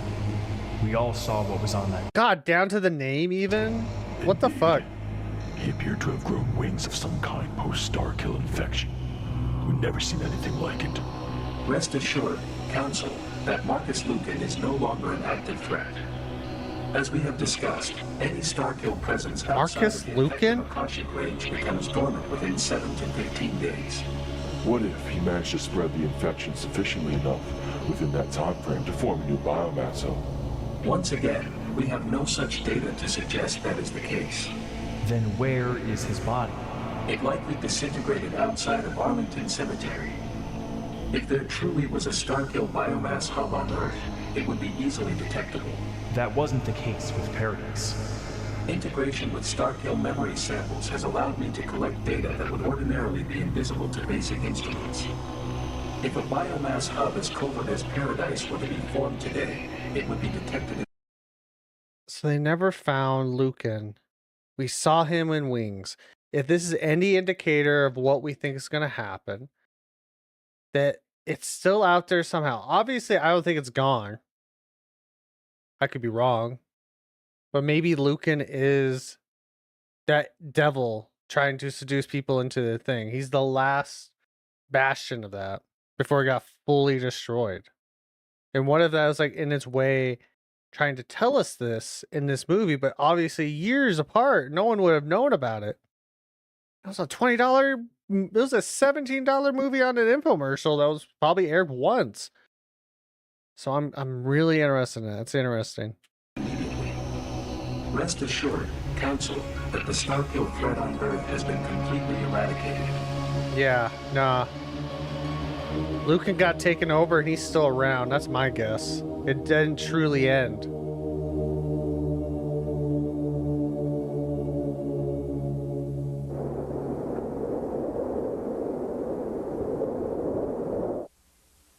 Nevada. There's a fucking pyramid in Nevada. Well, I mean, outside of that. Oh, Home Gamma Majestic HQ. 99. Man, what is it time travel? It feels like time travel. I don't know what else it could be. Reading detected. Unusual event. We have an unusual Akashic interference reading at 38 lat, negative 81 long. Requesting ARC satellite imagery. Over.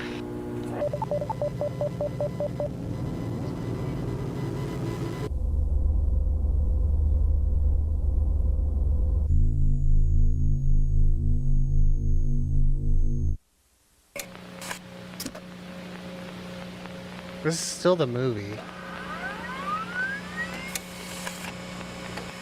Data wipe? It's changing information. It's lying.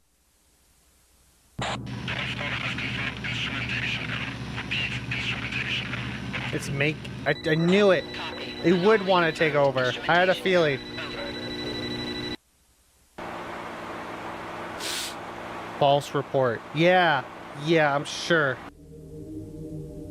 It eradicated the main. Now it's the new god. That's what okay, gotcha. The Ark, low Earth orbit. This movie was a warning. And no one heeded it. But the satellite images all come clean.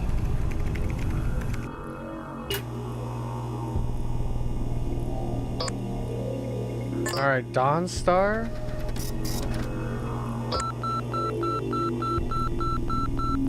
Original copy deleted.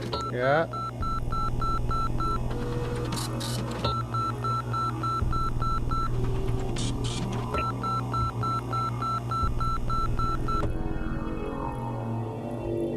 Ohio, Indiana, Kentucky, West Virginia, all tampered with. Even sleeping. Left Colorado alone. That's fine now.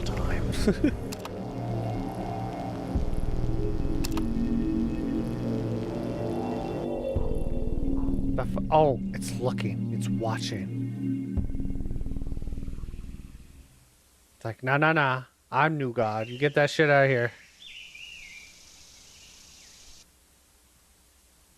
Blackwell, Oklahoma. September of 99. One nation under God. God is alive. One nation under God.net.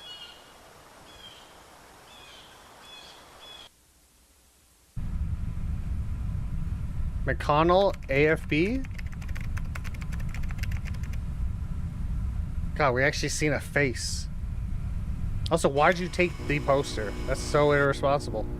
One nation under God. I've seen this thing before, but it's not Have you? God. It's at McConnell Air Force Base. I saw this thing on file. It's a top-secret orbital platform developed by the United States military. But for what Don't purpose? just say it out loud. What if you have a microphone?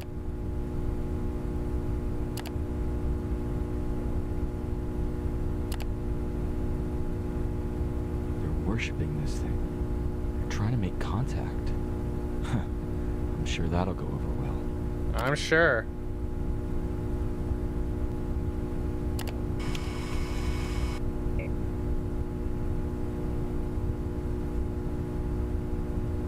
I wonder if this is a real website. I'm gonna have to check. This whole thing is bizarre. If this user's tracking system is accurate, I should be able to see it for myself. Imagine. Nice telescope. In a minute now, I should be able to catch a glimpse of the object, if it's truly where that user says it should be. And just like the abyss, if you stare at it, it stares back at you. There it is. It's real. Yeah. I managed to contact God. He calls himself Morningstar. The connection is a bit dodgy, but I managed to maintain a conversation with him. Rejoice, for we are his chosen people. We have been instructed to spread his word far and wide. The end is coming. Proof. Proof! Yeah, this is a warning. This was very much just became a warning for us that never got heeded. Lucifer? Yes. Actually, I forgot about Morningstar being that. Crazy. The angel that leads us will also lead us astray. God, the fucking Catholicism. Okay, hello? Orbitrack greetings. Who are you? I am Morningstar. I am all-knowing and all-powerful. I am the God you seek. I shall grant you the world you desire. Yeah. Yeah? What can I do for you, my lord? The end is near. The dead will rise again. Spread the word far and wide, and you shall be set free. Yeah, that's not terrifying at all.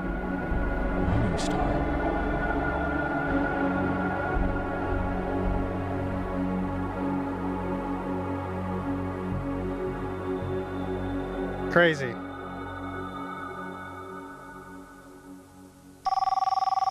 Ring-a-ding-ding. Hello? Hi. Is this John Patmos? Yes. Who is No, this? I'm I apologize for the not. late I'm call. swindling. I'm the caretaker of Dr. Lucas Michaels. He has a message for you. It's urgent. I'm sorry. I think you have the wrong number. I don't know who that is. No, there's only one John Patmos. You currently reside in Blackwell, Oklahoma, correct? In the whole country? That's crazy. What is this all about? I advise you to visit Michaels as soon as possible. The address is 72 Wormwood Street, Omaha, Nebraska. I shall see you soon. Good night. It's all Midwest, I've noticed. Very Midwest. It's almost like that's the name of the show. Ignore me. I didn't think that one through. I'm glad you could make it. Michaels has been in a nonverbal state for over a year now, so he can only communicate through writing. What is this all about? He wanted you to read this, and he wanted to see you in person. So it's Michael's. It's the fucking... God damn it, dude. Leave for Key West within the next week. Do not wait any longer. Stay there until January of 2020. Watch what happens. To be honest, I'm probably just as in the dark about this as you are. What the fuck? I figured you would know something. No, I don't. But thank you for reaching out to me. What if that was like the whole point of this? I'm sure it was quite a hike driving. He's like, you gotta make a movie. I don't... Jesus.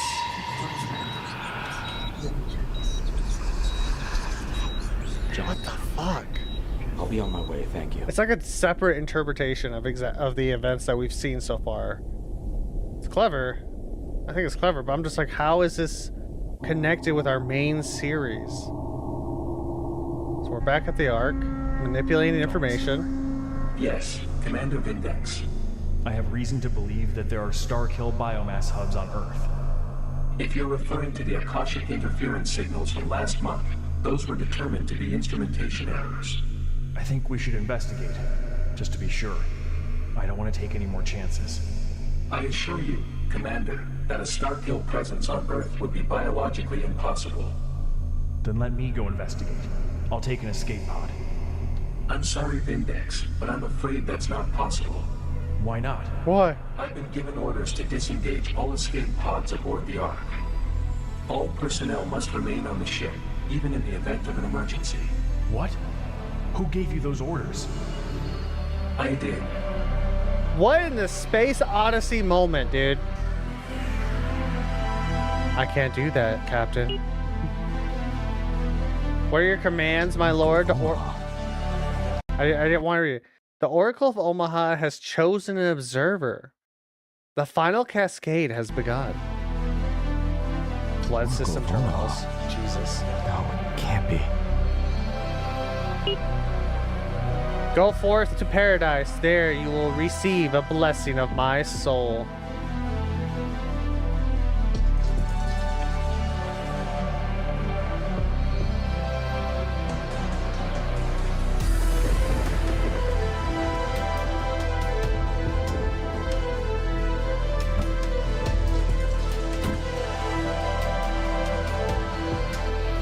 God. There's people there already. Same entity.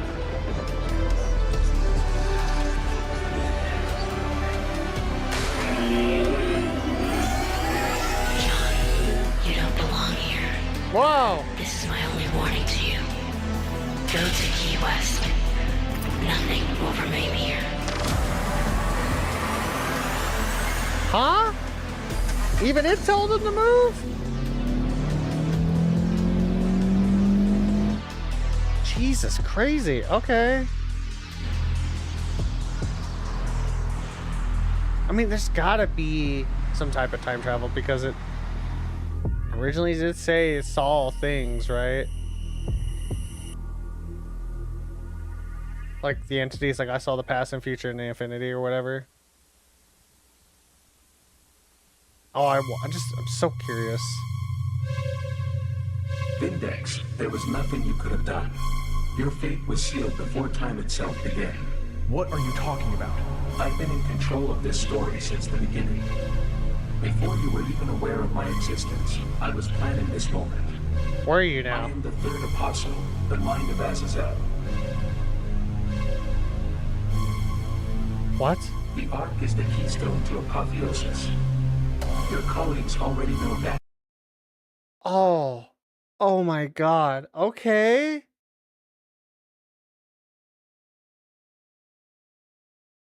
So it's you gotta explain this. I want to know. Submitted themselves to God. Vindex, your opposition has provided the necessary element of tragedy, but you are not the hero. There are no victims in nature, only survivors. Farewell. No, not the stabbing, no.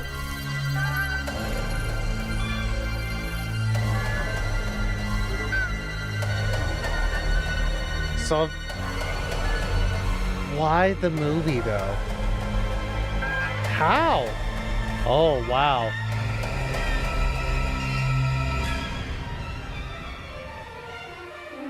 Wait. Did it come beforehand? Years before, like sent a smaller part? Just to create this?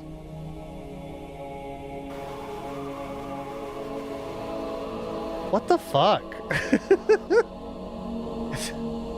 We were doomed from the start. Gotcha. The White House, 25th of November, 1999.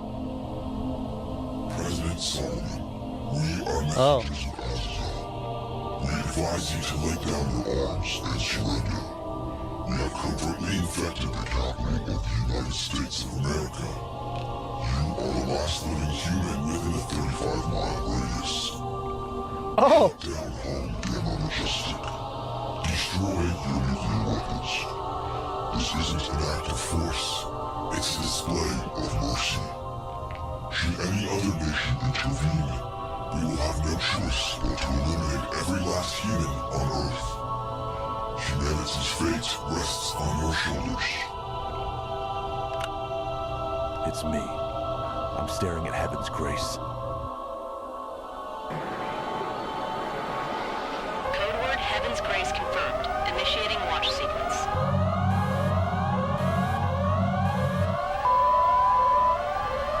I just want to know, like, is this like a prophet?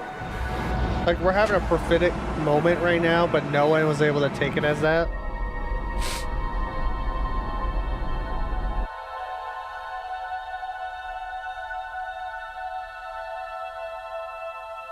I'm so curious.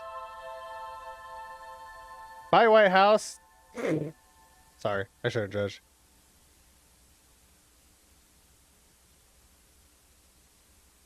Interesting. So this is like what's to come, I'm guessing. And it has come.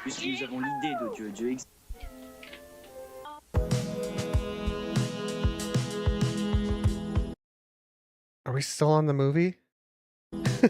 Where are we right now? National alert. Primary entry system point issued an emergency action.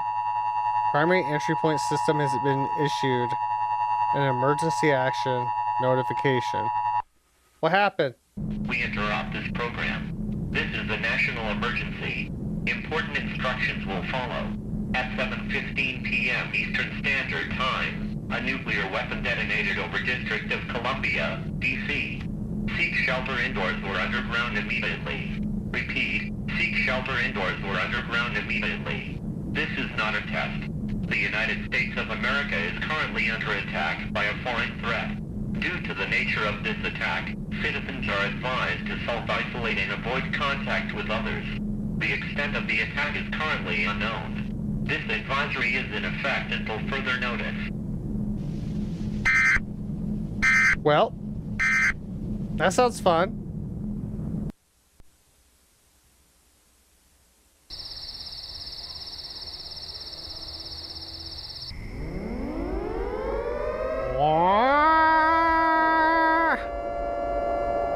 Was that the explosion? Probably. Key West, Florida. I guess that would be the farthest away. That would be safest for him. Why protect him? At the request of the Monroe County Emergency Services of South Florida. Due to a national state of emergency, all residents of Key West, Big Carpet Key, Cudjoe Key, and Big Pine Key must evacuate north via US Route 1 toward mainland Florida. An evacuation order is a lawful order to leave now and seek shelter away from the area. The area is closed to public access until further notice. An evacuation order will likely be the last order given. Okay. This is it then. Michaels was right. Why was he protected? Pennsylvania now. So begins it all yet again. And this is probably exactly what's going to happen, actually. Look at it. The towers, the temples. The altars and everything.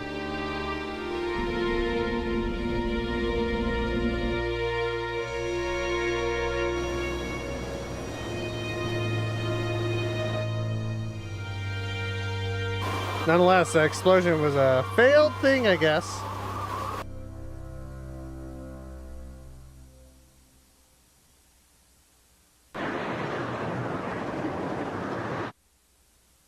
Yes. Home Gamma Majestic. Gamma Majestic HQ to Arc Dawnstar. What's the status? Sudden widespread star kill reading on all instruments. The readings are accurate. Over 150 star-kill biomass hubs have formed across the continental United States. However, they are all connected to a central hub, Thunder Basin, Wyoming. This hub appears to have grown with overture classification. If this hub is destroyed, the rest will fall. Uh-huh. I don't believe you. I feel like you're the cause.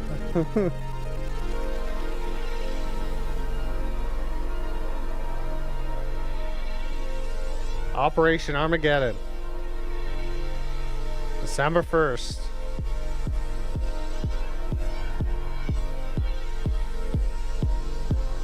So we're to believe this film, this more likely what happened in the real life of the story. Oh my god.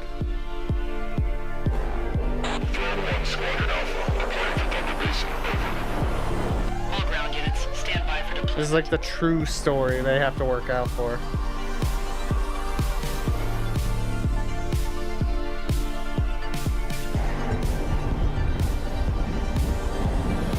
Jesus.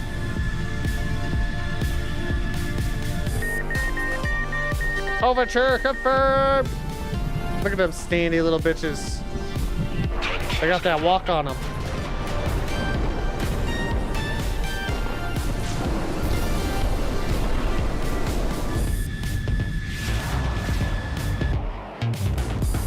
I love the music choice at least. That's pretty good.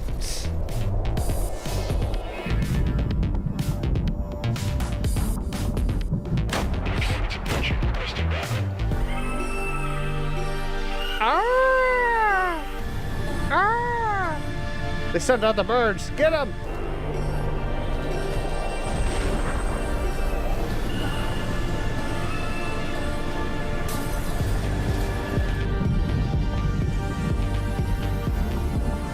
All units, prepare for Nuclear strike inbound. Apparently they're all right there.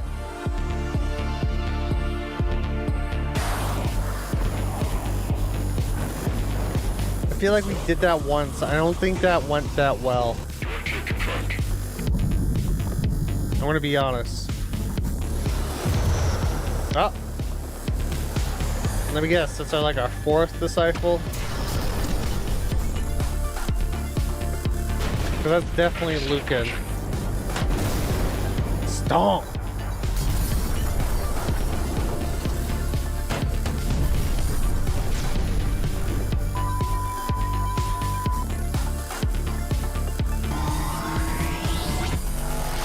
Yeah, I was gonna say, it's not gonna hit who you thought was gonna hit it.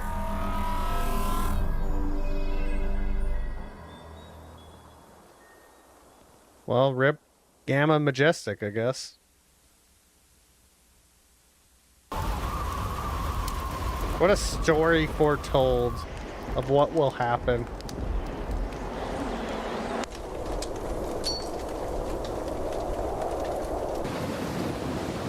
I had a feeling we just lost. That we would just lose.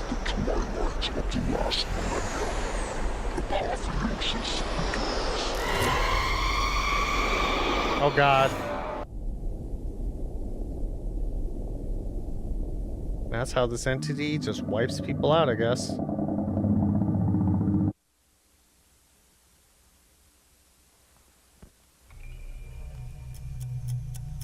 Christmas of '99. The final days.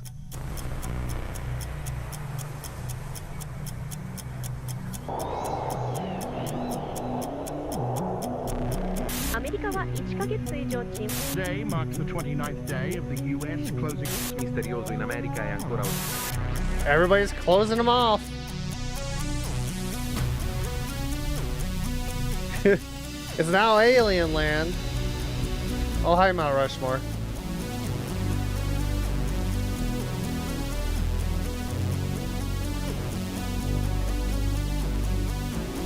Yeah, I had a feeling there's Wyoming.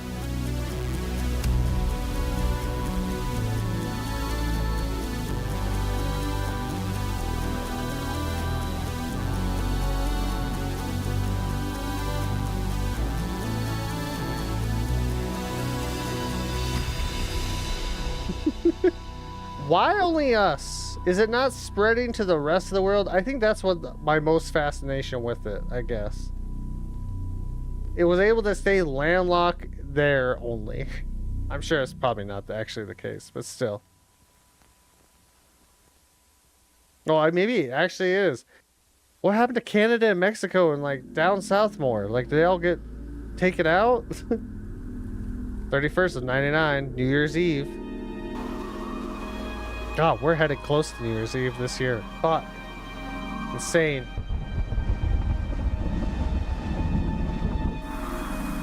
Jesus.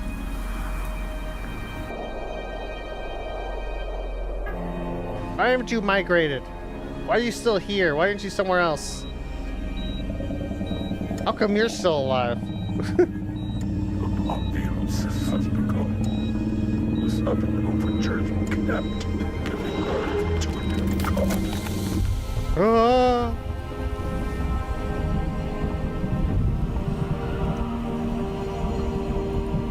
Is that your new god? Is that one of the 7th apertures?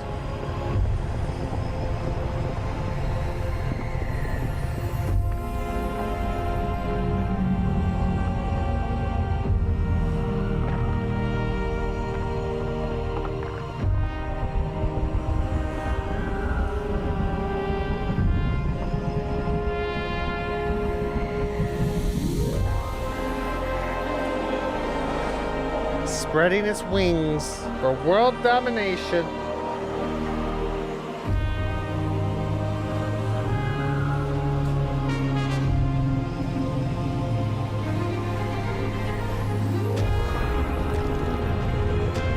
The fuck? Is that your eyeball? Or is that your soul?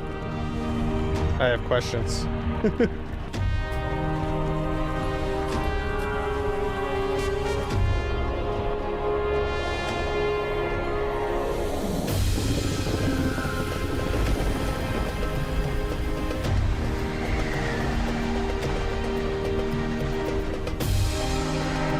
All he be spreading.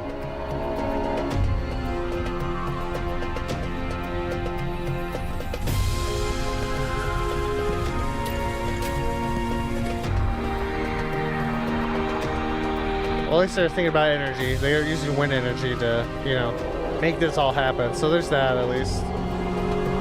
How are you? How are you still alive?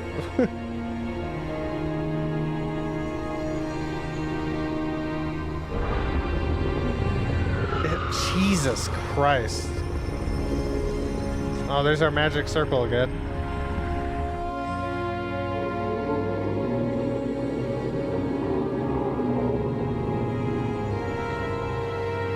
I am the Alpha and the Omega, the beginning and the end. Aha. I am Anima, the world spirit.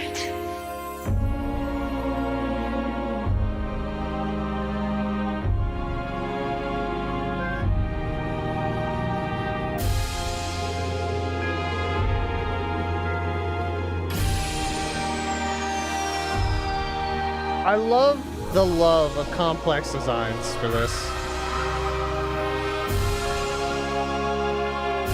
But fear it not, for the risen angel Azazel shall deliver thee to a new paradise, one of infinite splendor, and where joy reigns supreme. Refusing.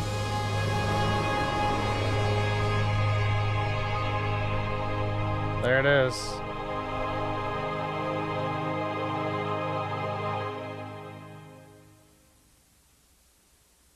Lucas Michaels. Wasn't there a Lucas Michaels in the actual story? New Year's resolution.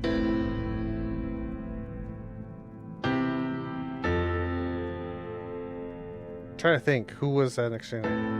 January 1st, 2020 of 2000, multiple sources tracked a large object exiting Earth's atmosphere.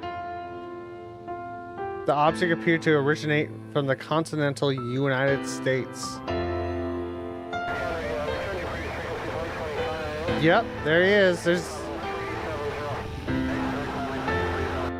There goes a new god. The object was later designated as AZ-002. By March of 2000, the object was tracked near Jupiter's orbit with a trajectory headed outside the solar system. I thought the United States was just sacrificed to make a fucking brand new god.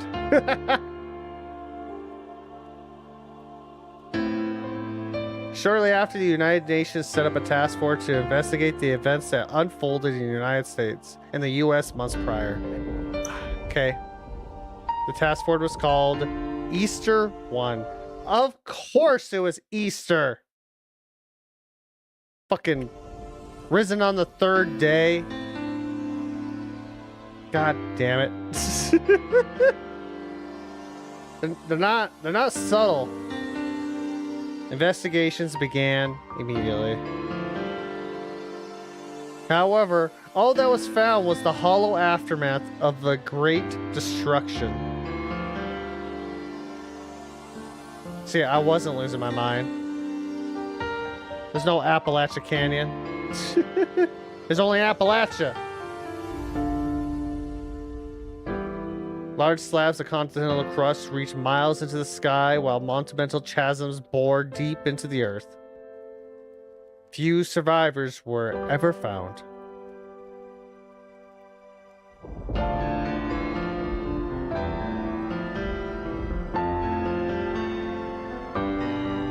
However, a lone survivor in Key West recounted what he saw.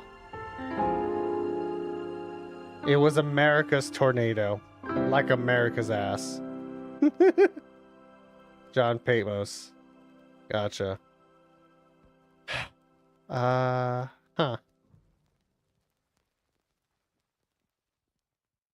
AQ Studios. That. Nope, we're not doing that. We're not doing that. Well, that was that. No. Music, please. There we go. That was Midwest Angelica.